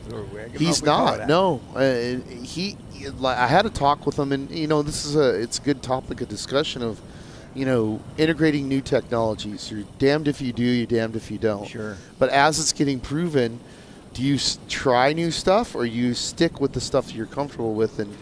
And Adam in particular, I mean, don't mess with his shock setup, right? Because whatever he's doing it right. Yeah, that truck just works. We get a shot there, Ryan Arciero. Yeah, Ryan Arciero. Now, we know that he had some problems out on course. I am so pleased to see that he's still running, having I just told the world that he's dead on course somewhere. Well, the tracker does show that he's not even dead on course. He's dead out in the middle of nowhere. Exactly. Maybe he lost the tracker. Maybe it was Not in that planned. location, but I was actually looking on his dashboard on the in-car, and you could actually see the tracker box, or at least the controller box for the tracker sitting there. So something a bit odd going on, that's for sure. Right. Here's a glimpse here of Thumpers. Yeah, and this is a great spectator. For all the people who want to go out, pitch a tent, hang out in the back of their truck and crack open a cooler in a cold one, that's the perfect spot to do it. Yeah, it's been interesting. Everybody today has been taking that right-hand line. Yesterday we saw a mix of right and left-hand line. I think Brock Hager was actually running the left line yesterday. Yeah. But for whatever reason, most of the Fast Unlimited trucks have been on the right-hand side. We're going to glimpse there. Kyle Jurgensen in that Camberg Magnaflow truck. Okay, I've got some news, gentlemen. Brian Arciero goes up into third place overall. He's sitting with a 4:35.52, which means that at the moment he's around about 4 minutes behind Jurgensen and Householder. That means he has made a minute up on them already, Bob. We've got a race on our hands, gentlemen. Yep, it's go time. And the thing about Ryan is he's got a lot of truck left. He really hasn't abused it today. I mean, you look at it, it looks good. I think he's going to make a real hard push here in lap number 4. Ryan and Travis are talking about their... Is the co-driver getting out? Yeah, something going on here. Well, they were busy shooting the breeze. Ryan was talking about going through a turn this way. Well, it looked like the seatbelts came off, but it looks like he's cinching them down. Back down. Yeah. Okay, so we're looking at Householder and Jurgensen here. So in the top there, in the 24, that is Householder. And the 222 we just saw down there earlier, that was Carl Jurgensen. Now, Jurgensen is a sandwich in some pretty heavy hitters. So we've got Adam House. This is physically on track. We've got Householder. Then we've got a Jurgensen, then we've got Serapis, and then Arciero. So just trying to work out here, who does Arciero need to get past? He doesn't need to get past Brett Serapis. He can beat him on adjusted time, but he needs to get to those other cars, so he does need to get past Serapis. I love our new map. I just literally lifted my hand and was trying to swipe it like Google Earth, right? Just cooking. Look at this. I mean, this is just incredible. I mean, this is one of the best off-road racers in the world, in his element, just flying, So what's that, 110, 115? Yeah. Gotta be, isn't it? So this is a little wash that Adam Householder's in, and then he's going to come to a really sharp corner called Chokers. Then after Chokers, you get shot out of Chokers, and there is a whoop section with some of the deepest whoops on the entire course, and it's probably a good 2-3 miles long, and it takes you straight to the dry lake bed. So from Chokers to the dry lake bed, it is not an easy section of course. That's one where you grip the steering wheel tight and you hold on because it's going to be chaos. Yeah, and this is back to our favourite place in Joshua Tree. There is a rock there that is claiming victim after victim. And there is another car changing. As we come back to the Attrition. Brett Serapis. Serapis. Yeah. Now our lead cars have got to make their way up through Joshua Tree. Could that rock have more to play with our lead vehicles? Yeah, one thing that's different about the four-wheel drive vehicles is they're heavier, right? So they're going to typically perform a little bit different in these heavy whoops or in these large whoops. But his truck looked like it was working great. What a great shot. Yeah. I mean, that is the definition of the dry lake bed run right there. So we've got two cars lining up side by side there as they make their way through. Now, if I was that car in the left lane, I think I'd be trying to check over. All right, Look at that four-wheel drift as he makes his way onto the lake bed. Wiley? Or Nick? Just trying to work out who that is. It's not Hirsch. Now, the helicopter's staying with him, so I'm going to guess that's going to be running at about 105, 110 mile an hour, I think something that's like that. Jerry Hurling. Hurling? Yeah. Also, great guy, one of our sponsors, lifer in this. Joseph Hurling. Oh, so that's his son. I believe that was Joseph Hurling. Yeah, yep. He's, young guy getting really fast. That's a relatively new truck to him.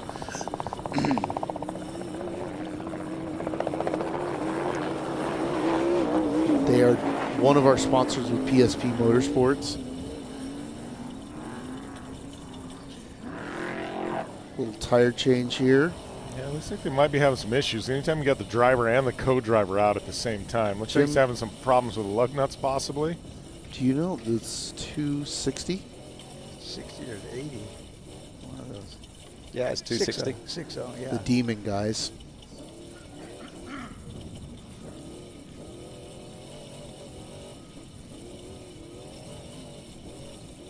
Yeah, it's Corey Finley. Yeah, they're not in any hurry to get back in the truck. That's a couple of guys that have gone to war with the desert, and they're tired. They're tired.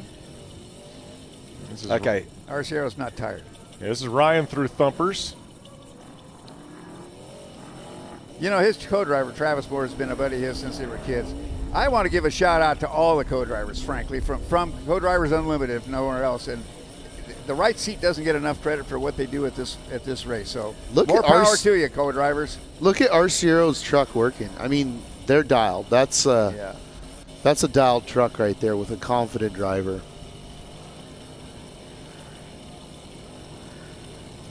He's making the turn there at Chokers. So that is the turn at Chokers I was telling you about, the deep turn. Now he's going to get into those whoops that I was telling you about. So now he has cleared Chokers, the corner, and he's going to go through this whoop section that runs a couple of miles, really deep whoops, and then it's going to take you into that dry lake bed. Yeah, with a sprinkling of silt as well. So, Jim Beaver, tell me, why would a guy go over to the right side of the course like that? Well, because the last time I raced this, that right line didn't exist. So obviously the right line has emerged because it's a little bit smoother because nobody wants to be on the left where the deep whoops are. It's easier. That's why you take the left. Yeah, and now he's swapping all the way back to the left. And the left used to be the faster line down through here. But, he's been around it 3 times now, so he's probably got it figured out today. But as you can see, they're just those rolling whoops.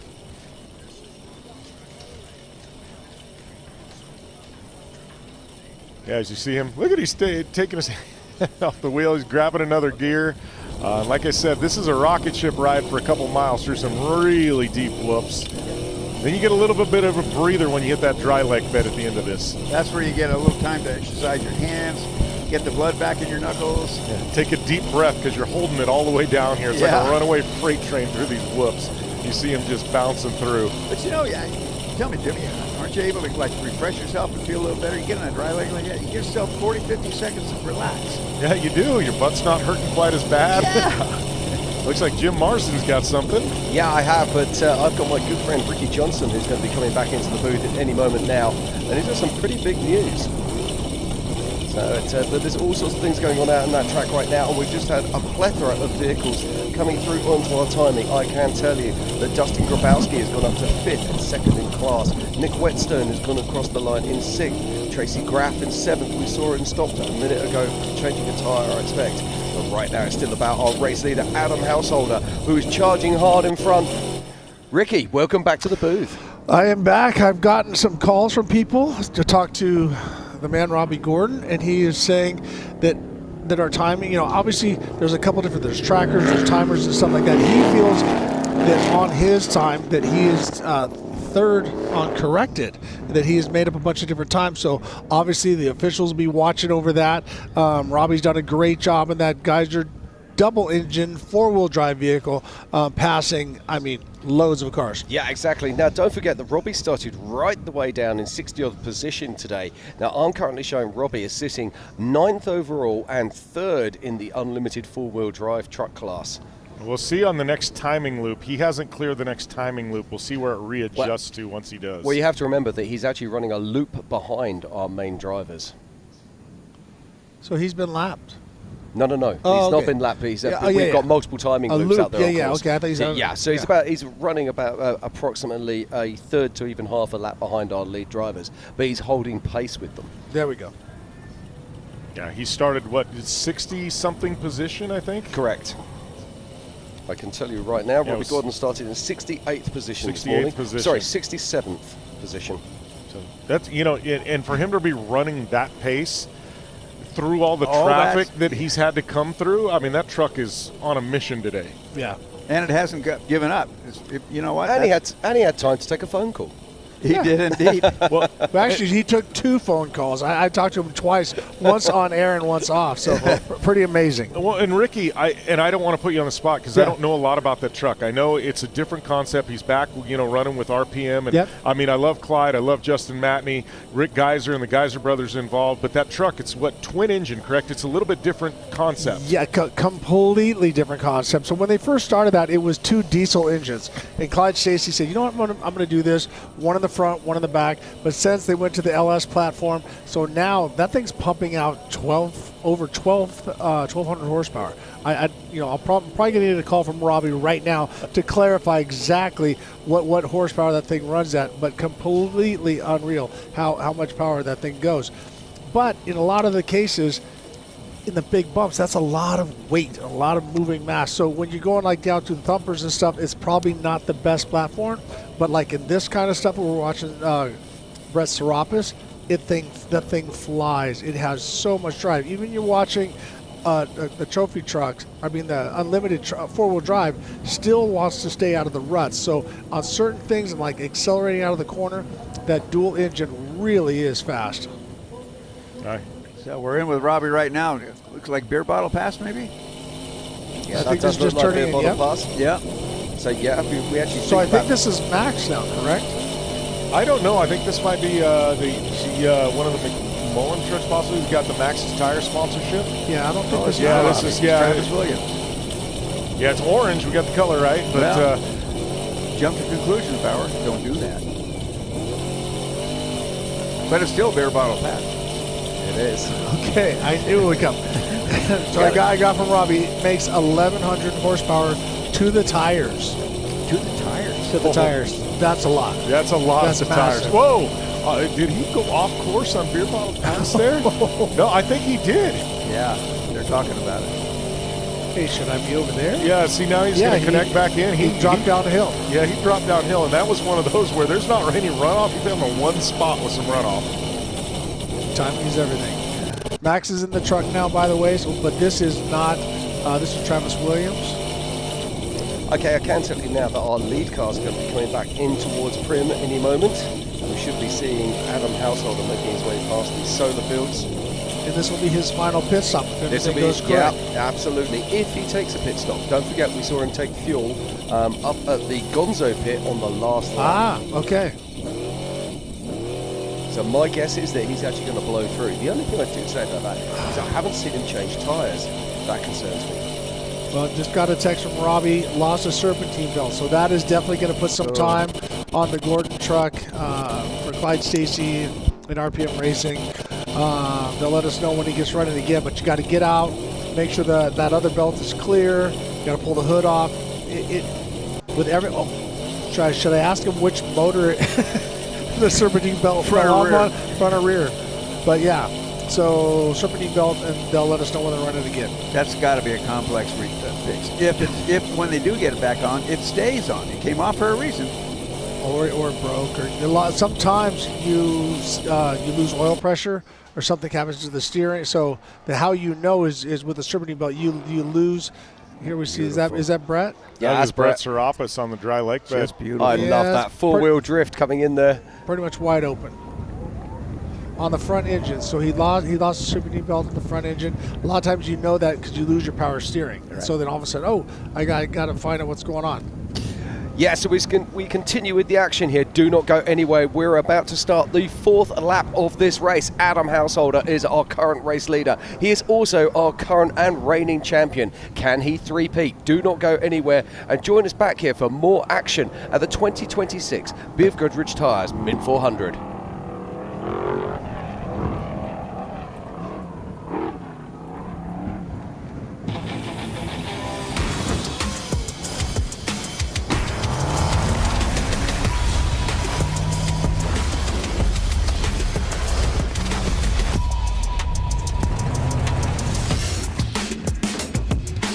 there's no hotel with this many stars.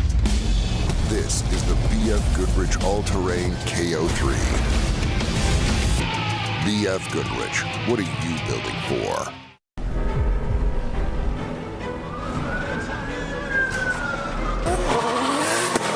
This is how legends are made. I know I got what it takes. And I'm not pumping the brakes, and I'm not pumping the brakes. I'm too competitive, I like the narrative. I don't know best in the league. Who you comparing with? That isn't competitive. Top of the throne in his league. How you moving so on his feet? I just been bringing the heat. I just been bringing the You need parts? We got parts. Product availability. Just one part that makes O'Reilly stand apart. Like Sylvania LED off-road lights for ultra night vision and ultimate off-road visibility. Rugged construction for tough off-road adventures. Visit the professional parts people at O'Reilly Auto Parts today. O'Reilly Auto Parts.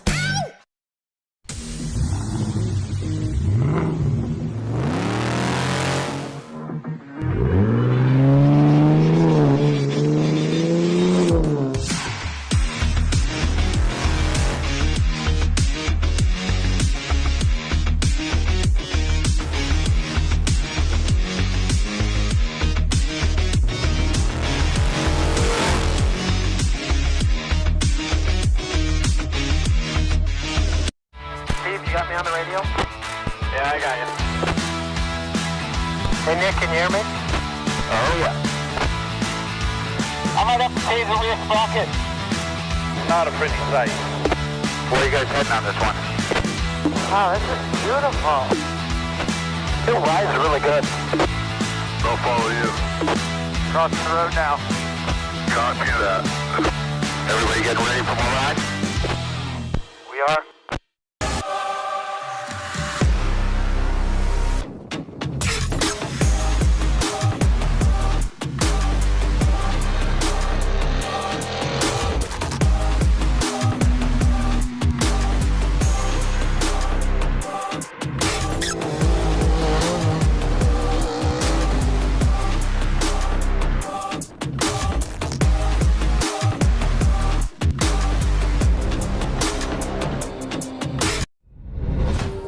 There's only one real question. How bad do you want it? Every challenge, every setback. They're gut checks, testing your will. The road ahead is rough. No excuses. Built to do it all. Unstoppable.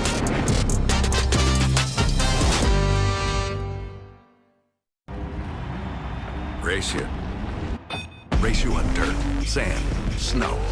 Race you through this, over that, all day, all night. Race you on four wheels, one wheel. How about no wheels? Race you with the world watching, this guy watching. Race you to the summit, maybe not that summit, to sub 7. Any event, any terrain, anytime. Race you.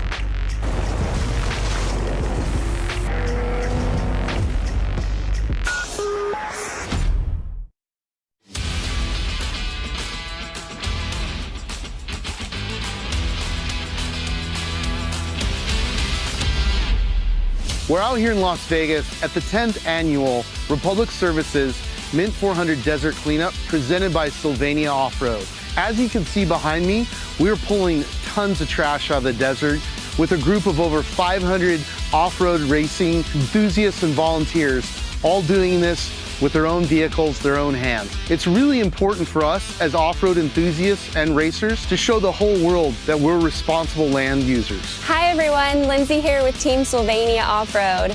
Sylvania Off-Road has proudly been the presenting sponsor for the last 2 years, and we are so excited to be a part of this event. Seeing the impact the off-road community can make when they all come together, even in such a short amount of time, is truly inspiring. We've got some great prizes we're about to give out. We've collected a ton of trash, and overall it's been a huge success, and we're very happy to be a part of it. This year's event marks a full decade of doing desert cleanups. Since then, we've pulled over 500,000 pounds of illegally dumped trash from this area. Special thanks go out to Steve Orico and the entire Republic staff. Without them, we couldn't put on this amazing desert cleanup. Make sure you come out and join us March 4th through the 8th for the BF Goodrich Tires Mint 400. With over 500 teams, it's gonna be a big one. And welcome back to the 2026 BF Goodrich Tires Mint 400. We are out here in Prim Valley, Nevada, just outside of Sin City, Las Vegas, for possibly what is, no, definitely, the greatest and the best desert race in the United States of America. But let's just talk about this. This is the American Off-Road Racing Championship, of which the Mint 400 is part of. It started with the Parker 400. Then we moved on to the BF Goodrich Tires Mint 400, which we are at right now. Then we moved to the Silver State 300, then the Vegas to Reno Legends Rally, then the Vegas to Reno Rally, and then the Laughlin Desert Classic.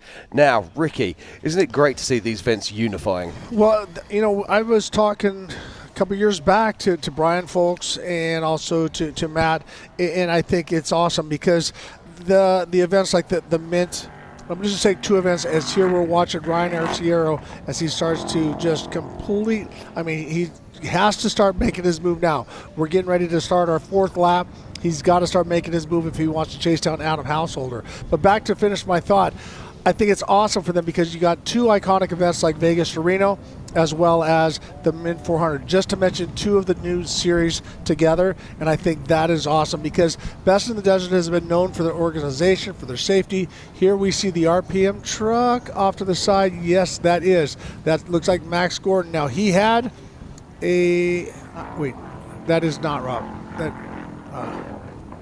Yeah, that is gonna be the RPM truck. That is, you know, it said Speed Max. UTV. That is Max. They had said you'd set a serpentine belt go off on one of the engines. So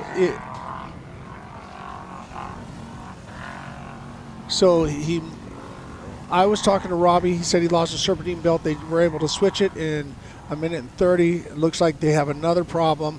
So they're taking the front hood off, and they did change the serpentine belt in the front motor. I asked him, if you're wondering, there's a motor in the front and in the back of this vehicle. So here comes some waters, possibly some overheating. Back to you that can see they popped, problem, they popped the radiator. You can see it's overheating. So that was a problem that they had, and they switched that radiator. So a continual problem with that number 5 RPM Speed UTV truck.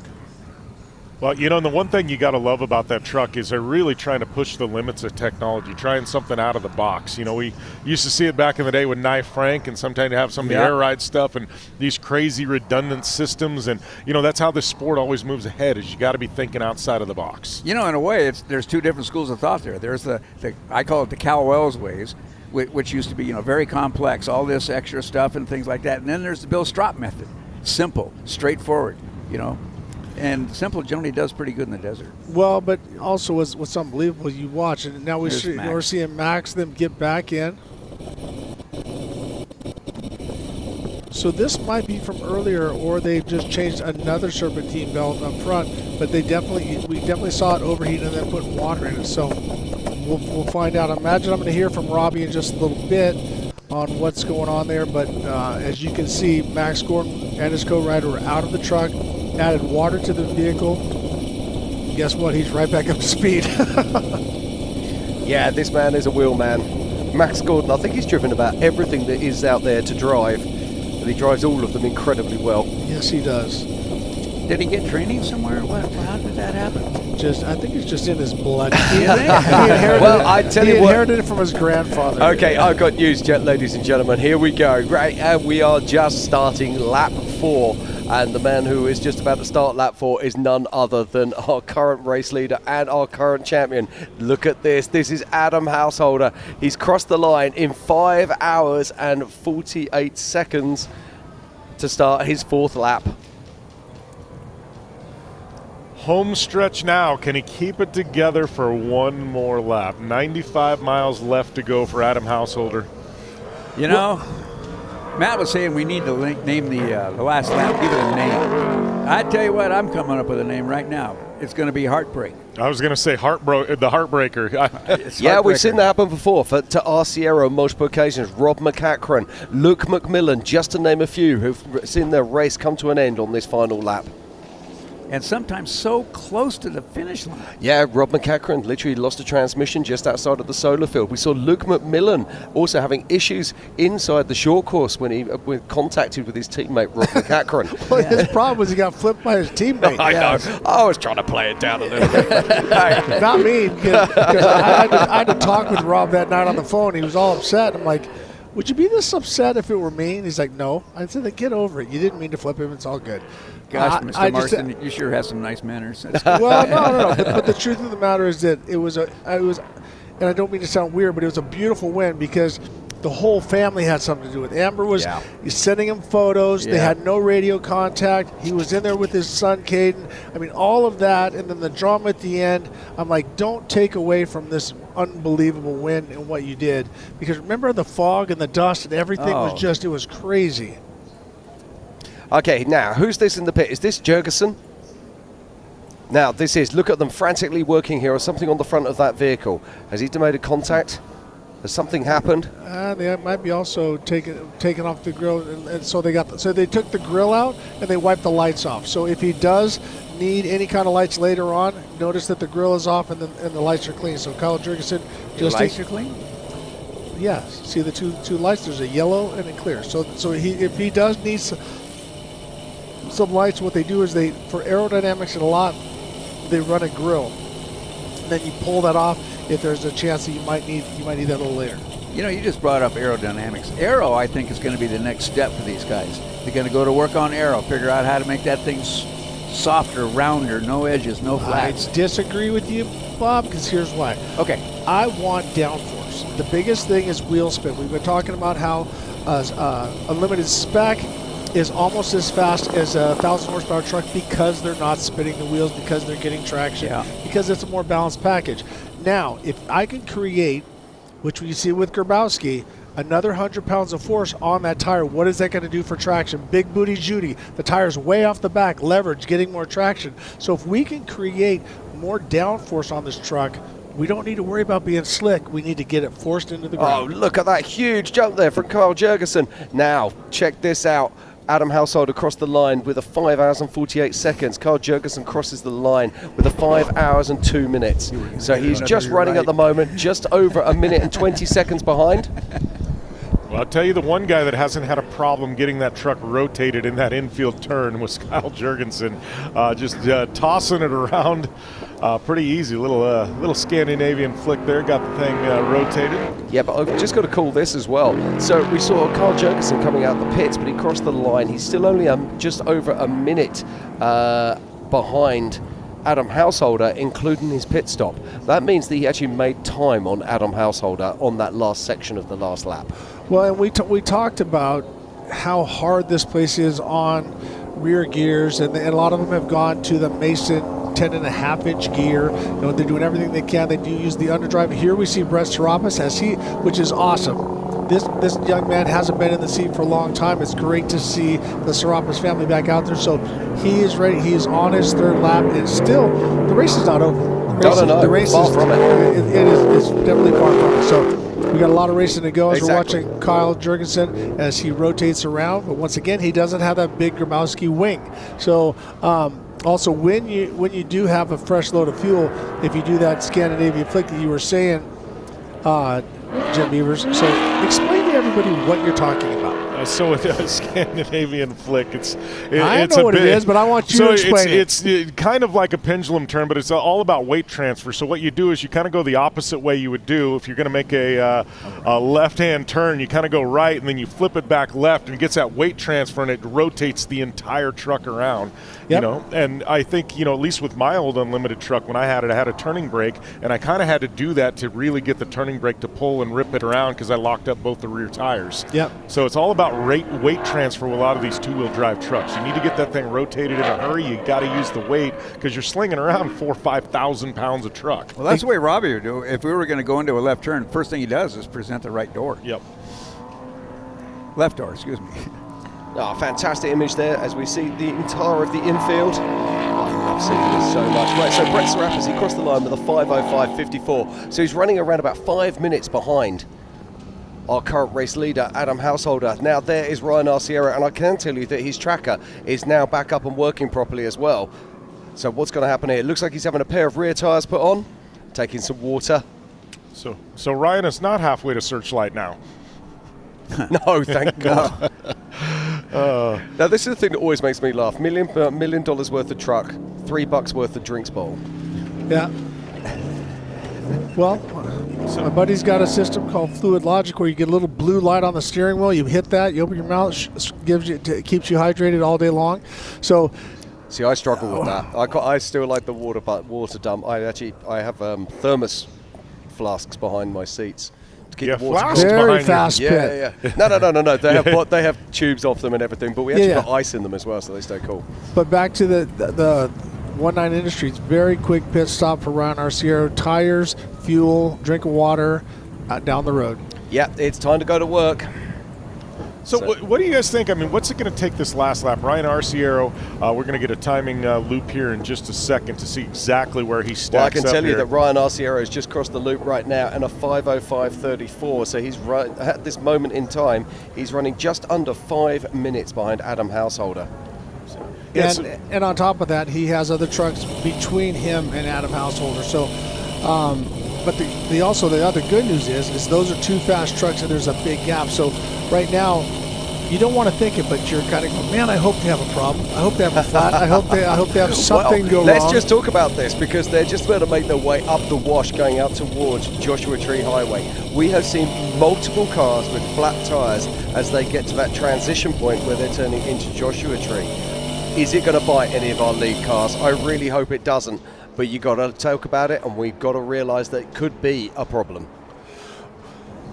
Well, I would love to know how many vehicles are out of the race at this point. You know, the attrition here is off the chain because there's no death looming around every corner. When I say that, death to wheels and tires and things like that. Not so much to hurt drivers, but to take the cars out. Well, I can tell you now, just looking down at my tracker, that there is probably something in the region of around about 20, no more.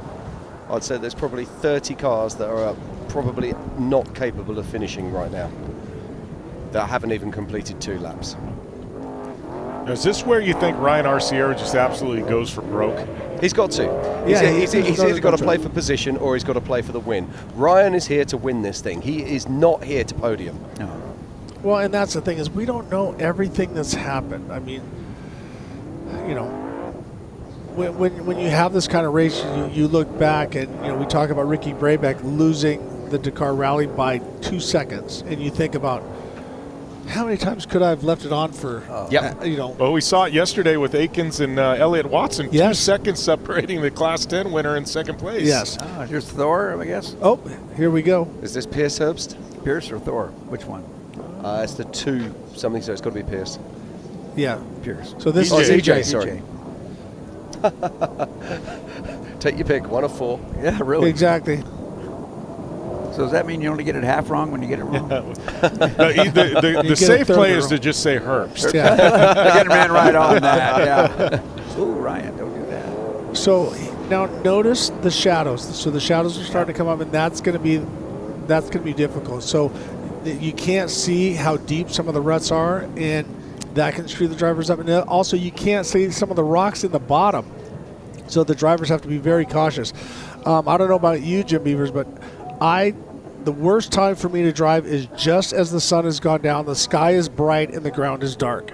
So my lights don't really work well, and my eyes are adjusted to the sky, and I can't really focus on the ground like you can see the shadows in the ruts. No, and that's a point where you're a driver where you're going, son, just go down so I can flip the lights on and get back to racing, because you're right, it does get difficult to see a lot of the different nuances and the change. And, as we were talking yesterday, I can't even think of the word that I was talking about, but when you're driving, you're looking at just small variations in the terrain as a driver is what you're seeing. And when the shadows start going over things, it's hard to see those small variations. Yep.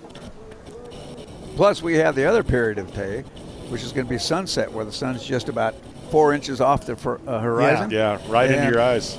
Now look at this. Now this is what we were talking about. This is the top of the wash where they just before they cross into co-driver out of the truck. Yeah, where they cross into. So let me walk you through this. Go for it. If you look at his hand. So notice he's lifting it, but he doesn't do that immediately because the co-driver will get out, loosen the lug nuts on the one side. Then also when he pulls that tire off, that's when Adam raised the truck. So you can see it's off to a 45, not quite a 45 degree, but it is up. So the whole right side. So it looks like he got a right rear flat, and this is when time absolutely speeds up in your mind. You're like, it just click, it's going and going and going. Come on. But it's obviously you can see how quick when he starts to put that down. That means his co-driver has let him know, I got the lug nuts on, 3 Ugga-Duggas, and it's time to go. Right, Jim Beaver? Yeah, absolutely. I was just trying to check the tracker here and see exactly where that was, but his tracker isn't pinging. Yeah, so we're just trying to find out where his tracker is. Now, I don't think this is the area that I thought it was, because this would be too soon. So normally it's at the top of the wash, just before they go into Joshua Tree Highway. I think this is before that area. This is that uphill sand wash we were talking about. So this is getting into Joshua Tree. You can see there's Prim in the background. But I noticed that Adam reached over, opened the belts up for his co-driver. Yep. See, now he's holding it to hand him the belt. And they're rolling, so then he'll hook himself up, and he won't get up to speed until his driver is completely bolted in. So notice he puts the window net up that contains everybody in the vehicle, and you're safe. Just kind of moving along. Notice the roost isn't big off the back.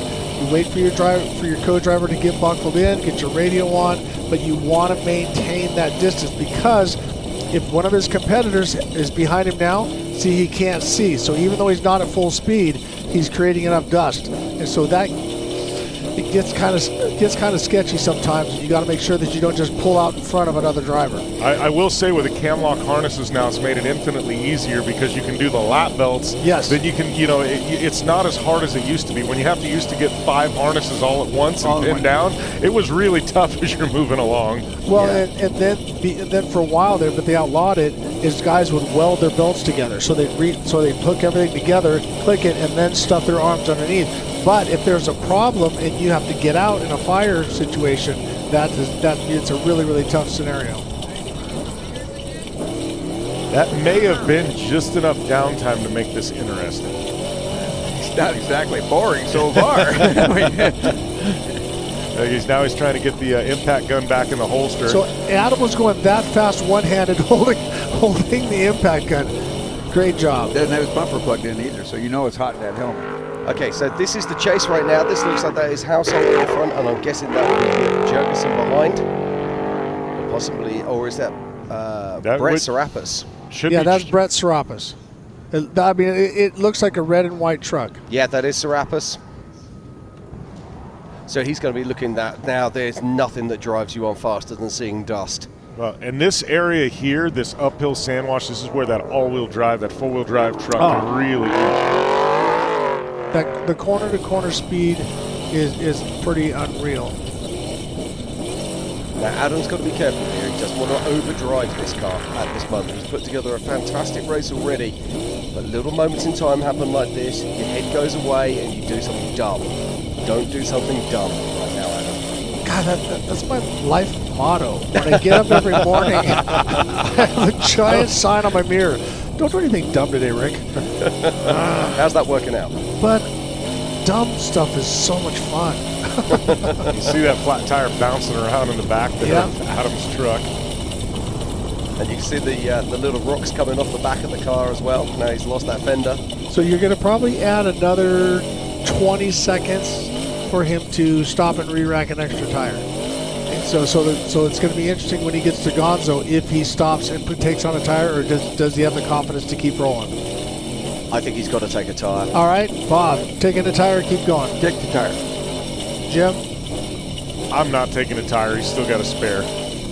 I'm taking the tire because I know me, I do dumb stuff, and there's a lot of rocks out there that can kill me. And also, as we've seen before, we've seen double flats. A lot of times they won't rear their head immediately, but you hit one rock and it bam bam and it catches the front or the back, but then later the other one gives. So, but I have I have done it many a times where, like, I can't do it now. Let's wait till a pit, because in the races in Mexico, you have your support trucks peppered along the way. Here, you can only get assistance at Gonzo Pit, Gene Herbst, and then also Maine. So you can't get assistance from other people, but you can take one from a racer. We've done that as well. Now, I'm just looking on my tracker at the moment. We're around about 30 miles or 33 miles from the Gonzo pits. Now, the interesting thing about that is it means that he's got to lay down through this area. And we've got, I'm looking here, probably about 7 or 8 lap traffic cars that could be potential problems for Adam Householder as he makes his way towards that pit. And the reason that pit's important for us is because that's our next time split. So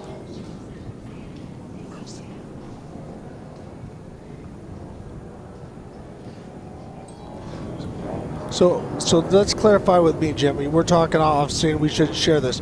Where do you think he got his flat on what race I'm mile? reckoning that he's going to be somewhere around about race mile 5, just before he made his way up in through the top of the wash and into Joshua Highway. I'm going to assume just he's coming through Joshua Tree Highway right now. I'm going to say he's somewhere around mile marker 12 because I'm looking at where he's at, and I'm familiar with the area. But if you look backwards out of his car when he was changing the wheel, you could look back down towards the solar panels.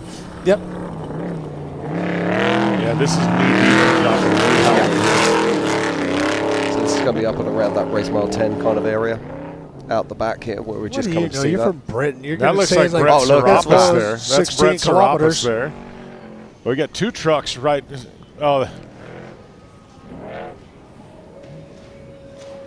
almost looks like an old pro truck, doesn't it? no, That's was 2 wrong. Brenthals. I saw the silver, but that wasn't Brett Serapis. And that's the other Grabowski's brother. Yeah, that's Troy. So 2 Brenthals going head to head there. Now, are these going to be incidental carnage in the race for the lead? Well, here's where we've had multiple tires split right at the exit of Joshua Tree Highway. We've seen multiple flat tires. You go around the corner there. This is where we saw Adam Householder, what was he, at 120 down the straightaway. So Troy was able to catch him, but as you can see in that little S-turn back and forth, all of a sudden now he lost all that gap. Now he has to sit right at that pocket of window. Yeah, and this is that was right in towards Beer Bottle Pass around that corner. So we got Kyle Jurgensen now in the middle of Joshua Tree Highway. Yeah, currently 3rd on track and 2nd on adjusted time. We're going to see some shadows doubling here in the next 35 minutes. You see the dust up ahead there. That is the dust of Adam Householder. That one. I do hope that wasn't Vaughn Gittin Jr. I just saw sitting down there on the side of the track. Notice the little lines off to the side, cleaning things up, staying out of the big ruts. That's how tracks mature. It's kind of like letting wine breathe. Everyone, somebody somebody makes a mistake and straightens out a corner, and it's like, oh, it's safe for us to go through there because somebody's gone through there. That is not short coursing. For instance, he didn't cut from one corner all the way to the other corner, so a little bit off to the left or the right, we allow the drivers to do that, so there's no problem. And that's what you have to do. I've got some pretty big news going on here. I'm just looking down at our top 5 right now. In 5th position this is all on adjusted time. In 5th right now it's Ryan Arciero. In 4th is Brett Serapis. In 3rd is Stephen Beal in the Unlimited Truck Spec. In 2nd is Carl Jurgensen, and 1st right now is Adam Householder. Wow, Beal has really pulled it. Has brought it to speed. Yeah, he's having a phenomenal run today. Going to start putting some pressure on Kyle Jurgensen on corrected time. Yeah, just looking here right now, he's around about 3 minutes behind Carl on the corrected time. So he's still got some work to do. But a fantastic run from Stephen Beal. So now notice this is Adam Householder. Watch the shadows. See the shadows, they start to play tricks on you because you think that shadow is a bump and it starts playing tricks on your mind and you flinch for it, or you don't see the rock in the shadow, so you're constantly having to micromanage every little thing and see everything you can. So myself, being the age that I am, my eyesight's not as good as it was, and when I started wearing glasses, that brought my racing level closer to where I was at a younger age because I could see every little nook and cranny. Some people go, I can see good enough. Well, I want to see everything that I can. And we see Ryan Arciero wearing prescription glasses and a lot of guys. So I used to have eagle eye sight, but not anymore. Obviously, that's why I'm 4 eyes guy now. So Adam Householder making his way out through the back of Joshua Tree Highway. Somewhere around between, I'm guessing probably around about race mile 12 to 15. Who would have thought 10 years ago that we'd be watching the leader of the Mint 400 in 3 different angles, one from the air, one looking forward, one facing back. And all crystal clear. Crystal clear. I mean, because Bob, you remember when you had to tie a note to a pigeon's foot and throw it in the air? If it was a good pigeon, you didn't know for sure. That sucker kept coming back. You're like, no. Well, let's be straight. I mean, off-road motorsport coverage has just been remarkable. I remember right the way back in, I think it was year 2000, Simon Buck from the UK went out to Malaysia. He won the Malaysian Rainforest Challenge after 8 days of racing. It was nearly 2 weeks before we found out about it. Yeah. You know? I mean, that's no word of a lie. And then to read the story was literally 3 months later when a printed magazine came out that could tell you something about it by the time they got the photos out. Off-road racing went through the same thing, Jim. Say again? Yeah, off-road racing went through the same thing. Yeah. You had to wait for a Hot Rod magazine. No, Dusty Times. Dusty Times. I remember my dad would go down and run Baja, and we would sit at home and wait for him to make an international call after the race when he got back to the hotel, back to the house to, see how he did. Yep. You have a collect call from Answer the Damn Phone. Look at Adam working his way through. See if we can get through this little spot there where it seems like more often than not we've seen some people cut some tires. Look at the angle of the sun right there, too. This is the spot where we saw him get up to 120. So if we can take a close look at his screen, we'll see what he gets up to. Now this is it. He'll be taking a massive sigh of relief now he's come out through there. He'll be thinking, great, fantastic, I've cleared through there. Let me get me through Beer Bottle Pass, God. Let me get through there, and we're going to start making some space between us and the cars behind. But this man is hunting, and this is Kyle Jurgensen. Well, and Kyle's been in this position before, and what I love about him is he doesn't change what he does. He's on. It's like it looks like he's on kill mode the whole time. But notice all the body panels are on the truck. The front fenders aren't gone. This guy, it's smooth. He's very, very, very smooth, but so aggressive, and he's also very fit. Him and his co-driver, you watch them after the race. They're ready to go for another 400. Yeah, and this Camberg Kinetics truck, it is a special piece of kit, isn't it? Now, Camberg and Magnaflow are sponsoring the Mint 400 this year, but they're not just building cars. They're building brakes, they're building shock absorbers, they're taking a whole new development package to this sport. Well, and I was talking to Jerry Zeiden in the VIP, and I love what him and his partner have done. They started out building lift kits for vans and stuff like that. And they're both engineers, and then they started tweaking on that, then building trucks, then building the Rangers, and now building complete, unlimited trucks and shock absorbers and everything. It's pretty awesome. Here's Brent Serapis. So Brett Serapis putting down a very good race indeed. And we've now got 12 cars that have started this lap 4 here at the 2026 BFGoodrich Tires Mint 400. Well, and Steve's got to be very, very proud of Brett. And like I said, it's one thing to go do a couple hundred miles of testing and doing this, doing that, but when you have to go out and race in that, and he's still learning all-wheel drive, he's still, when you sit out of a truck for that long, for him to jump right back in says a lot about his character and his patience as a driver. But not only that, but his physicality to drive as aggressive as he is. Yeah, he's moving through here. Gonna make the corner here. Head up towards Beer Bottle Pass. Currently sitting in 4th overall on corrected time. So we should be seeing Householder drop. Yeah, well, Householder should have already made the turn into Beer Bottle Pass. Just looking down on my map, I think he should be coming out the other side, and possibly have already made the turn out the far side. Oh, here we go. Oh, he's in there right now. Look, here we go. Yep. just said. Yeah. Gotta go play bingo. Beer bottle pass. A little bit easier this year because they're going down beer bottle pass instead of up it. I'd rather go up.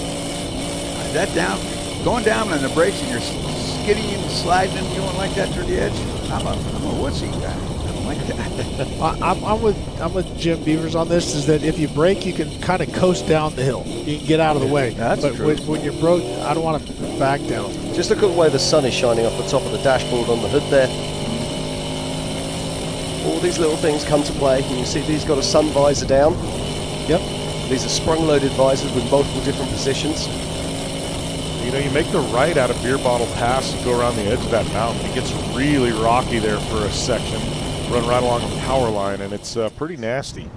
And running beneath him at the moment is Ryan Arciero. And he's making his way through. Jim Wait, Marston, it's about time. I need some free pants as well. I was going to say, you're making your play for some pants. Only one that hasn't yet's Bob. Bob's confident in his underwear game. He doesn't wear any. He goes commando. I mean, he's been commando for longer than any of us want to know about. Bob, when did they invent underwear? I'm just curious. What year was that? What are they? I don't know. Bob's going, what's underwear? They invented those? My mama didn't tell me about those. So Ryan Arciero, he needs to try and find 5 minutes on this final lap. 95 miles. Trying to find a few extra seconds on every single bend.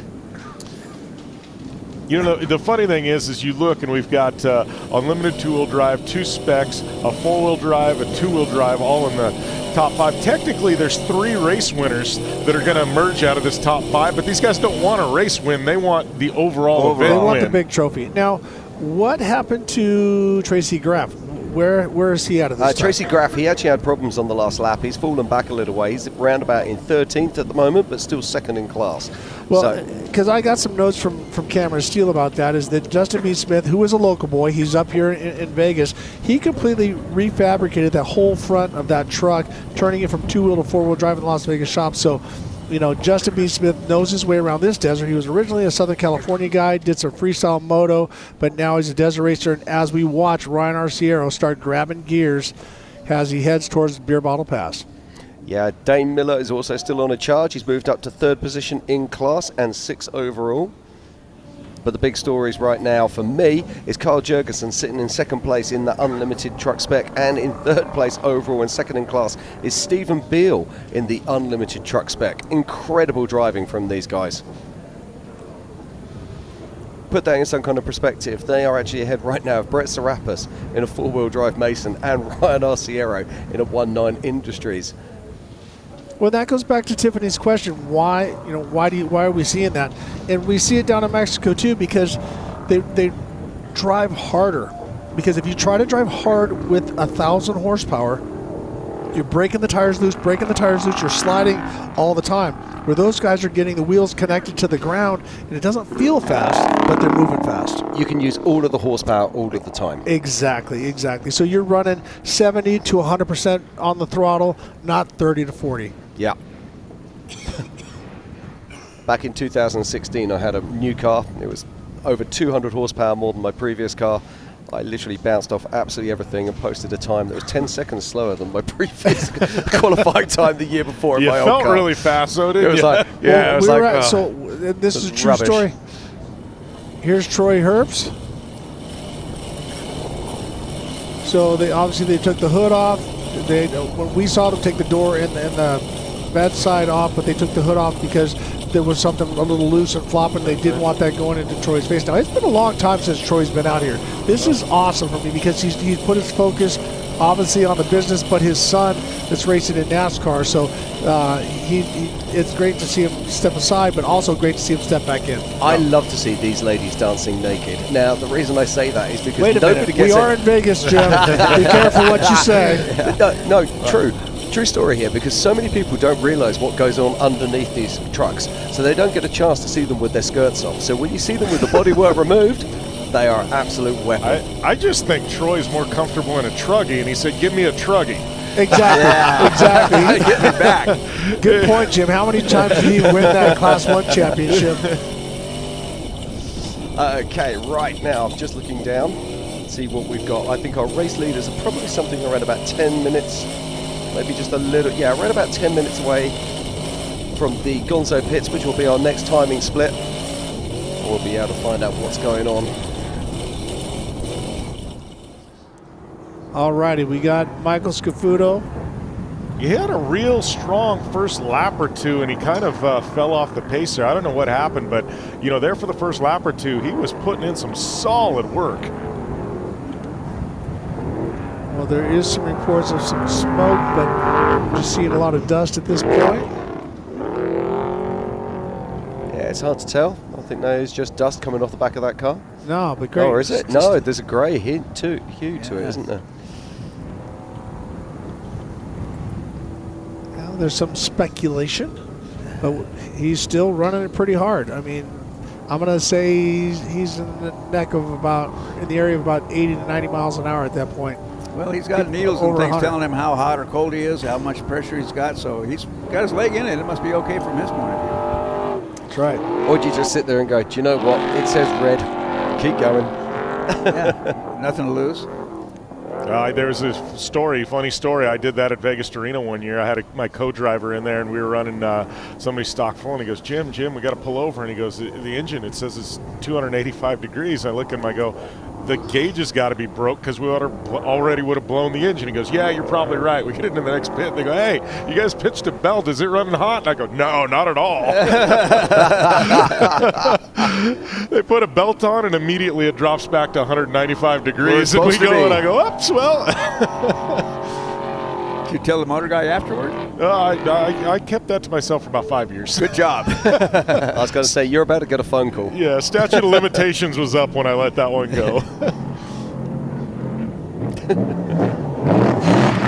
got to feel sorry for these engine guys, because you know the phone call they get every single weekend is, well, I was doing absolutely nothing wrong, and it just went bang. Well, just before that, we were watching David Ziegler. Here we see Troy Herbst back out there, as Jim says, and the naked lady dancing around.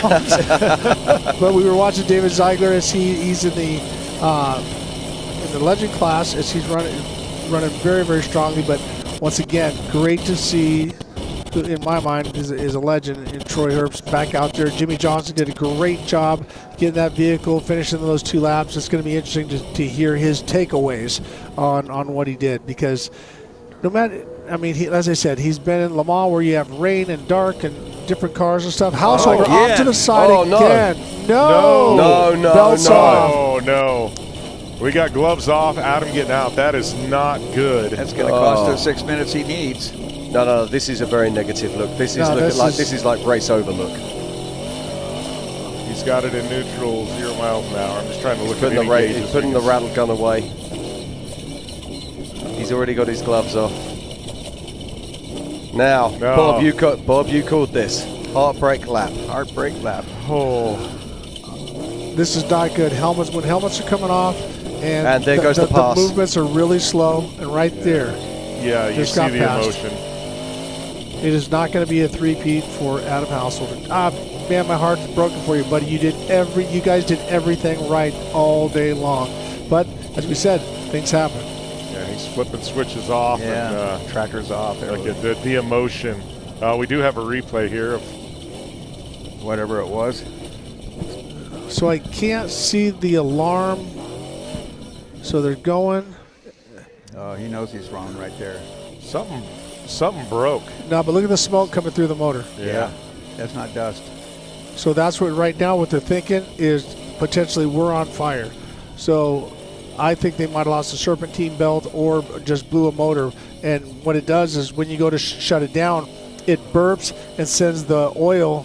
So yeah, he lost the serpentine belt. So he's trying to. But surely if you've lost a serpentine belt, you just fix that. Yeah, he would be able to turn the wheel like that. So you're absolutely right, Jim. But this is a heartbreak. So they get out, they look to see what happened. Now, yeah, this is not the way you want to see a race end. He's driven a flawless race. Tough blow. That's almost the trouble with this. Okay, look, he's got a belt in his hand there. The co-driver looked like he had a belt in his hand. Yep. So if they can do that, they can still get this girl together. But okay, so I'm guessing this will be Brett Serapis, or is this going to be Kyle Jurgensen? Kyle Jurgensen. So where is Brett Serapis? Because he should be ahead of Kyle Jurgensen. I don't see any dust. I think we are now looking at our physical and on adjusted time race leader right now. Talk about shaking up the world. Oh, yes. At the moment, there's a lot of people in the Camberg pit with sweaty palms. Oh no, but just so proud that they're. I guarantee they're not bragging or anything like that, but they have to be so proud of themselves putting this truck together like that. Hey, we've still got more than half a lap to go yet. It doesn't matter. Pay it off just yet. It doesn't quite matter because he's raced his way to the lead. I mean, he was right on. You can see how dejected Adam is. But let's go back and give props where they're due. Kyle Jurgensen in that Camberg truck with the kinetic shocks, all the different parts that they've made, they have to be so proud of themselves. And of course, the race is not over, and that's what they're looking for. But right now, leading in a unlimited trophy truck spec at this stage of the race is pretty unreal. Yeah, it is indeed. And as I say, that's our best guess right now until we get to the Gonzo pit, which is our next split, and we'll be able to actually verify exactly where everybody else is on the course. But I can tell you that Adam Householder won't be getting to the Gonzo pit anytime soon. Well, and that's absolute heartbreak. And he just turned his camera off, so tough break. Okay, so as the action continues here at the 2026 BFGoodrich Mint 400, we continue with the action, and what action it is. It's incredible stuff. We saw, of course, Brett Serapis going first off the line this morning with Adam Householder just behind him, and we've just seen Adam pulled over on the side, but there's still so much more racing here. Do not go anywhere. Join us back shortly for more action.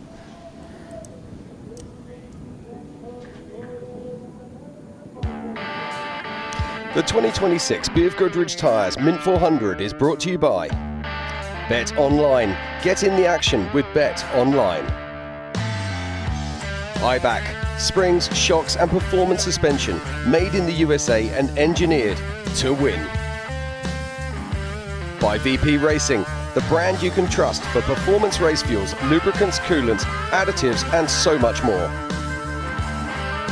Sylvania Off-Road, built for any adventure. By Toyota Racing, your race, your story. Powerstore Pros, PSP, outfitting your off-road experience. And by King Shocks, performance racing products for utility vehicles and professional racing.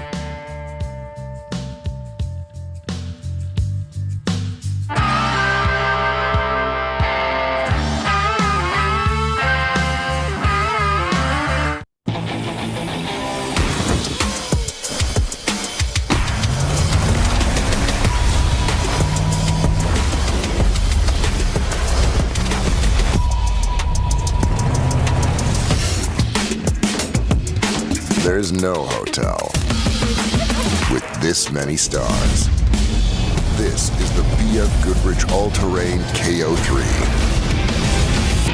BFGoodrich, what are you building for?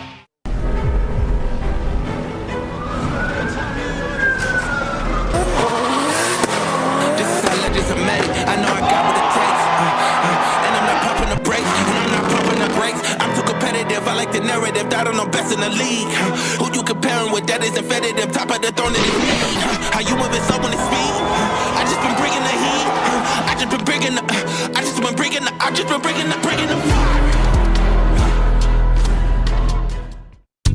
You need parts? We got parts. Product availability. Just one part that makes O'Reilly stand apart. Like Sylvania LED off-road lights for ultra night vision and ultimate off-road visibility. Rugged construction for tough off-road adventures. Visit the professional parts people at O'Reilly Auto Parts today. O'Reilly Auto Parts.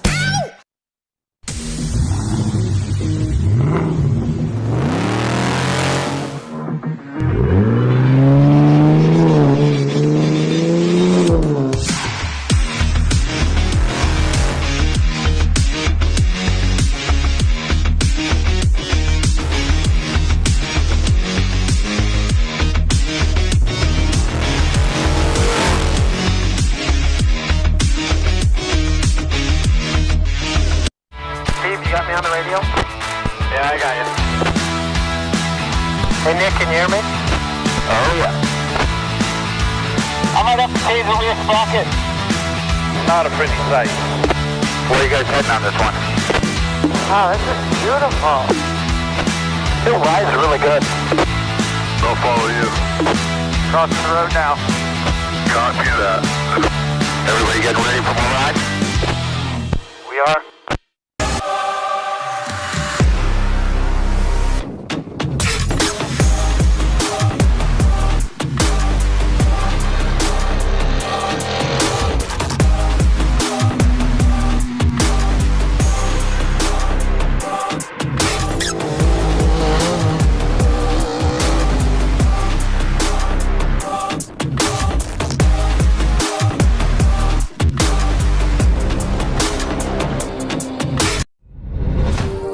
There's only one real question. How bad do you want it? Every challenge, every setback, they're gut checks, testing your will. The road ahead is rough. No excuses. Built to do it all. Unstoppable.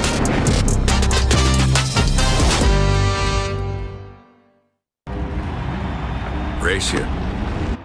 Race you on dirt, sand, snow. Race you through this, over that, all day, all night. Race you on 4 wheels, 1 wheel. How about no wheels? Race you with the world watching, this guy watching. Race you to the summit, maybe not that summit, to sub 7. Any event, any terrain, any time. Race you.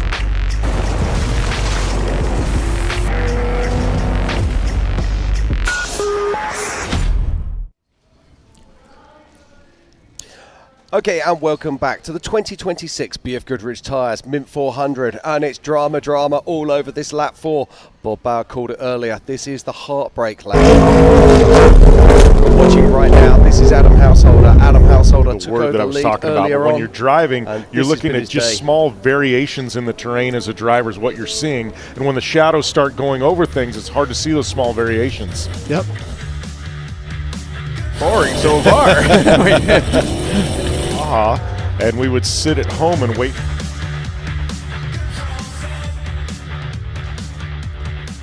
Alrighty, at this point we see Adam Householder pull over and he thinks he's got a front flat. You can see his co-driver get out with the gun as they go to look, but unfortunately for them, this is not going to be a three-peat. So as they sit there, they look and they see, as you see Kyle Jurgensen go by, Adam Householder texts me and let me know that he has a broken lower A-arm. So it's just one of those things. This will not be the third in a row for Adam Householder. My heart is broken for the team, for him. They did everything right all day long, qualified great, raced great all day, couple flats, which so did everybody else. But unfortunately, the lower A-arm gave up, and that handed the lead to this man, Kyle Jurgensen. Yeah, absolutely. Now, we're still waiting for confirmation of that, but we do believe this is Kyle Jurgensen in that Camberg Kinetics truck, running in, of course, the unlimited spec class. Absolutely unbelievable stuff, but that's why we come back to the Mint 400. That's why we love this race so much. There is always drama, there is always action, and there is always stories to tell. Now, he should be coming up. Oh, hold on. Here we are. Yeah, we're this is Gonzo. So now we're going to get some confirmation. So Kyle Jurgensen is our current race leader. That is confirmed. So where is Brett Serapis? He was ahead of Kyle Jurgensen earlier. Adam Householder was ahead of Kyle Jurgensen. We saw Adam broken on the side of the track. So Kyle Jurgensen just crosses through in 5 hours, 43 minutes and 7 seconds. Who's going to be the second car on track? That stopped you in your tracks, gentlemen. Well, it did. Like all of a sudden, we're sitting here, we become race fans instead of reporters. But my mind was going towards, the one person that could be a threat to him would be Ryan Arciero. But Ryan started in front of Kyle, so he has to get by Kyle and then also put time on him as well. So very, very tall order, especially if Brett Serapis is in between the two. So. Well, actually, you say that. I'm just looking here. Ryan Arciero went out alongside Kyle Jurgensen. Okay, so they're on the same minute. They are on the same minute, yeah. So I will make an observation if I'm reading the data correctly, though. The one guy that possibly could challenge Kyle Jurgensen is going to be Stephen Beal. Yep, someone in the back, because as you said, you're not dealing with a position. Here we see Ryan Arciero as he works his way. That's way past Joshua Tree Highway, so we should be seeing him shortly at, I think he'll be coming up to that hard left-hander. Yeah, I'm just wondering if we're actually going to see Adam Householder on the side of the track in a minute. I believe he's through Joshua Tree Highway. Yeah, I think this looks like the same area to me as Adam Householder is. I wonder if we're going to see Adam on the side of the track. The tracker shows Ryan right about mile 28. Yep. And mile 30 is Gonzo, so he's getting close. Looks like he's in a hurry, too. Can you imagine, Jimmy? Well, you know, it's one of those where I think Cruz probably radioed him, and then he went past Adam Householder at some point. He went, you know what? It's go time. I got to go. You bet. You know, that's one less truck he's got to deal with. But now it's reeling in Jurgensen. Right, I've got some news. Brett Serapis has just passed through Gonzo. We're going into Gonzo right now with a 5:48.08. So he is 5 minutes behind Carl Jurgensen on adjusted time. So that puts him about, actually more than that in distance because Kyle started behind him. Yeah, absolutely. Well, no, this is on adjusted time. So yes. Carl Jurgensen is 5:43 and Brett Serapis is in 5:48 and currently sitting behind him. So Jurgensen made the pass. I'm going to say that it's most likely that Brett actually had a flat tyre coming up through Joshua Tree Highway or in the wash, because we know that he was definitely ahead of Jurgensen when they get started lap 4. And here we go. Here's Brett Serapis as he exits Gonzo pit. Yeah, so he's in that speed zone. He's going to see a green sign up here momentarily. It'll say resume race speed. See him get back on the gas. You're going to see a bunch of huge whoops from all the acceleration bumps. That pit has very much cleared out. Tells you about the attrition we've seen out here today at the Mint 400. Is that a brand new tire in the back? Yes, it is. Yes, I think. it is. Yeah, that tells the story. I think that's exactly what happened. He's had a flat tire in the last 30 miles. Must have been left rear. Does look that way. And that's where Jurgensen made the pass. And well, Beal, we can't count him out because he's been moving good, and now he should have clear air at the last part of this race. So we should be seeing Brett get on the gas real quick here as it starts to roll, gets a little bit bigger, and then they're going to here. Notice Boom. the holes. Bam. Another one. Now we saw Adam Householder, of course, going across to the right-hand side of the track, so that'll be the left-hand side of the track as we're looking at it, trying to get out of those holes on the start of lap 3. But look at this, Brett Serapis is really laying it down. Now he needs to put this Mason to work. Now the question is, does he want to go for the overall? Has he got what it takes to be able to catch and actually even pass Carl Jurgensen? Or is he playing for a class win here? Because let's not forget, he is leading the all-wheel drive class right now. Well, for me, if I was the manager of that Serapis race team, I would say him walking away with an all-wheel drive win is huge. Okay. Also, him being on the podium is huge. Go ahead. Okay, Jim. I've got some news here. Ryan Arciero has just passed through the beam with a 5:47.41. That means that he is around about 4.5 minutes behind Carl Jurgensen. So he has pulled 30 seconds on Carl Jurgensen. All right. So we're going to see Ryan do what Ryan does. Put the hammer down. He's going to be pouring it on here. We got about, 60 miles left, I believe, if they've cleared Gonzo? Yeah, that's correct. Absolutely. So 60 miles he's got to try and find all of that space. Now, let's not forget also they're going to be coming down some of those iconic trails. That's actually going to play into the hands of Jurgensen, and they're not going to be able to make that massive horsepower count. So I love, go ahead, Bob. Well, I'm just thinking, if I'm Jurgensen, I know what Ryan's doing. I know what those guys are doing. And I know that if I just stay steady, they're going to have to hit that thing so hard, they're never going to catch me. What we also know from the times that we've already seen, it's not a case of Carl is going that much slower. He is exactly on their pace. He's exactly on their pace. So what's got to happen now is Ryan has got to find an extra gear. Now, can Ryan reach into his toolbox, find that extra gear, get it out there on the track and show us something special. And I think Ryan, he needs to find an extra gear, but he needs a little luck. He needs Jurgensen to make a mistake, cut a tire, give him a little bit of breathing room to make up some ground. Well, that's the other thing about these spec class trucks is they're not as hard on their equipment because they're not using that massive horsepower. So they're not tearing the tread plates off of these tires. So everything's kind of playing towards a tread plate. It's called a knobby. Come on. Good grief. You want to call it that? A tread plate. Oh, no. Oh, this is still in the speed control. Yeah, I was going to say. Don't do that to me. Don't scare me, man. I'm like, ah! His tread plates are rolling awful slow through that dirt.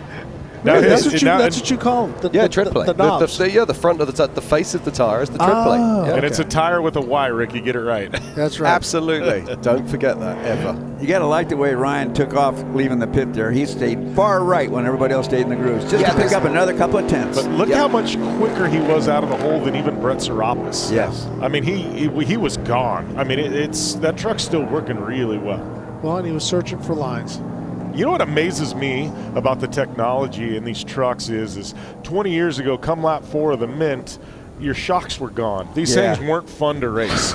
And you look at what Ryan's doing and what Jurgensen's doing, I mean, they are just flying. It's like they're hitting these holes as hard as they did on lap 1, and shock technology has come so far in the last couple decades. Well, and now, as I said earlier about the active suspension, you could change it on the fly while you're going. Well, I want it to free up. We're in a high-speed area. I want to get more control. As we go back to Troy Herbst, as he gets across the lake bed, and he's on his way back to start his 4th lap. But to finish my thought on the shock technology, as I said, Fox has had out for a while the active suspension. Rob McCacker was running that many, many years ago where he could switch compression and rebound on the fly. Now it will read the surface and the algorithms and all the different stuff. But with King and their new system, the drivers can change it, more compression, more rebound, and a combination of 9 different settings that we're going to be running down with the Villadosla truck. 140 miles an hour. So Troy remembers where that skinny pedal is. Yeah, I remember talking to you about this many years ago, Ricky, and I said to you, did they have to hit the back of the stop and then lift off a fraction? You were like, nope, they just pin them wide open. Yeah, because I remember Shaver used to do our motors, his Chevrolet, and I said, what do I do? Do I need to breathe it? Do I need to do this? He said, no, wide open. And I remember when Jimmie Johnson first went to Daytona, when it got into a Busch car, they said, if you let off, it's going to blow up. And it might blow up and spin out on you. So he went out there, never been on a super speedway, put it to the floor, and he said he was almost crying going down into turn 3. He says, they said don't lift, they say don't lift, they say don't lift. And he just kept it wide open all the way around. So that's the kind of commitment you get from a driver like Jimmie. All right, our leaders here, they're out towards Walden Mountain, which is going to take us to those big, deep sand whoops out on the northern part of our course. But this is the great part where they can look across and see that dust and see another driver coming, as well as seeing the helicopters. That lets you know. We're back with Kyle Jurgensen, the current race leader overall and leading Unlimited Spec. So great job with Camberg, Beast, Magnaflow, and obviously the driver, Kyle Jurgensen. You can't say enough good things about him. Exactly, and he would have seen Brett Serapis. I'm not sure that he would have seen Ryan Arciero, but he would have almost certainly seen Brett Serapis there going down the opposite side. And would he allow himself a smile? It's Kyle Jurgensen. He doesn't smile when he's at work. But both Ryan Arciero and Brett Serapis are going to really have to spank it here for a while. I mean, they're about to run out of time, and hopefully, like Jimmy Beaver says, hopefully it'll be a little luck for somebody else. Bad luck. Well, he's pulled 30 seconds in the last 10 miles. In the last 30 miles. That's literally 1 second per mile. He needs more. He's got to find a lot more. Yep. Yeah, Jurgensen switching lines there. I don't know if you saw. He's taking some different lines. This is the same line that our leader, Brock Hager, took over the lead yesterday. We were watching, and he got off to the left, and this is a legal line. He's not doing anything wrong. But remember, Brock Hager was able to cut down as a hard left at the end of this and was able to get by. Yeah, that was Corbin Leverton. That's a fantastic and I got to race note between those two. Corbin won a stage in Dakar. Yeah. So, I mean, he's not a newbie. No, he's very good. Well, you can tell that because he had that big Red Bull on the side of his car, and they don't tend to give those to everybody. Into the deep whoops. Yeah. Just bouncing through those sand whoops there. But the car looks so poised, so balanced.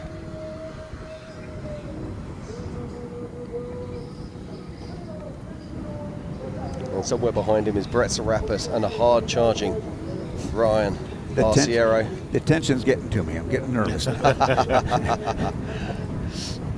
Okay, so we've now got Dustin Grabowski, who's made his way through. He's sitting in second in class at the moment, but I think that's going to change. We're going to see Stephen Beale coming up through, and also Dane Miller. Just say that Nick Wetstone comes into battle as well. Now the section that Jurgensen's getting out to is the northernmost part on our map here. Go around the backside of this mountain and into what we call the shooting range. Yep. It's really rocky back there, kind of technical. Shooting range, they call it that because it was where people used to go shoot their guns. There's shotgun shells everywhere, blown up television sets, pretty much shrapnel everywhere. Washing machines. Yeah, there's a lot that can go bad back there around that backside of that mountain, and that's no man's land back there. That's the thing. When you're racing out here, you're like, in the back of your mind, this is not where I want to break. Okay, I'm going to be here all night long. I think this is Serapis in the front of the frame here, and I think at the back there is Ryan Arciero. Nope, that is no, but this is a different car. That's somebody. That's the Brenthal. That wouldn't be. Is that a Brenthal? I'm not sure. No, that's Erdmann. Oh. Yeah, that's Erdmann once again. He's getting lots of TV time today. Yeah. Yep. And he didn't have to brake to do it. Oh, he did. He managed to put it on his side earlier on. Oh, And nuts. this is Brett Serapis. Let us tickle his belly. So we see Brett Serapis as he works his way around the whoops as he's running very, very strong in that Mason all-wheel drive. Yes. Looks fantastic, doesn't it? Look how rough that's getting. Getting. It was rough in 1995 when I raced here. Fair point. Fair point. Well, it doesn't look like Brett's holding back. He's got a really strong pace, and so I'm pretty sure his dad, Steve, said, okay, go ahead, son. Do whatever you need to do. Go Let's have face fun. it, if Carl gets one flat tyre, the gap is gone. Yeah. It's that close right here, right now. And this is the whole thing. We're coming right down to the devil do, the devil may not. As we watch, this is Brett Serapis, currently second place on course right now, third on adjusted time. But all these guys are going to be starting to push now. But look, Kyle Jurgensen's dust is gone. That dust in front of him is That's another Erdmann. driver that he's lapping. That's a lap down, and Jurgensen's dust is already settled and out of the way. That tells you how far ahead he is. The wind has died down quite a bit. It's nowhere near as strong as it was, but still very. And here we see Ryan Arciero, and he's still heading kind of north. You can see the sun set off to the right, so he's going to have to go down and then make that hard right, which will put the sun behind him for a while. Guess we got a froze up there. But at this point, he's beneath the sun. You're going to have so many pairs of shorts. Oh, hello, who's this? That looks like one of the. Yeah. Grabowski. So Dustin's pulled over. Looks like. That looks like a belt, maybe. Yep. Digging out the old bits. Yeah. He could have broken a pulley. It could be anything up there, but they got some smaller wrenches, so they're pulling some different things off. We see Dustin out with his helmet off. Tough break. Yeah, that's tough. He was running in the top 5. Yeah, he had a really good pace going. There goes the power. And there goes our shot. Yeah. Goodbye. Cameras don't work without power. All right, so I got a message. Okay, so here we go. This is Arciero. You can always spot it. Little R44 helicopter.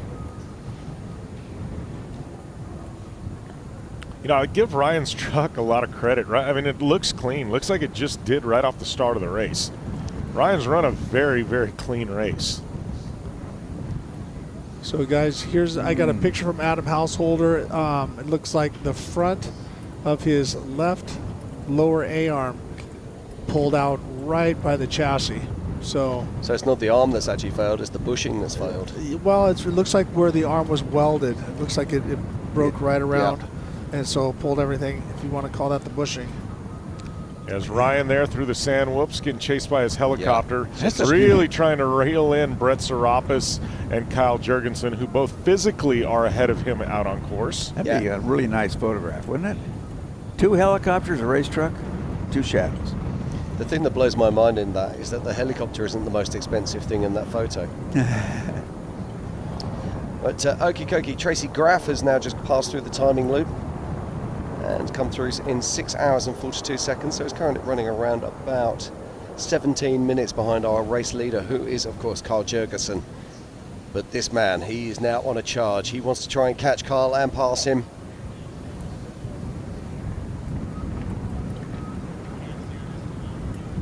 This is none other Working than his Brian way Arciero. through those rocky washes. Now we're getting to that point of light, darkness, darkness, where the track itself is starting to disappear from your view.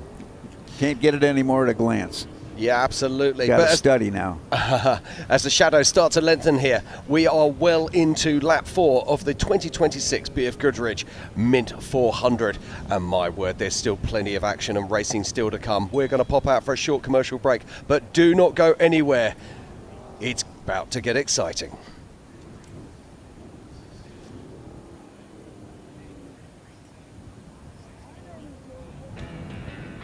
The 2026 Mint 400 is brought to you by BFGoodrich Tires. Find yourself off-road, explore the Terrain family of tires.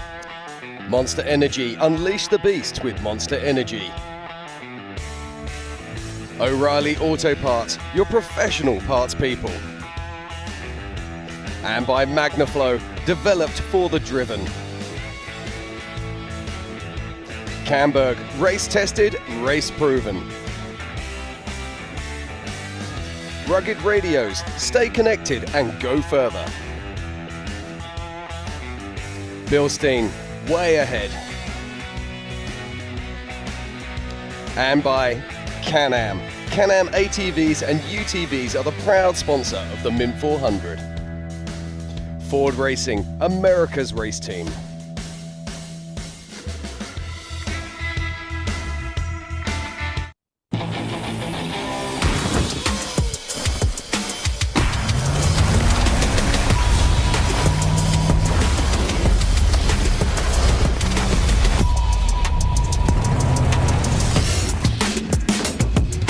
There's no hotel with this many stars.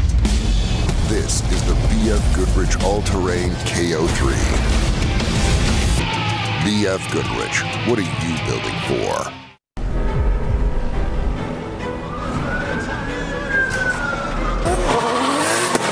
This is how legends are made. I know I got what it takes. And I'm not pumping the brakes, and I'm not pumping the brakes. I'm too competitive, I like the narrative. I don't know best in the league. Who you comparing with? That is infinitive. Top of the throne that is me. How you moving so on the speed? I just been bringing the heat. I just been bringing the fire. You need parts? We got parts. Product availability. Just one part that makes O'Reilly stand apart. Like Sylvania LED off-road lights for ultra night vision and ultimate off-road visibility. Rugged construction for tough off-road adventures. Visit the professional parts people at O'Reilly Auto Parts today. O'Reilly Auto Parts.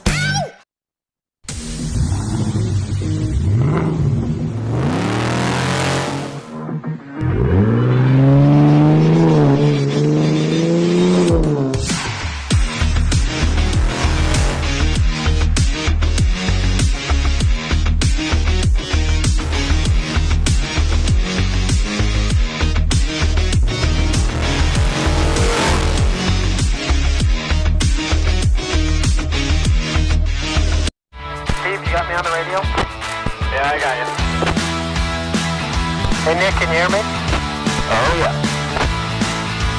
I might have to pay the rear sprocket. Not a pretty sight. Where are you guys heading on this one? Oh, this is beautiful. It rides really good. I'll follow you. Crossing the road now. Copy that. Everybody getting ready for more ride? We are.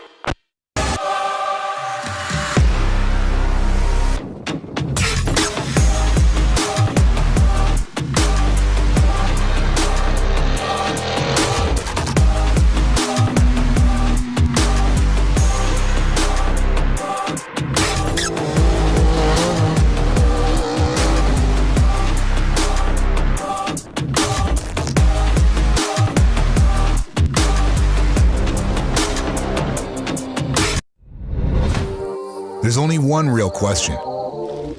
How bad do you want it? Every challenge, every setback, they're gut checks, testing your will. The road ahead is rough. No excuses. Built to do it all. Unstoppable.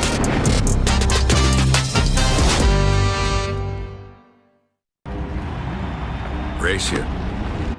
Race you on dirt, sand, snow. Race you through this, over that, all day, all night. Race you on 4 wheels, 1 wheel. How about no wheels? Race you with the world watching. This guy watching. Race you to the summit. Maybe not that summit. To sub 7. Any event, any terrain, anytime. Race you.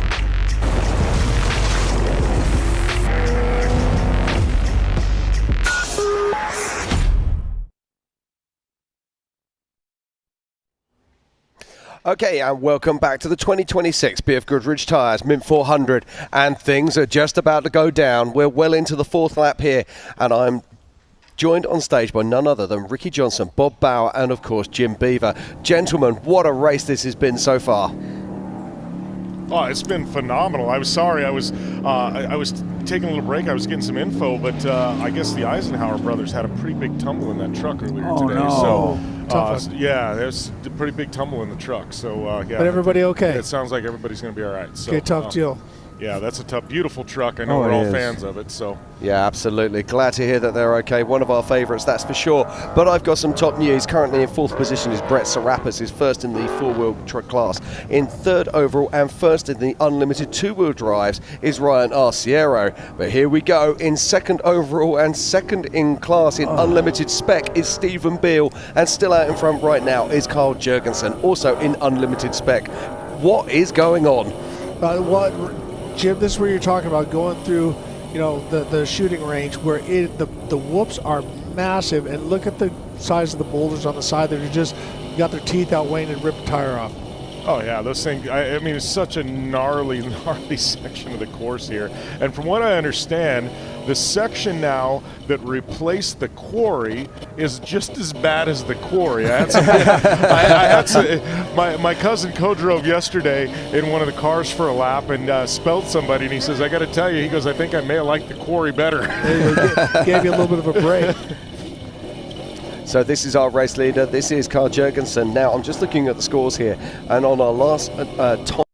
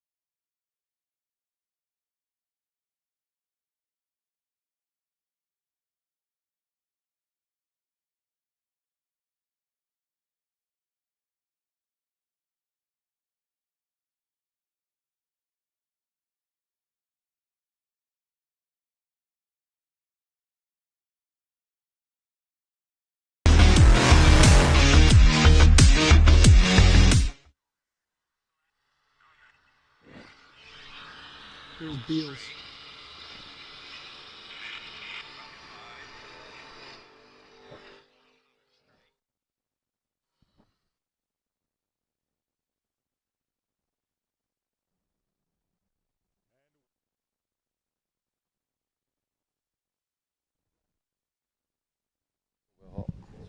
We are.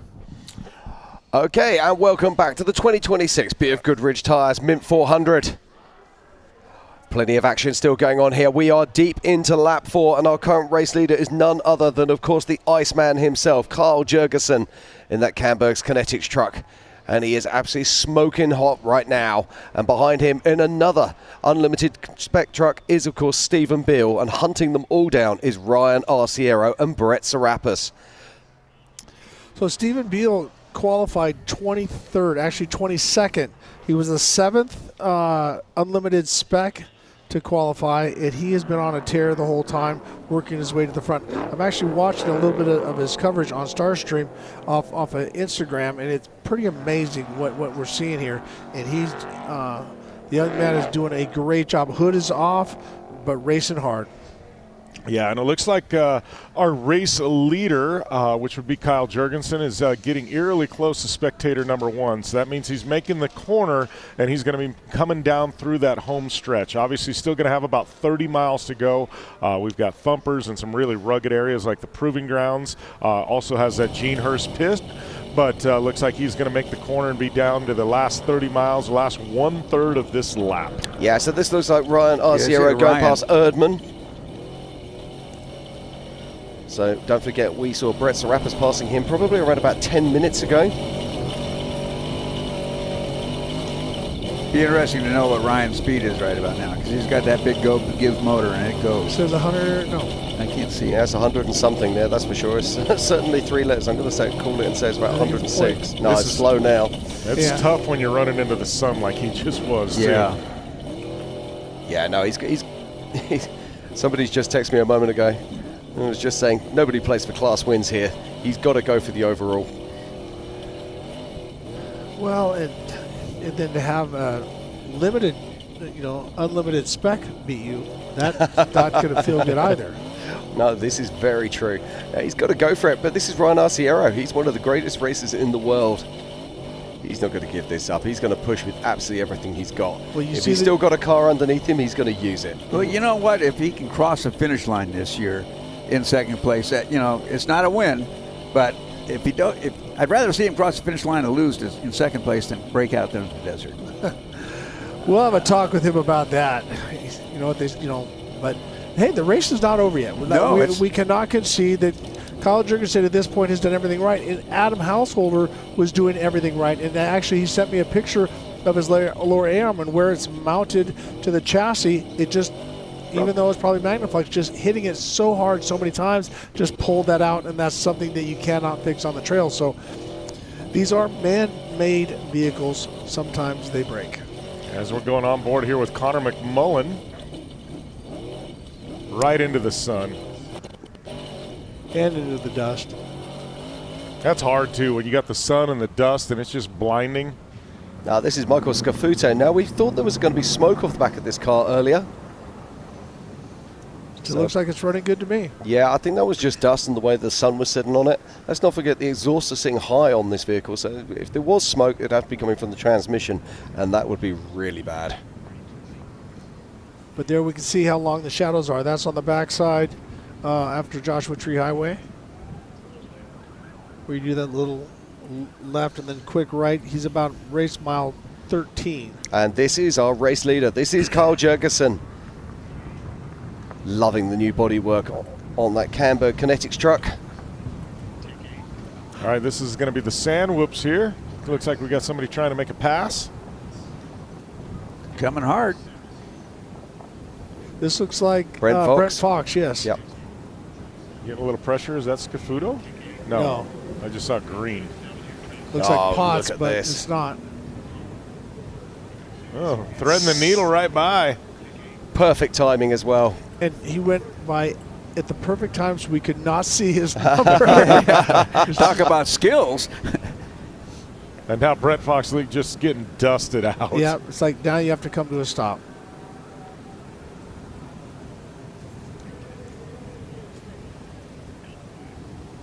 Sun's starting to set, starting to see some darkness on certain sides of the hills as we go back to our leader, Kyle Jurgensen. So Kyle Jurgensen, he's making his way down now and heading towards the Gene Herbst pit. He's going to make the corner here and should be going right into Gene Herbst pit. Now we've got a timing loop there, and we'll be able to start to find out if anybody is getting close to him. There we go. Timing split's just come in. He's just crossed the line in 6 hours and 17 minutes. Sunset happened today. Bob Bauer's doing a verbal text and wanting everyone on the air to know what it is. Is he ordering dinner? We're having. Yeah. All right, now put your microphone down if you're going to comment. I have to go back to the remedial commentary. I think this is this Conor McMullen? I don't think it is. No. Well, I just got a thing, and I was calling him a kid, but Stephen Beal, he's over 50 years old, having the drive of his life right now. He's worked his way up past. He should be coming into the shooting range here very quickly. He'll be coming around this bend and then into the shooting. Well, he's not quite. Isn't that Troy Grabowski? He's in one of the Brentfords. No, that's the Miller truck possibly, because it's that green and yellow. Oh, that's possible. Yeah. I can't tell the glare. No, we're both wrong. No, I haven't got a Scooby-Doo. Did you have Scooby-Doo over in England? Of course we do. Icon. Of course. All right, just checking, bro. Right. Easy. That's Brett Serapis. I know that truck. That is Brett Serapis. Grab hold of it and run with it. Do you have Coors Light in England? No, we have real. No, I can't say that. Anyway, we have very nice beers. We have a lot of them.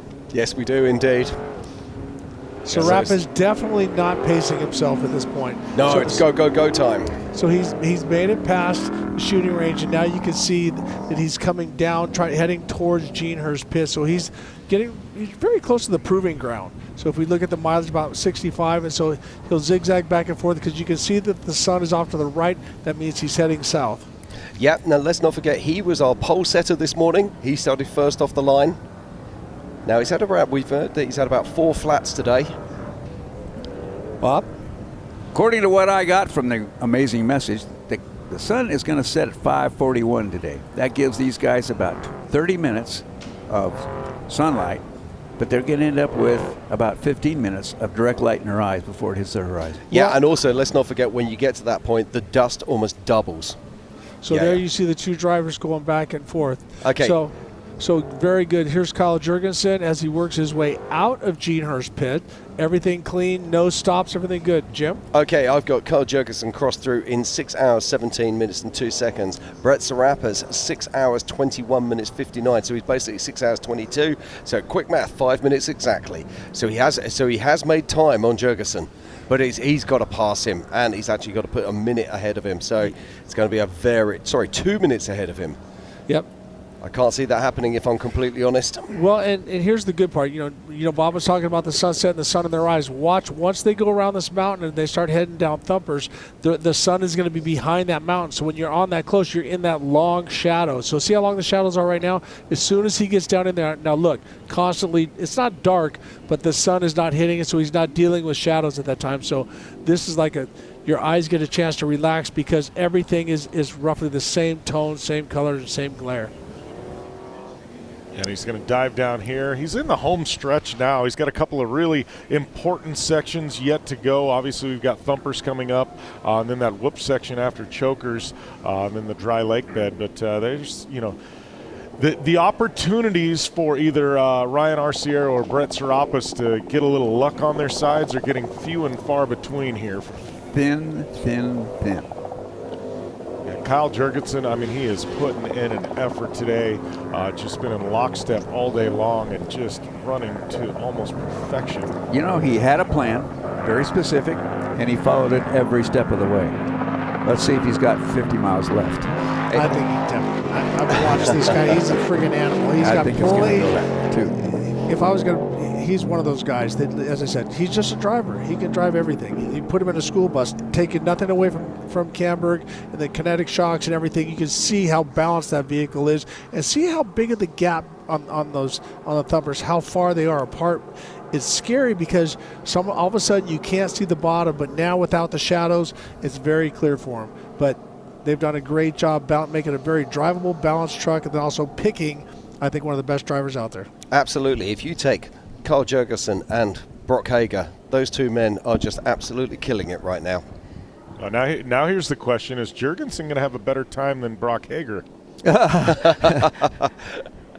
You know? Well, yes, I can tell you that right now. Here's Arciero as he starts to head his way towards Gene Herbst pit. Once again, you can see the sun off to the right. This is an unbelievable shot. As you can see, as he right over the rise up against that mountain, there's the Gene Herbst pit you see in the background, and then he'll go up, around, back down, and then down to Thumpers. Yeah, so they're going to be coming back in as they're coming back round through the Gene Herbst there. That's around about the 70-mile mark that we saw Carl Jurgensen at a moment ago, which means that he's got about 25 miles to go. And I'm just looking at his time right now. He crossed that line a moment ago in 6 hours and 17. So I'm going to guess that he's going to come in at probably sometime around that 6:40, 6:45. Here comes Serapis down Thumpers. Once again, notice that the sun is behind the mountain now. The sun is not down yet, but when you're that close to the mountain, that's just a big, long shadow that he's in. Yeah, Brett Serapis has got to do something incredibly special if he's going to catch Carl Jurgensen. Never mind pass him. It's been a great effort Brett's put into today, too. Really hasn't made any mistakes and been very, very strong. Solid run. They ought to be real proud of what they've been able to accomplish here today. They got to walk with her. Regardless of what happens between here and the finish, they have to be very proud of the drive that this young man's putting in. Okay, I've got some news. Ryan Arciero has just tripped through in 6 hours 21:58. So literally 1 second ahead of Brett Serapis on adjusted time. So these guys are going for that podium spot. Yeah, this is absolute unbelievable drive from Carl Jurgensen. He's holding these big cars at bay. 5 minutes separates Carl Jurgensen from Ryan Arciero and Brett Serapis. That was Stevie Wright flying that Living the Dream. Stevie Wright was one of the guys that raced three-wheelers and quads for Honda, factory racer back in the 80s, and now he commits himself to flying all the time, and so he's keeping an eye on Christian the whole time. Great to see him out here, keeping everybody safe. I find it absolutely incredible. After over 6 hours of racing, there is 1 second separating Ryan Arciero and Brett Serapis. Incredible. So that's around chokers there. So down through these big sand whoops, which are this big whoop session, which is going to take you to the dry lake bed. And this is where you cannot see the ground. The ground is dark, sky is light. This is, to me, the most difficult time for a driver. Totally. I'd much rather it be dark than driving in this particular time. Absolutely. You've got to be so careful, so focused. It's so easy to fall into one of these sidewalls now. Just cut the sidewall on that tyre. But we're talking about some of the best drivers in the world here. As we come on back round, and that is the 229. Once again, we've had the Pro Moto guys have finished, and I want to congratulate Kieran Anon, Hero Racing, as well as their new sponsor, Hits Energy and Ducati. So this is the first desert race that Ducati has ever won. So very, very big deal. Obviously, Ducati racing Supercross with Troy Lee. And for those guys to come out here and put that together with Kieran Anon, congratulations to that team, and also seeing the guys from Hits Energy. Very, very good day. Yeah, just looking on my tracker now, I can see that Carl Jurgensen is making his way around to race mile 75. Yep. So we just had the map, and it showed how far Carl Jurgensen was ahead, and we could see that where the number 32, and that is this driver, Ryan Arciero, as he works his way down Thumpers. And he is absolutely not lifting. He is on kill mode right now. I don't know if it's going to be enough to catch Jurgensen, but I don't think it is. I think he's throwing everything he's got at it right now, and it just shows how well balanced that truck it is. Well, and that's the hard part for a driver, to stay out of his head. Yeah. You know what I mean? Stay out of his head. Don't go, I have to do all these special things, and because if I don't, I lose, blah, blah, blah, blah. And what he has to do is he just has to drive the best race that he can drive. And if Kyle beats him, you're the first one to go up and shake his hand and congratulate him. And that's the kind of gentleman that Ryan is. Now, will he go behind the pit and cuss and scream and like we all do? But that's not the situation here.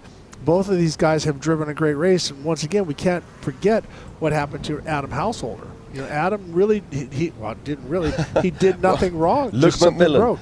Rob McEachran. This race is littered with last lap stories. Yep. Yeah, here's Beal, the 241, who's put in a phenomenal effort today. I mean, probably I would arguably say the drive of his life. Well, yeah, I met them down in Mexico when they first started, and they have gotten so much better because they're working with the whole Geyser family. They race with some of them. They obviously work with them, and so Beal has really come on. A lot like Scafuto, a lot like Paul Kraus. A lot of these guys, they're working hard, trying to be better and better. And when you're working with a team like the Geyser brothers, they have so much experience and so much knowledge, and not just the brothers, but the kids and all the different stuff they got going on. So great job for Stephen Beal. Good job. So what are they hearing inside that car right now, Jim Beaver? Everything. They're smelling and hearing absolutely everything. Every smell, coolant, oil. And then you ask yourself, heat, is that us? Yeah, heat, smoke. You're feeling it. You're hearing it creak, crack. You're hearing the shock cycle. You're hearing the rocks ding underneath the bypasses floorboard. clicking and clattering. Oh, look at that! Ouch. It is so rough because that's slightly uphill, and so everyone is accelerating and digging. So there he just got off to the side, get a little bit of momentum back on, and then get back into the rough. In that sun. Doesn't take but a second. Ricky Johnson, did you know that nothing bad happens slowly? All righty, look at this. But that's the father householder. Yeah, that is Terry. not Adam. That's Terry out there. Terry Householder in the Spec truck. Very clean, running strong. Probably he's about to pass his son on the side. And I believe here a few years ago, they won the Mint 400 in Spec truck. Yep. Nick Wetstone is the next car to pass through the Gene Herbst pits, and he comes through there with a 6 hours and 29 minutes. So he's running somewhere just under 13 minutes off of race pace or race leader's pace. This is not Nick. This is This is Erdman? Yep. Got a lot of TV time. He's getting a lot of TV time. He just happens to be in the right place along with the leaders. He's got that livery that is a little bit of a Red Bull copy. I believe it's Red Dog Racing. Yeah. That's what it is. There used to be a beer in the 90s called Red Dog. I drove a Craftsman truck for them. Did you? It's a Miller product. I drove, I think Kenny Wallace was my teammate. Didn't have a lot of success in that racing part of my career, but yes, I was. I was the Red Dog beer driver for Penske South. How did Red Dog taste? Because from what I understand, it wasn't real good, Ricky. Well, when I drove for them, it was absolutely fantastic.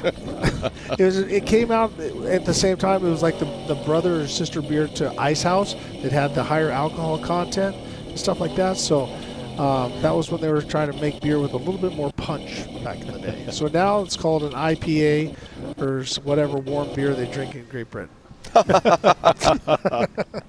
Because you guys have some full high mixture. I'll be honest with you, you guys take that whole IPA thing a lot further than we do, but you're always welcome to come over to our place and have a pint with me any day you like. Yeah, I know. They throw some big beers. It's worth it.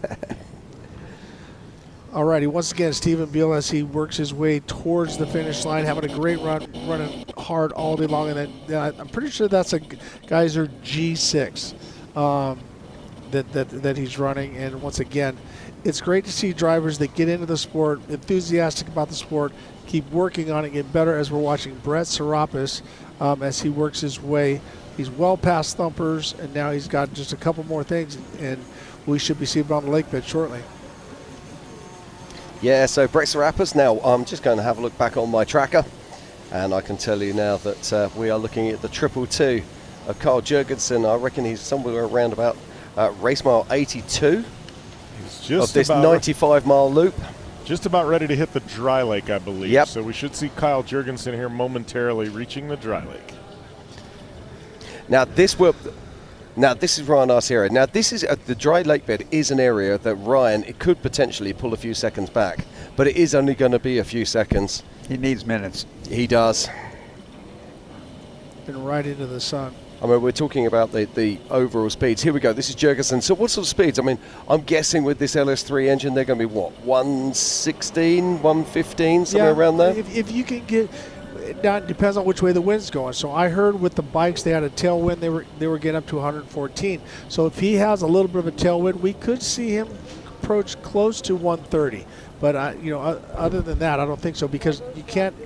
Jim Beaver, it's hard to get the gear to pull it. You want to be fast from corner to corner, not just high speed. Well, and that's a big thing. There's all kinds of gear choices. You can make an unlimited truck do well over 150 miles an hour, but it's not going to do anything in the technical twisty stuff, So it's one of those. I know, certain races like Vegas to Reno, once in a while you'll see somebody run a little bit different gear set because there's some longer stretches where you get to run it. But it's one of those where, as Ricky said, these things are geared to go quick corner to corner, not necessarily top end. Yeah, I'd rather have throttle response than high speed.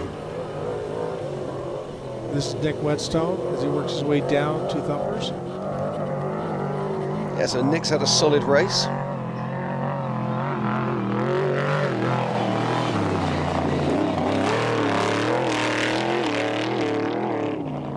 Be a Brenthal truck, yeah? No. Once again, Nick Wetstone through Thumpers.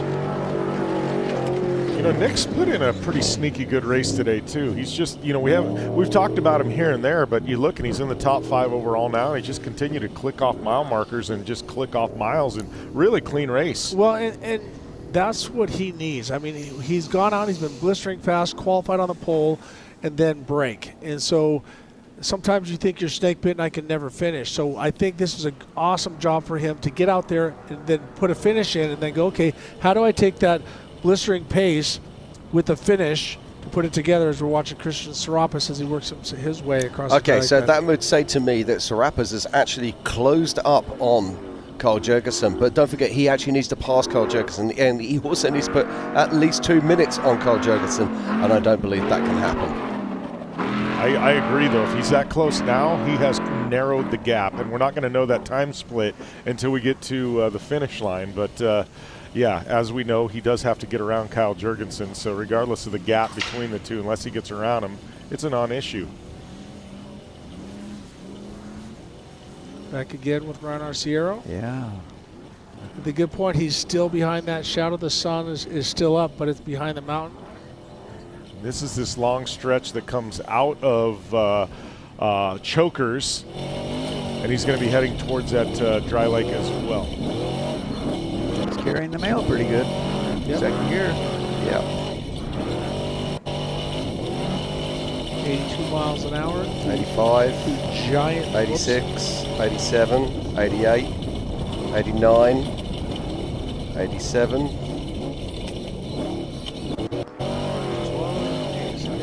Yeah. Now I'm looking forward to seeing this on the lake bed. Now this is a car that we've seen do over 150 mile an hour before on this lake bed. Not on this lake bed, but in Soggy Dry Lake up in Lucerne, I went 150 miles an hour, and I took it across there, and I kept going, and it got to 150, and I rolled off the gas. I'm like, that's fast enough. But it was still pulling. That Gibbs motor, it just keeps going and going and going. Very, very linear power. But it revs like you can. That's 100. That's 101, 102. Yep. Ryan's had 160 on this thing. Really? In testing, yeah. And wow. You're a BFG guy. What are the tires rated for? 162. Ow! I just got stabbed in the eye by his nose. Okay. That was pretty, 101. pretty quick, Bob. I got to give you credit on that one, buddy. Okay, Tracy Graph has just popped through the timing loop at the Herbst pits, and he's currently lying in second in class in the all-wheel drive and 6th overall with a 6 hours and 37 minutes. You know what's hard, guys? Being one of us commentators, we're not supposed to have favorites. We're not supposed to have this and like that. And it's like, Here we go. Gotta shut up. Here we go. This is onto the lake bed now. All right. Come on. Look at that. If we go back to in-car, we'll be able to look at his dash and see what he's done. I'm going to say if we go back to that in-car, he's up to 108. He is moving there. This is interesting because I don't think he's actually going as fast as I was expecting him to. Yeah. Well, you know, the dry lake too, and Ricky could probably attest to it. Yeah, we're froze right now. It's frozen. First lap, second lap is going to be a lot quicker. By the time you get to the fourth lap, there's been so many tracks there, it gets softer and you don't have quite the bite that you do on the first lap or two. Exactly. That's where you'll see the guys get off to the right or to the left, which is the opposite down in Diablo Dry Lake. If you get off to the side, it has that fluff on top, and it just like it feels like it throws the brakes on. So it froze on it. You can see that's where you see Ryan moving around trying to find that hard ground, because all of a sudden you'll hear the RPMs go up. You'll see speed jump up, but now we can see there's where the finish line is. That's the goal for all these guys. Yeah, I'm just looking right now, and I believe that our current race leader, Carl Jurgensen, is actually in the speed control zone, making his way down through the solar panel area. We should be able to get eyeball on him very soon. Gonna have about 5 miles left to go. Yeah, this is absolutely incredible stuff, and it is all about Carl Jurgensen. And we'll hopefully get some eyeballs on him very, very soon as he makes his way back into Prim to complete his fourth lap. And the question is, have the cars behind him got enough to be able to catch him? And in all honesty, I don't think they have. I think this is going to be a tremendous finish.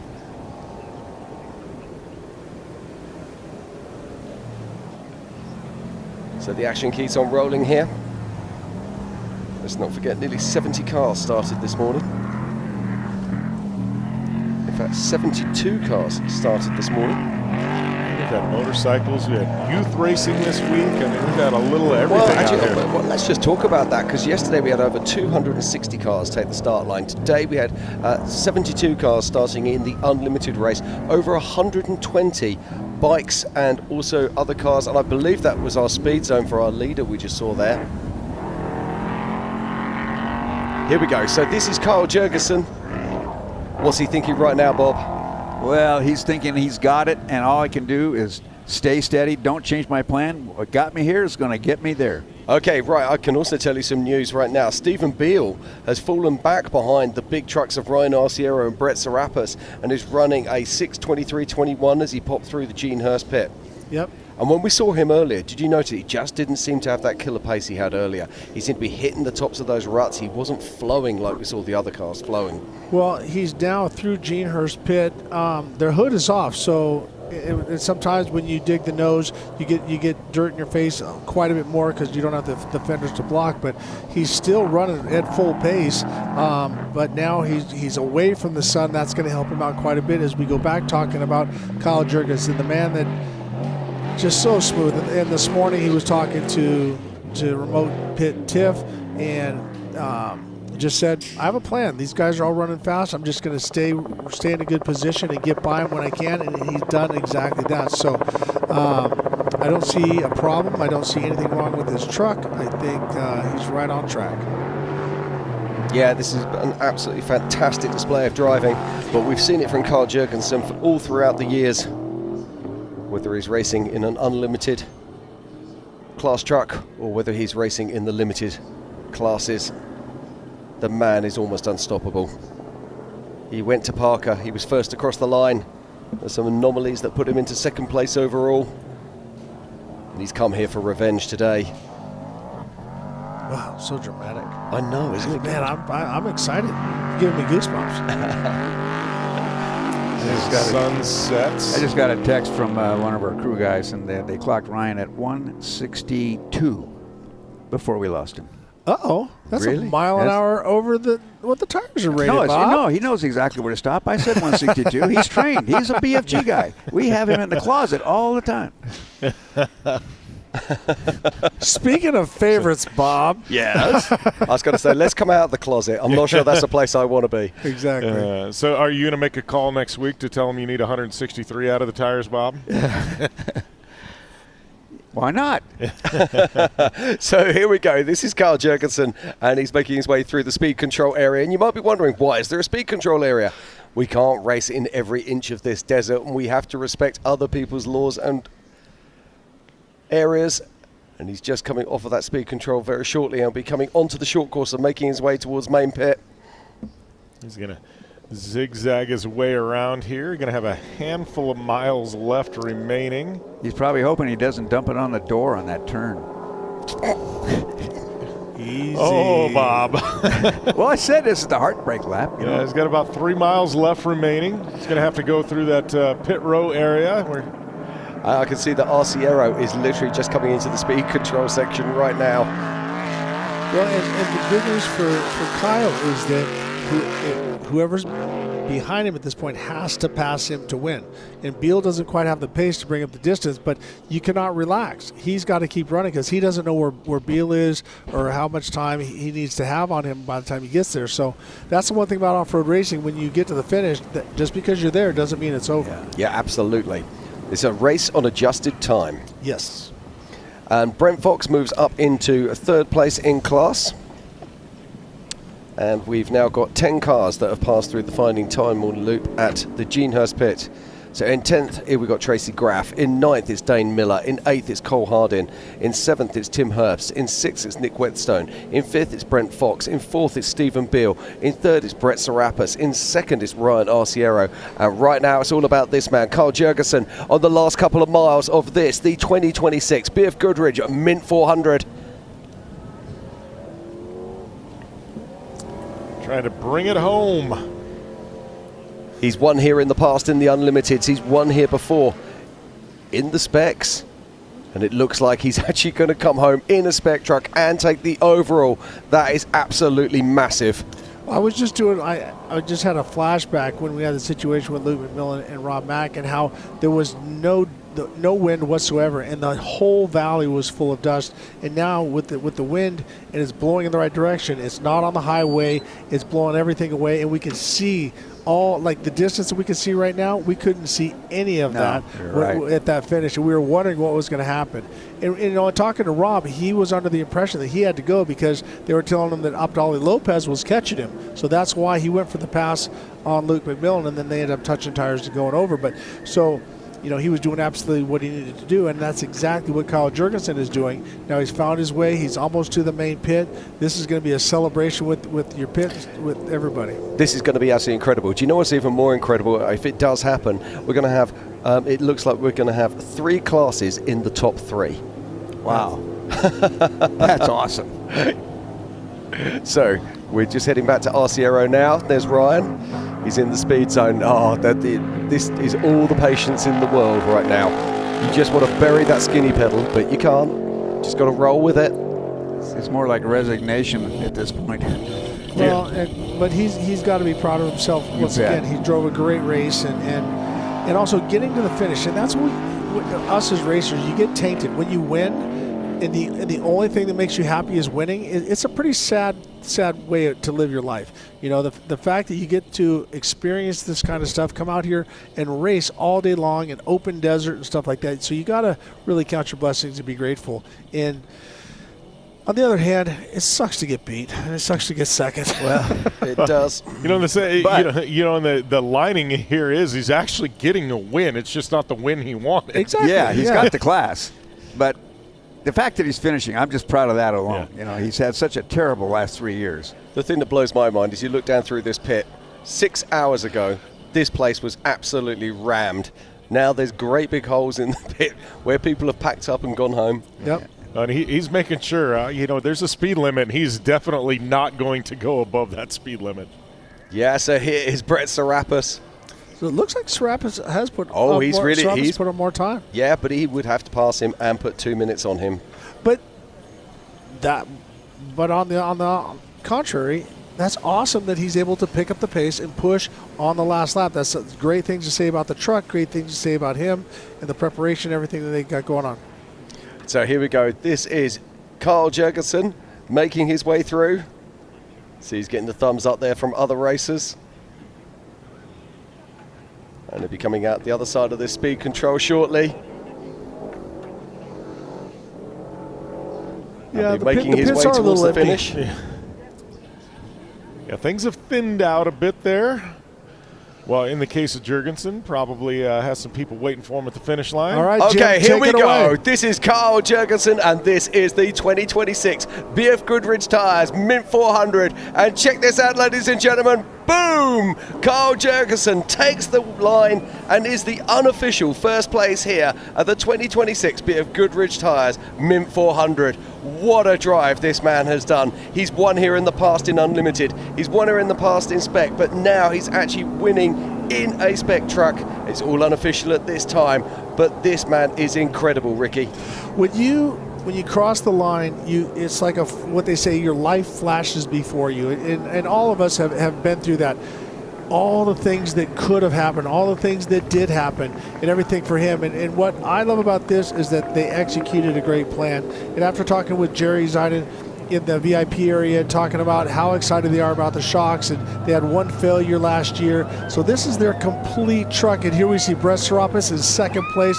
That is going to be, if it's unofficial, the winner in Unlimited four-wheel drive, Jim. Yeah, absolutely. I'm just looking at the times here as we're watching Brett Serapis making his way around. But Carl Jurgensen crosses the line in 6 hours and 46 minutes. That's 11 minutes faster than Brock Hager yesterday. But here we go. This is Brett Serapis. He left the line in first place this morning. He's driven an absolutely incredible race, and he will be crossing the line here at the 2026 BFGoodrich Tires Mint 400. Here we go, ladies and gentlemen. Brett Serapis launches through the air and takes the checkered flag. Unofficially second overall here and first in class in all-wheel drive. That's quite a feat given how long it's been since he's driven a race car. That's darn respectable there. Well, I want to congratulate him. You bet. Also his dad, Steve, his mom, his brother, everybody. I'm really, really proud of Brett. He's done a great job. And here's our winner. We're going to be waiting for Ryan Arciero to cross the finish line as well. So that is our Spec truck winner, our four-wheel drive winner. So Brett Serapis crosses the line in 6 hours and 51 minutes and 9 seconds. So a little under 5 minutes behind Carl Jurgensen. And here we go. This is Ryan Arciero making his way through the pits under speed control. Pretty amazing. The top three cars are all finishing within 5 minutes of each other. That's pretty outstanding. Yeah, now and a Mint 400 for Pete's sakes. Now Ryan Arciero, he started this morning in 6th position. So he has adjusted time on his side against Brett Serapis, and it's my guess that he will actually finish in 2nd position overall, but we will see. There's nothing he can do now. He's just got to watch that speed limiter as he comes through. There's Steve. And there is Brett. Long day in the office. Nearly 7 hours behind the wheel. He looks fresh. And here comes Arciero. Well, I'm stoked to see Arciero get to the finish line this year. Yeah, he's driving it in, not towing it in. And he's taking home a first-place trophy as well. You bet. You know, this is a monkey that he needed to get off his back. Absolutely. Ryan's got the monkey off the back, and I think next year he's going to come full force. And look at these guys. They look so fresh. This is Carl Jurgensen, who crossed the line first today in that Camber Kinetics truck.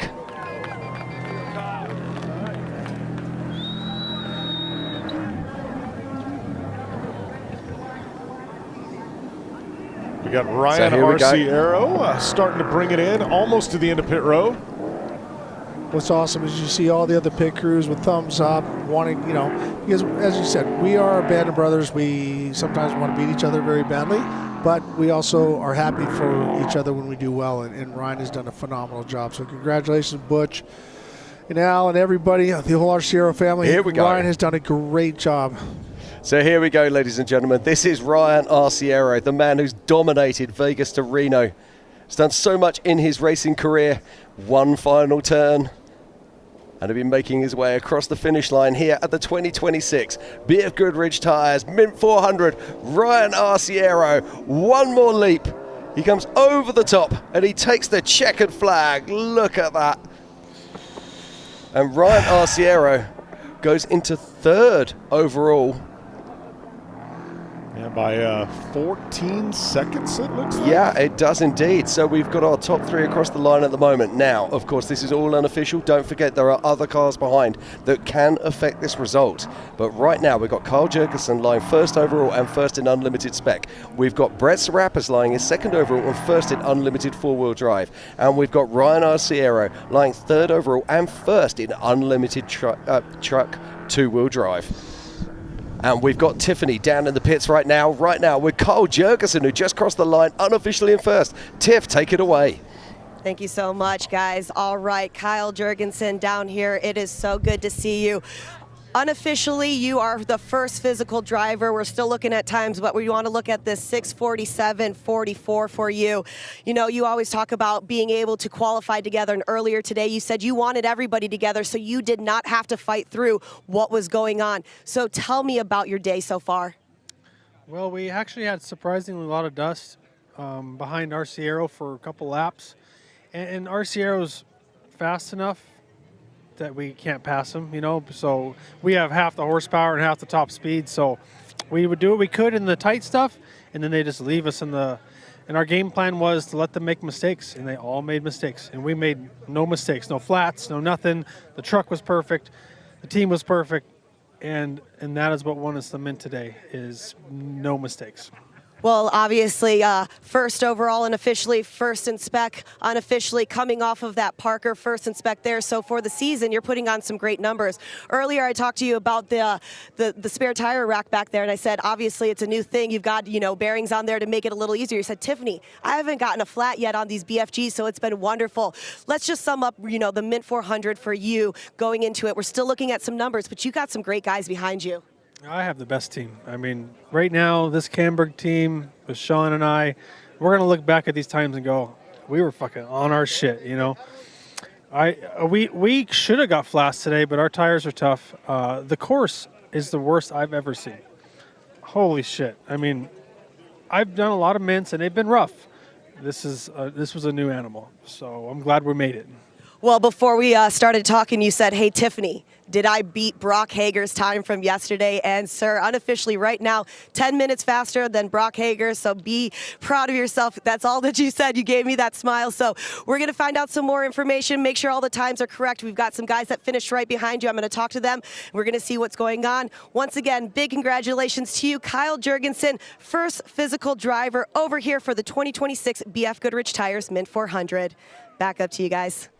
Just wow. Yeah. Now, that's emotion there from Carl. When he's dropping the F-bomb, he's usually the most polite person that you'll ever wish to meet. And he smiled once. Do you know what I find really amazing? He didn't ask about who else is out on course. He wanted to know if he'd beaten Brock Hager's time. Yeah. How the world has changed. Well, and appropriately, across his chest, a beast. And as he said, this, I mean, he's done so well here at the Mint, and he said that this is a whole new animal. And him and his co-driver, they prepare, the team prepared, so they did everything they needed to do, as well as this young man. It's great to see him back in the seat. All right, Brett Serapis, we're going to talk to you physically right now. You are the second driver to finish the 2026 BFGoodrich Tires Mint 400. We're still looking at some times right now, but for your time, 6 hours, 51 minutes, 18 seconds. Obviously, we've got to look at everything to make sure the data is correct. You said the last time that you were a driver of record here was 2019. It's so good to see you back. It's so great to see you in this Coors Light truck. Talk to me about the day, because we just talked to Kyle Jurgensen. He said it was the roughest course he's ever seen here at the Mint. We went counterclockwise. We raced into the desert. Lots of wind. Talk to me about that. Yeah, I mean, I feel like every single year we race here, we say that was rougher than the previous year, but this was no joke. I mean, lap 4, you can't even get on top of anything. Actually, right when we finished the opening ceremony, I tried to shift the truck into first gear, and my paddle shifter wasn't working. I could only downshift. We were taking the steering wheel off at the start line, trying to figure out if it was a plug issue. Not entirely sure, but my right-hand man, Evan, here was actually shifting up for me the entire race. I could only downshift, so Evan had his hands full, got 4 well-deserved flats. It was super rocky out there, but all in all, we're here. I mean, unofficially second again here at the Mint 400, but we're happy to be here. Well, let's also talk about that. We were talking about racing in the wind and everything like that. How did that go for you, though? Yeah, the wind actually helped a lot. I mean, once I got a couple flats or even past lap traffic, it was easier to get around people. The new track this year, there were definitely a lot more lines that you could take. So all in all, the wind definitely helped. All right, and one last thing. We didn't see you pit at main pit, that you were at an alternate pit. Was that any strategy going into the race day? It was more just for fuel mileage. It was about 100, 160, 170 miles, and we could go about 200 in this truck. So we decided to go to Gene pit and go a whole lap in 3/4, and then we just went back to short pit. All right, well, best of luck to you. We're going to get some more numbers. Once again, a big congratulations, Brett Serapis. So here we go. That is Nick Wetstone just crossing the line there, and he crosses the line unofficially in 4th and 2nd in class with a 6 hours and 58 minutes and 7 seconds. Great run for Nick Wetstone. I mean, let's give this guy some credit. He put in some work today, ran a really clean race, and to be finishing still in the daylight for Nick Wetstone after some of the struggles he's had at the Mint in the past, great effort. So yeah, as we watch Nick Wetstone rolling on in, we've got Tiffany down there right now with Ryan Arciero. Tiff, take it away. Ryan Arciero, you were officially the 3rd physical driver over here. I know we keep talking about this, and I'm looking at some numbers. 2025 DNF, 2024 5th overall, 2023 DNF, 2022 38th overall, 2021 2nd overall. You've been having just a run for this Mint 400 each year. You seem great out there. You seem fast. Had a chance to talk to the team, said you were doing great. From your perspective in the driver's seat, how did today play out for you? Today went fairly good. We got 2 unlucky flats, and on the start of the third lap. But more importantly, I lost third gear. I lost our high gear. It started acting up towards the end of the 2nd lap, and so all the 3rd and 4th lap, I mean, the fastest I can go is like 90, 95 miles an hour across the lake bed. I think we touched 104, and then I had to back out of it. So we had no top speed, and we were just hoping for attrition at that point. And I know the Mint has it. And we saw Adam pull over the side of the road. I'm like, okay. We got that. I knew I had to catch Kyle and pass him since we started side by side, and that was going to be a tall feat. So the 2 flats got us back just a little bit, and we went into survival mode. So you have to at the Mint 400. I mean, that last lap was absolutely brutal, like it always is every year. Man, Travis and I in that seat, I mean, you can feel it in your chest. So we will be sore tomorrow. All right, well, we're going to still look at some numbers for you, Ryan Arciero. It's always great to talk to you here. Nice job. Like we always talk about, finishing the Mint 400 is a feat in itself, and it's always good to look at that, especially with the numbers. No, for sure. If we end up winning 2-wheel drive, I'll take half the checkbox, and I at least can put half a check in there. Next thing we do is the overall, so I'll take it for today. Awesome. And I got to say, too, it's my anniversary, so this is my wife's present to me. She's out here. Happy anniversary, honey. I love that. Nice job, Ryan Arciero. Back up to you guys. Thank you very much, Tiff. Now, you can see him. He looks absolutely gutted, doesn't he? Look at the big smile. There she is. But he looks physically just hammered. I mean, he looks tired. And you saw the look on. The only one that didn't look as so beat up was the youngest one, and that was Brett Serapis. But what I do like is that he said, hey, you know, and that's the thing that we didn't really emphasize too much with Brett Serapis, that you won. You did win the Mint 400, just not overall. You won your class. You're the fastest unlimited 4-wheel drive. And then, as Ryan Arciero says, this is half a check. Yeah, so I'll take it. Yeah, we'll take it. But also, only running in second gear. The advantage that he had over Jurgensen was gone. Well, that's what we were looking at when we saw him coming across that lake bed there. We could see on the GPS it was only hitting 102. Yeah. And it was like, well, what's happening here? So, yes, that's very, pretty very good bizarre. for second gear, don't you think? It's fantastic for second gear. we saw him get over 100. Yeah. Well, I mean, to run 2 laps that way, though, and still hold the position he held, I think that's a commentary on skill. Well, definitely is, and especially in a race like this with all the high-speed sections. Lose high gear, it's a testament to him. So we take a look here at the Unlimited Combined. Kyle Jurgensen in the top spot. Brett Serapis winning the 4-wheel drive class in the 2nd overall. Ryan Arciero winning 2-wheel drive and in the 3rd overall spot. And Nick Wetstone crossing the finish line in 4th overall. Yeah, so don't go anywhere there. There's still lots more action to come here at the 2026 BFGoodrich Tires Mint 400. See you in a moment.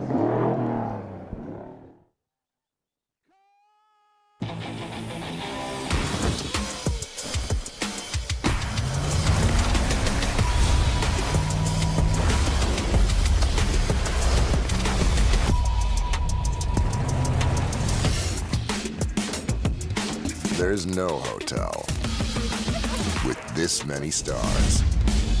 This is the BFGoodrich All-Terrain KO3. BFGoodrich, what are you building for?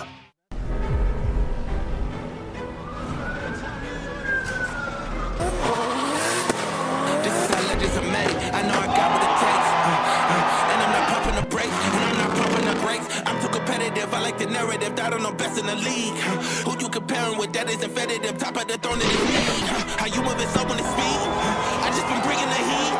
I just been bringing the fire. You need parts? We got parts.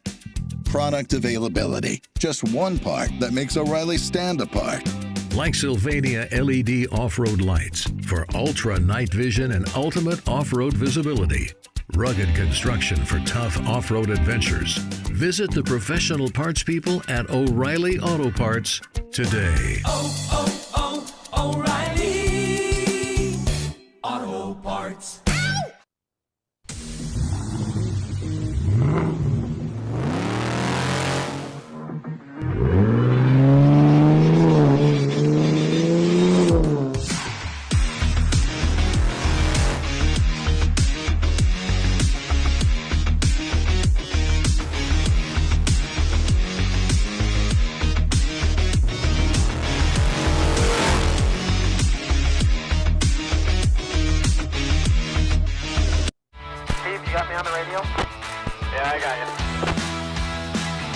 Hey Nick, can you hear me? Oh yeah. I might have to change the rear sprocket. Not a pretty sight. Where are you guys heading on this one? Wow, this is beautiful. It rides really good. I'll follow you. Crossing the road now. Copy that. Everybody getting ready for more ride? We are.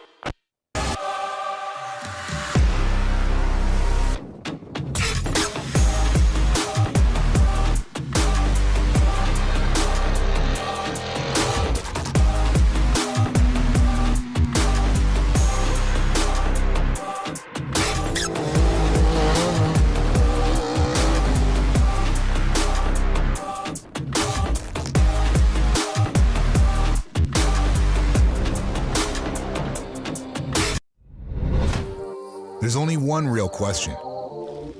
How bad do you want it? Every challenge, every setback. They're gut checks, testing your will. The road ahead is rough. No excuses. Built to do it all. Unstoppable.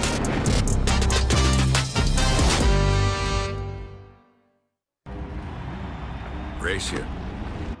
Race you on dirt, sand, snow.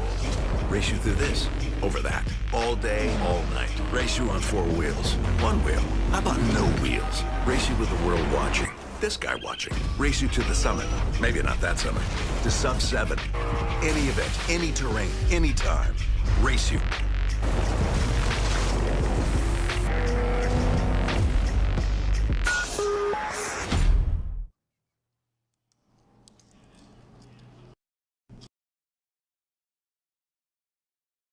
back to the 20th BF Goodrich Tires Mint 400. What a day of racing it has been. We saw that man who you can see on your screen right now crossing the line unofficially in first place, not only overall but also in the unlimited truck spec. What an incredible display. Well, you watching the fatigue, but also what I like to see, look at Jurgensen's truck. All the fenders are on there. Push the valance down a little bit in the left front. As he said, no flats. That was key.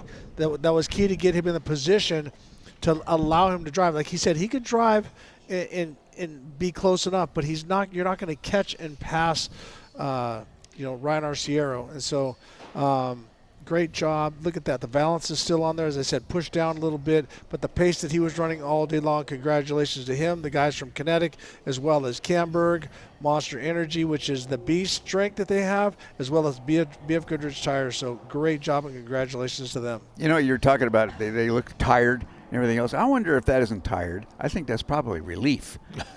Well, there's that adrenaline dump when you get done out of a race, and it's like you have to mentally be at a certain level for so long. You have to mentally be at a certain level for so long, and for him it was almost 7 hours, and then when it's over, you just have this massive dump of adrenaline, and it's just like, it is relief. It's a lot of things. There's tired, there's emotion, physical, mental, exhaustion. It all lets go. Those are all real. Yep. Yeah, so we can see Matt Martelli, one of the two Martelli brothers, and the mastermind of this race. They brought it back to us a few years ago, and it just grows and grows every single year. As well as congratulations to them. This was a great race, a rough race. It's always, the guys say it, this is the roughest one I've ever done. So right now, get ready. They're going to pop a little champagne. Yeah, one of the biggest Mint 400s in history. We were talking about it earlier, trying to get some facts and figures. I think this could be one of the, if not the fastest Mint 400 in history. Sub 7 hours. Well, sub 7 hours for both the limited and the unlimited classes. Okay, so as we're watching down here, so we're going to cut down because Tiff's sitting down on the start line right now with Nick Wetstone. Thank you guys so much. Nick Wetstone, it's over here. You got your crew over here. You've got everybody in the truck. It is a great day. We keep talking about how it is to race the Mint 400, not only to finish it, because that's a feat in itself, but finish in that top 5 spot right now. You are the physical fourth driver to make it through here. Everybody's celebrating. You got this little one hanging over here. You got someone in the driver's seat. We got all the guys in here. Tell me about your day so far, because it seems like for you, it's all about family. It's all about doing it for them as well. Yeah, that's right. Got to have the dream team involved, but yeah, we had a bit of a pig of the day early on. We got a flat at like mile 3, and then kind of had some issues with the truck. It's not doing very well full of fuel, but other than that, we got going. Second lap, got another flat, and then we strategized. We actually ran the whole race with one spare to get some of that weight out of there, which is a little bit of a daunting task, especially here with all the rocks. But yeah, that's kind of what we did. And then we tried to run it home hard. And there was a few other guys and some lap traffic that held us up a little, but other than that, it was a good run. It feels good to have the truck let us push. We're able to push, and the truck's in great shape now at the finish, and some fine tuning on the suspension, and I think we'll be in good shape. Well, let's talk about that. The guys in the booth noticed that you were only running one spare, that we saw that you only had it on the right side, not the left side. As a driver, how do you make a calculated decision like that, knowing how difficult the Mint 400 can be? Obviously, there's some drivers that get no flats, and then there's some that get 3, 4, 5, and especially going counterclockwise this year.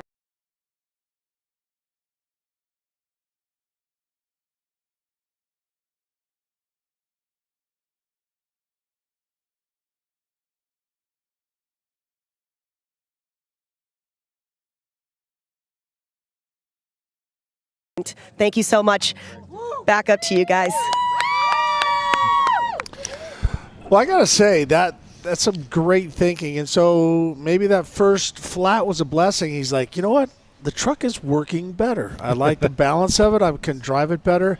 And so going back and forth, so it sounds like he needs to up his spring rate a little bit, increase ride a little bit at the back, maybe add a little bit more compression, a little bit more low-speed compression so it doesn't squat down. So I'm curious to why it was better. Was it better in the cornering? Was it better in the whoops? Was it getting to the point where it's bouncing down too much rebound, meaning it was slowing down too much and bottoming? So it'll be interesting to see. And here we also see Brent Fox has made it to the finish line as well. So we got quite a few more trucks that are making as we see Brett Serapis.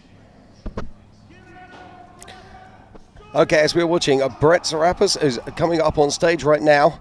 Well, we're just going to pop out for a short commercial break and we'll be right back here to tell you who our winners and riders are here at the 2026 BF Goodrich Tires Mint 400. We got documentary series TV coming up.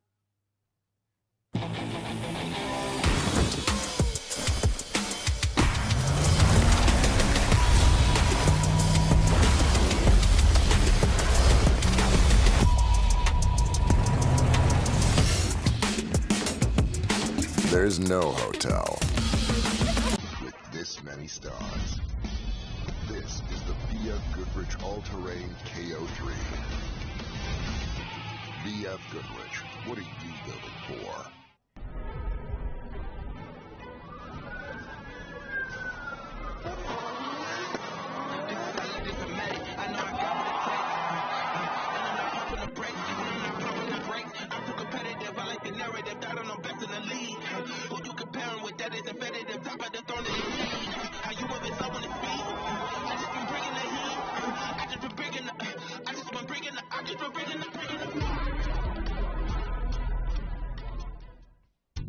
You need parts? We got parts. Product availability. Just one part that makes O'Reilly stand apart. Like Sylvania LED off-road lights for ultra night vision and ultimate off-road visibility. Rugged construction for tough off-road adventures. Visit the professional parts people at O'Reilly Auto Parts today. O'Reilly Auto Parts.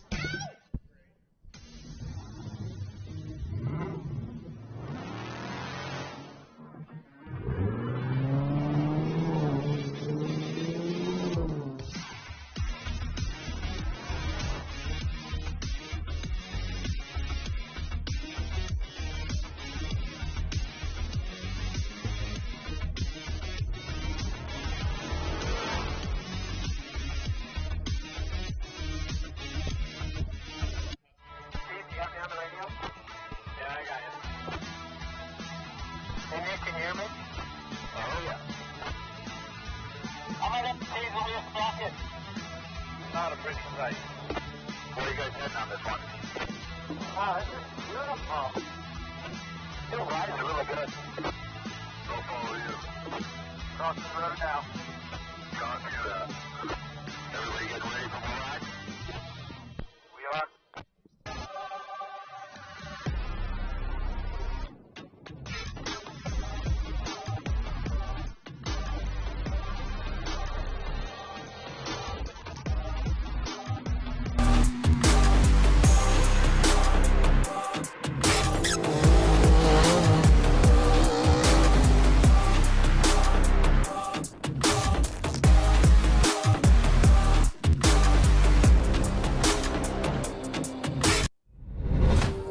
There's only one real question. How bad do you want it? Every challenge, every setback, they're gut checks, testing your will. The road ahead is rough. No excuses. Built to do it all. Unstoppable.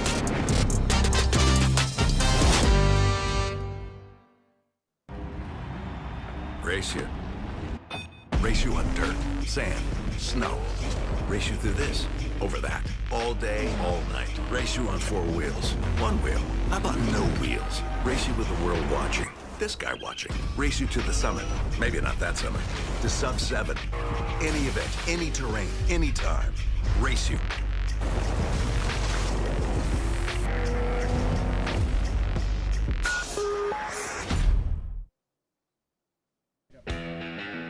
The 2026 Mint 400 is brought to you by BFGoodrich Tires. Find yourself off-road, explore the Terrain family of tires.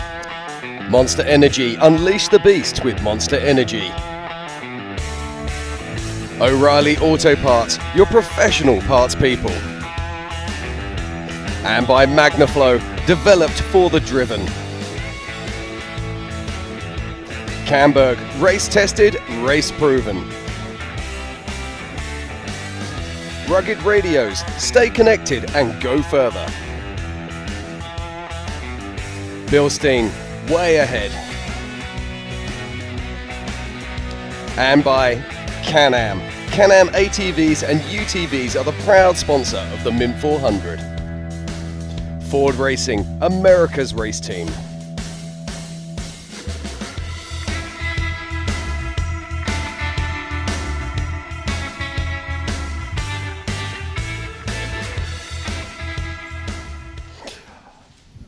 Okay, here we go. This is the 2026 BFGoodrich Tires Mint 400, and nighttime has fallen here on the desert. Is this Michael Scafuto or is this RJ Stedham? I'm not sure. Both have green. So this is the difficult part. Now you can see that there's still a little bit of sun on the horizon, but now when it's dark like that, you can see better than when the sky is completely light. So. Yeah, this is actually my time. This is when I actually come alive. I love driving at night time, but that bit before, we've just got those slightly darkening skies and you've got those long shadows stretching out across those ruts. That's absolutely horrible. When it gets to this though, and your lights are working perfectly, bring this on. I love it. Well, this is out at Gonzo Pit, so they still have a long ways to go. They're about a third of the way around. That's at just past race mile 30. So this driver right now still has quite a bit of desert out in front of them. Does indeed. So that's Ryan Arciero. We saw him crossing the line earlier on today in third position overall and first in class. And I'm just looking down my list right now, and it does look like we have a nearly full podium as we work our way down through. Now, it's all unofficial at this stage, of course, but in Spec, no, we're going to do this by class right now. So in Spec, we've got Jurgensen, then Carl Jurgensen, then Brent Fox, and then Cole Hardin. Then in four-wheel drive, we've got Brett Serapis, Tracy Graph. We're just waiting for a third to cross the line, but it looks like it'll be Michael Scafuto. But let's just come back here into our highlights, and off the line first, we saw, of course, Brett Serapis, and then earlier on, or after that, should I say, we saw Ryan Arciero, Kyle Jurgensen. and Kyle Jurgensen side by side. And these two will be battling all day long. Kyle Jurgensen got out to the lead, was able to do the right thing, but at this point of the race, he was chasing Adam Householder. Adam had an awesome day all day long, but Kyle did everything right. He was patient in the dust. He charged where he needed to charge, but he also said, I couldn't do it on the big high-speed dry lake beds, but at the end of the day, he brought it home. He did indeed. He was absolutely the standout driver of the day, just kept banging in those times. We saw those big monster all-wheel drive and two-wheel drive unlimited trucks doing great things. And here we go. This was our pole setter. This was Brett Serapis. Yeah, and Brett put in a phenomenal effort today. Was just pushing that truck all day long. Got to be a great result. They got to be really happy with that in the Serapis family, seeing Brett back in the desert in an all-wheel drive truck, taking home the classic victory and second overall. What a great effort by that young man. Yeah, it was absolutely fantastic. And the bit that I really liked is that towards the end of the race, he was able to increase his pace and actually sneak back ahead in front of Ryan Arciero. So he takes the big jump there to clinch a Mint 400 victory and second overall. Then now in unlimited two-wheel drive, it was Ryan Arciero that ran strong all day long. He said he had a couple situations. Then at the end, he said that he lost that third gear, wasn't able to get the high speed, but obviously he was able to keep pulling, keep running strong, and that's pretty impressive I mean, not pretty, it's very impressive to bring home that truck with just second gear. Well, Benny Metcalf sent me a text and said that the top speed that he could go in second gear was 103 miles an hour.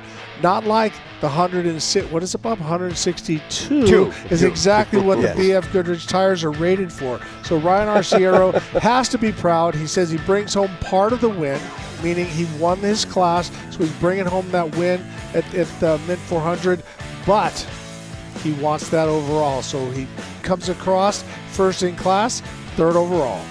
But let's talk about the heartache on lap 4. We saw two-time winner here, Adam Householder, losing a lower A-arm as he started round. But let's come on to our main results. So in first position, and this is overall, is Carl Jurgensen. In second is Brett Serapis. In third is Ryan Arciero. In fourth is Nick Wetstone. In fifth is Brent Fox. In sixth is Tim Herbst. In seventh is Cole Hardeen. And in eighth is Tracy Graph.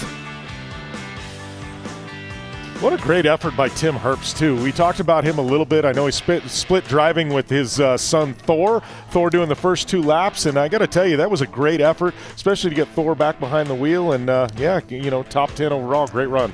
Well, I've had the pleasure of racing with my son. Obviously, you've raced with your dad. And Bob, you raced with Ben Hur, wheel to wheel back in the day. The wheels were a little, wonky. They weren't exactly round, but they did the job. No, but I think it's awesome for the effort that 19 Industries has put together, and also for Thor and Tim to get to race together. Congratulations to them. That's a great deal.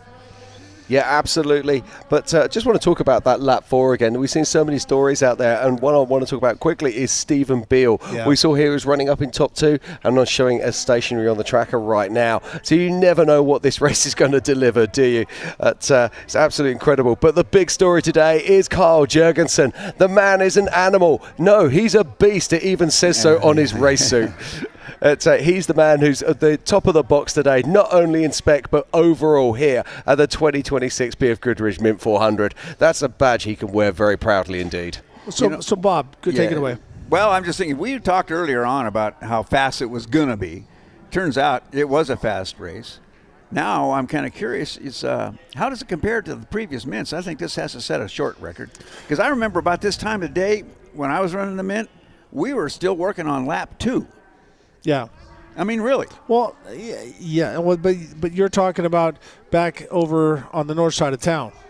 Yes. Or did you run here as well? No, I ran here as well. You ran here as well. Yeah. I didn't like it, but I did it. Well, kind of a recap, Jim Beaver. When you think about back to this day, what are you going to remember about this Mint 400? Well, I think it's a game changer. I mean, we saw Kyle Jurgensen with some of the best drivers in the world today take home the victory in the spec truck. I think it really has everybody go back, scratch their head, and it's going to reset things. And I think it really was a big moment for our industry. Well, for me, I got to say it's Kyle Jurgensen and the Camberg team, because back when I raced for John Nelson, he was sponsored by Rancho, but he was building his own shocks. And then Robby Gordon was building his internal bypass shocks. And so a lot of people have been inventing stuff, but I'm really proud of them from the ground up. I mean, the only thing they didn't build is the tires. So they've done a great job at putting the right driver, the right shocks, the right chassis, everything together, and then also showing that you don't need 1 million horsepower. If you drive smooth, you drive consistent. Now, when I say smooth and consistent, he's on the main jet very, very hard, but just goes to show it's about technique and not getting flats. He did not get one flat today, and I think that was the key. Well, again, the spec class truck, it's easier on its equipment. It's not using that 1,000 horsepower. It's regulated to 525 or something around there, so it's not burning through those tires. It's not hooking up as it comes out. It's about consistency through the course and consistency through the corners, and nobody does that better than Carl Jurgensen. Yeah. Well, and I've driven his trucks, and they're not easy to drive. He runs them very sprung, and he likes to jump stuff. So if you're going to take a motocross style, motocross suspension works more looser, less high-speed compression and stuff.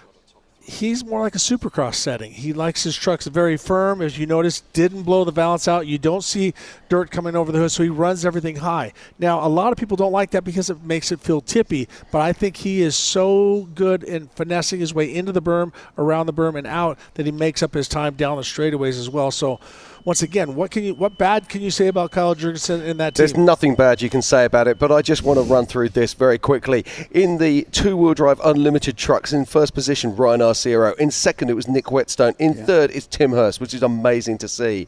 Then in the four-wheel drive, it was Brett Serapis. In second, it was Tracy Graph. And it looks like it is going to be Michael Scafuto who will come across the line in third. Defending champion. Then in the big battle today, it was in Spec Unlimited, with Kyle Jurgensen taking the overall, then Brent Fox in second, and Cole Hardin making up for his rollover earlier in the day, coming in third place. What an incredible day of racing. Unbelievable.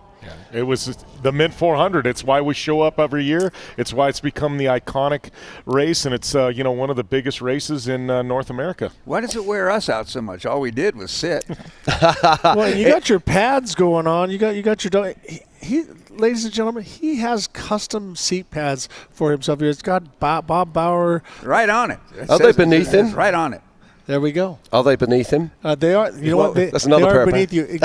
You should wear some. They are layered below my buttocks. Beneath your right, buttocks. Gentlemen, let's stop talking about buttocks and talk about amazing racing. And the most important thing, of course, is being here just outside of Las Vegas in Primm, Nevada. And we come here every year for the pilgrimage that is the 2026 BFGoodrich Mint 400.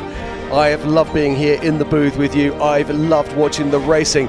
But today we have seen the start of something very special. Kyle Jurgensen has overalled in a Spec Unlimited truck here at the Mint for the first time ever. Is this going to change the face of off-road racing here in the United States? Don't bet against it. But make sure that you come back next year in 2027 for the next BFGoodrich Tires Mint 400. The 2026 BFGoodrich Tires Mint 400 is brought to you by Bet Online. Get in the action with Bet Online. IBAC, springs, shocks and performance suspension made in the USA and engineered to win. By VP Racing, the brand you can trust for performance race fuels, lubricants, coolants, additives and so much more. Sylvania Off-Road, built for any adventure. By Toyota Racing, your race, your story. Powerstore Pros, PSP, outfitting your off-road experience. And by King Shocks, performance racing products for utility vehicles and professional racing.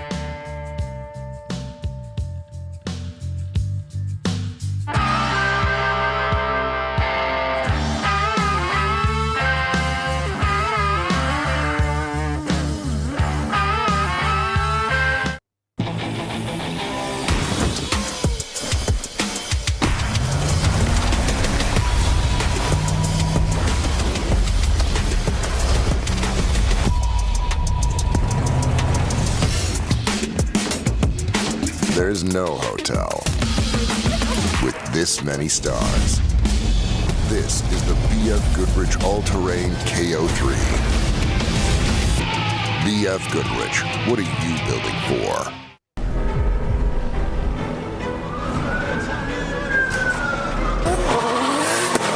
This is how legends are made. I know I got what it takes. And I'm not pumping the brakes. And I'm not pumping the brakes. I'm too competitive. I like the narrative. That I'm the best in the league. Who you comparing with? That isn't competitive. Top of the throne in his knee. How you moving so when it's speed? I just been bringing the heat. I just been bringing the. I just been bringing the. I just been bringing the. You need parts? We got parts. Product availability. Just one part that makes O'Reilly stand apart. Like Sylvania LED off-road lights for ultra night vision and ultimate off-road visibility. Rugged construction for tough off-road adventures. Visit the professional parts people at O'Reilly Auto Parts today. O'Reilly Auto Parts.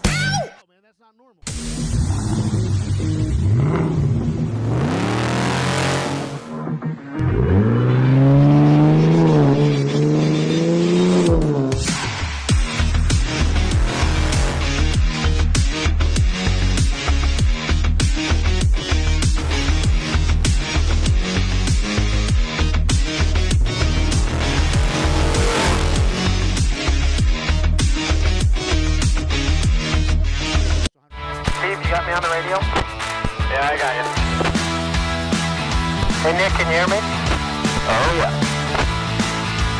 I might have to change the rear sprocket. Not a pretty sight. Where are you guys heading on this one? Oh, this is beautiful. It rides really good. I'll follow you. Crossing the road now. Copy that. Everybody getting ready for more ride? We are.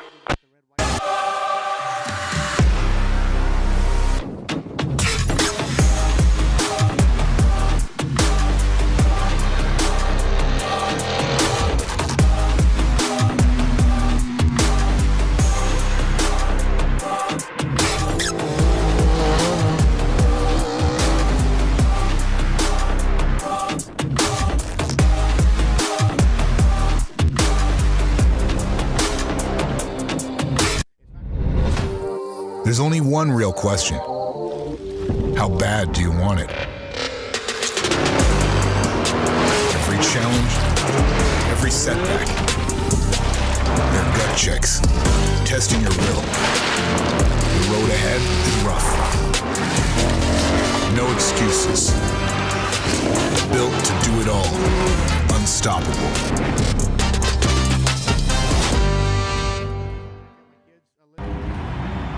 Race you.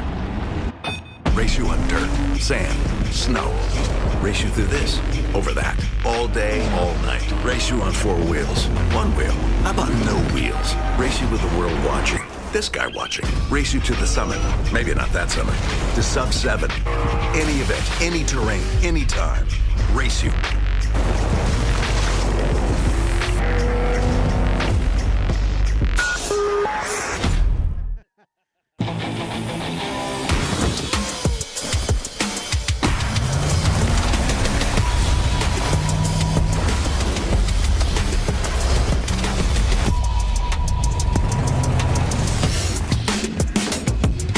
There's no hotel with this many stars.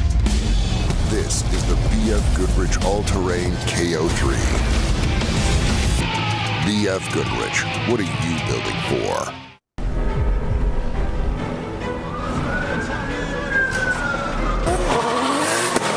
This is how legends are made. I know I got what it takes.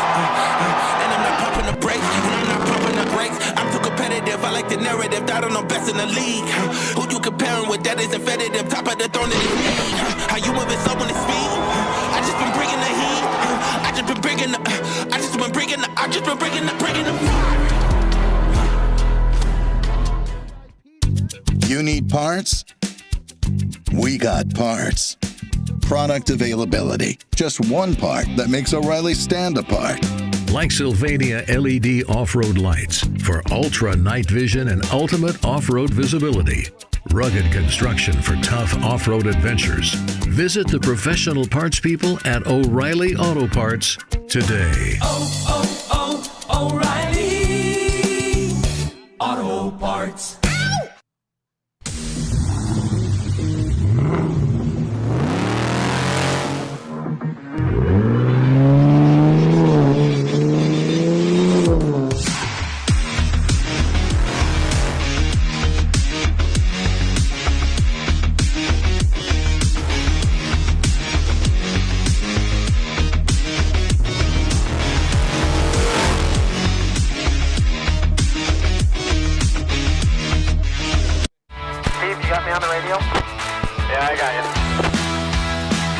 Hey, Nick, can you hear me? Oh, yeah. I might have to change the rear sprocket. Not a pretty sight. Where are you guys heading on this one? Oh, this is beautiful. It rides really good. I'll follow you. Crossing the road now. Copy that. Everybody getting ready for more ride? We are.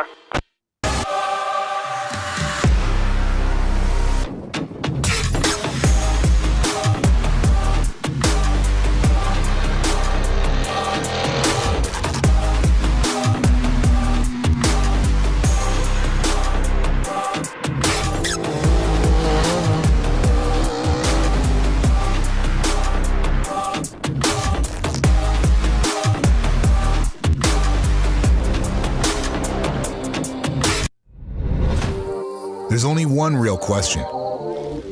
How bad do you want it? Every challenge, every setback. They're gut checks, testing your will. The road ahead is rough. No excuses. Built to do it all. Unstoppable.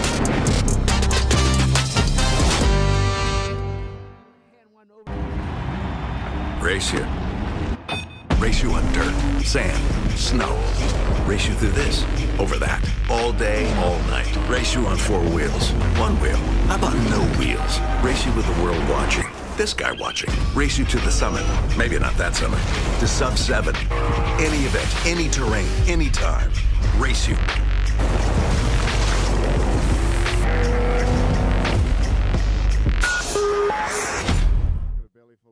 So we ended up running most of the race without a second spare. We had 1 spare the whole day. So, other than that, though, the truck was good and the track was nasty, and we went all out and had a good time.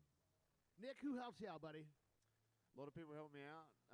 Shout out to Cheese. I don't know if Cheese is around here. He does all the prep on the truck, and he's been busting ass, and I think we finally got ourselves in a position where the truck is in good shape.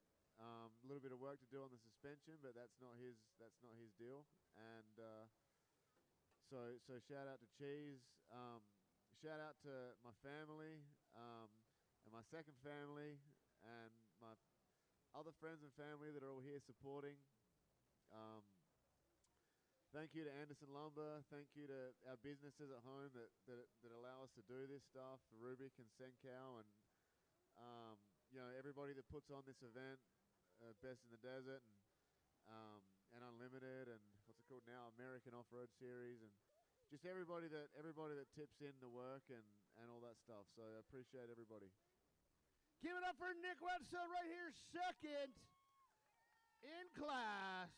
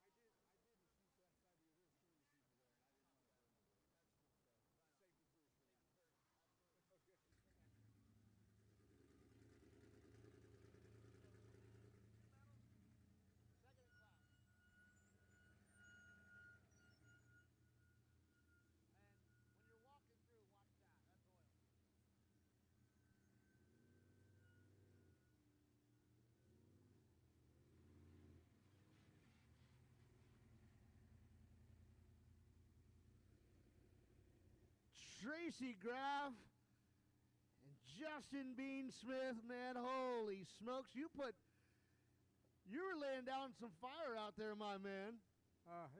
It's nice to be on the podium this early in the night.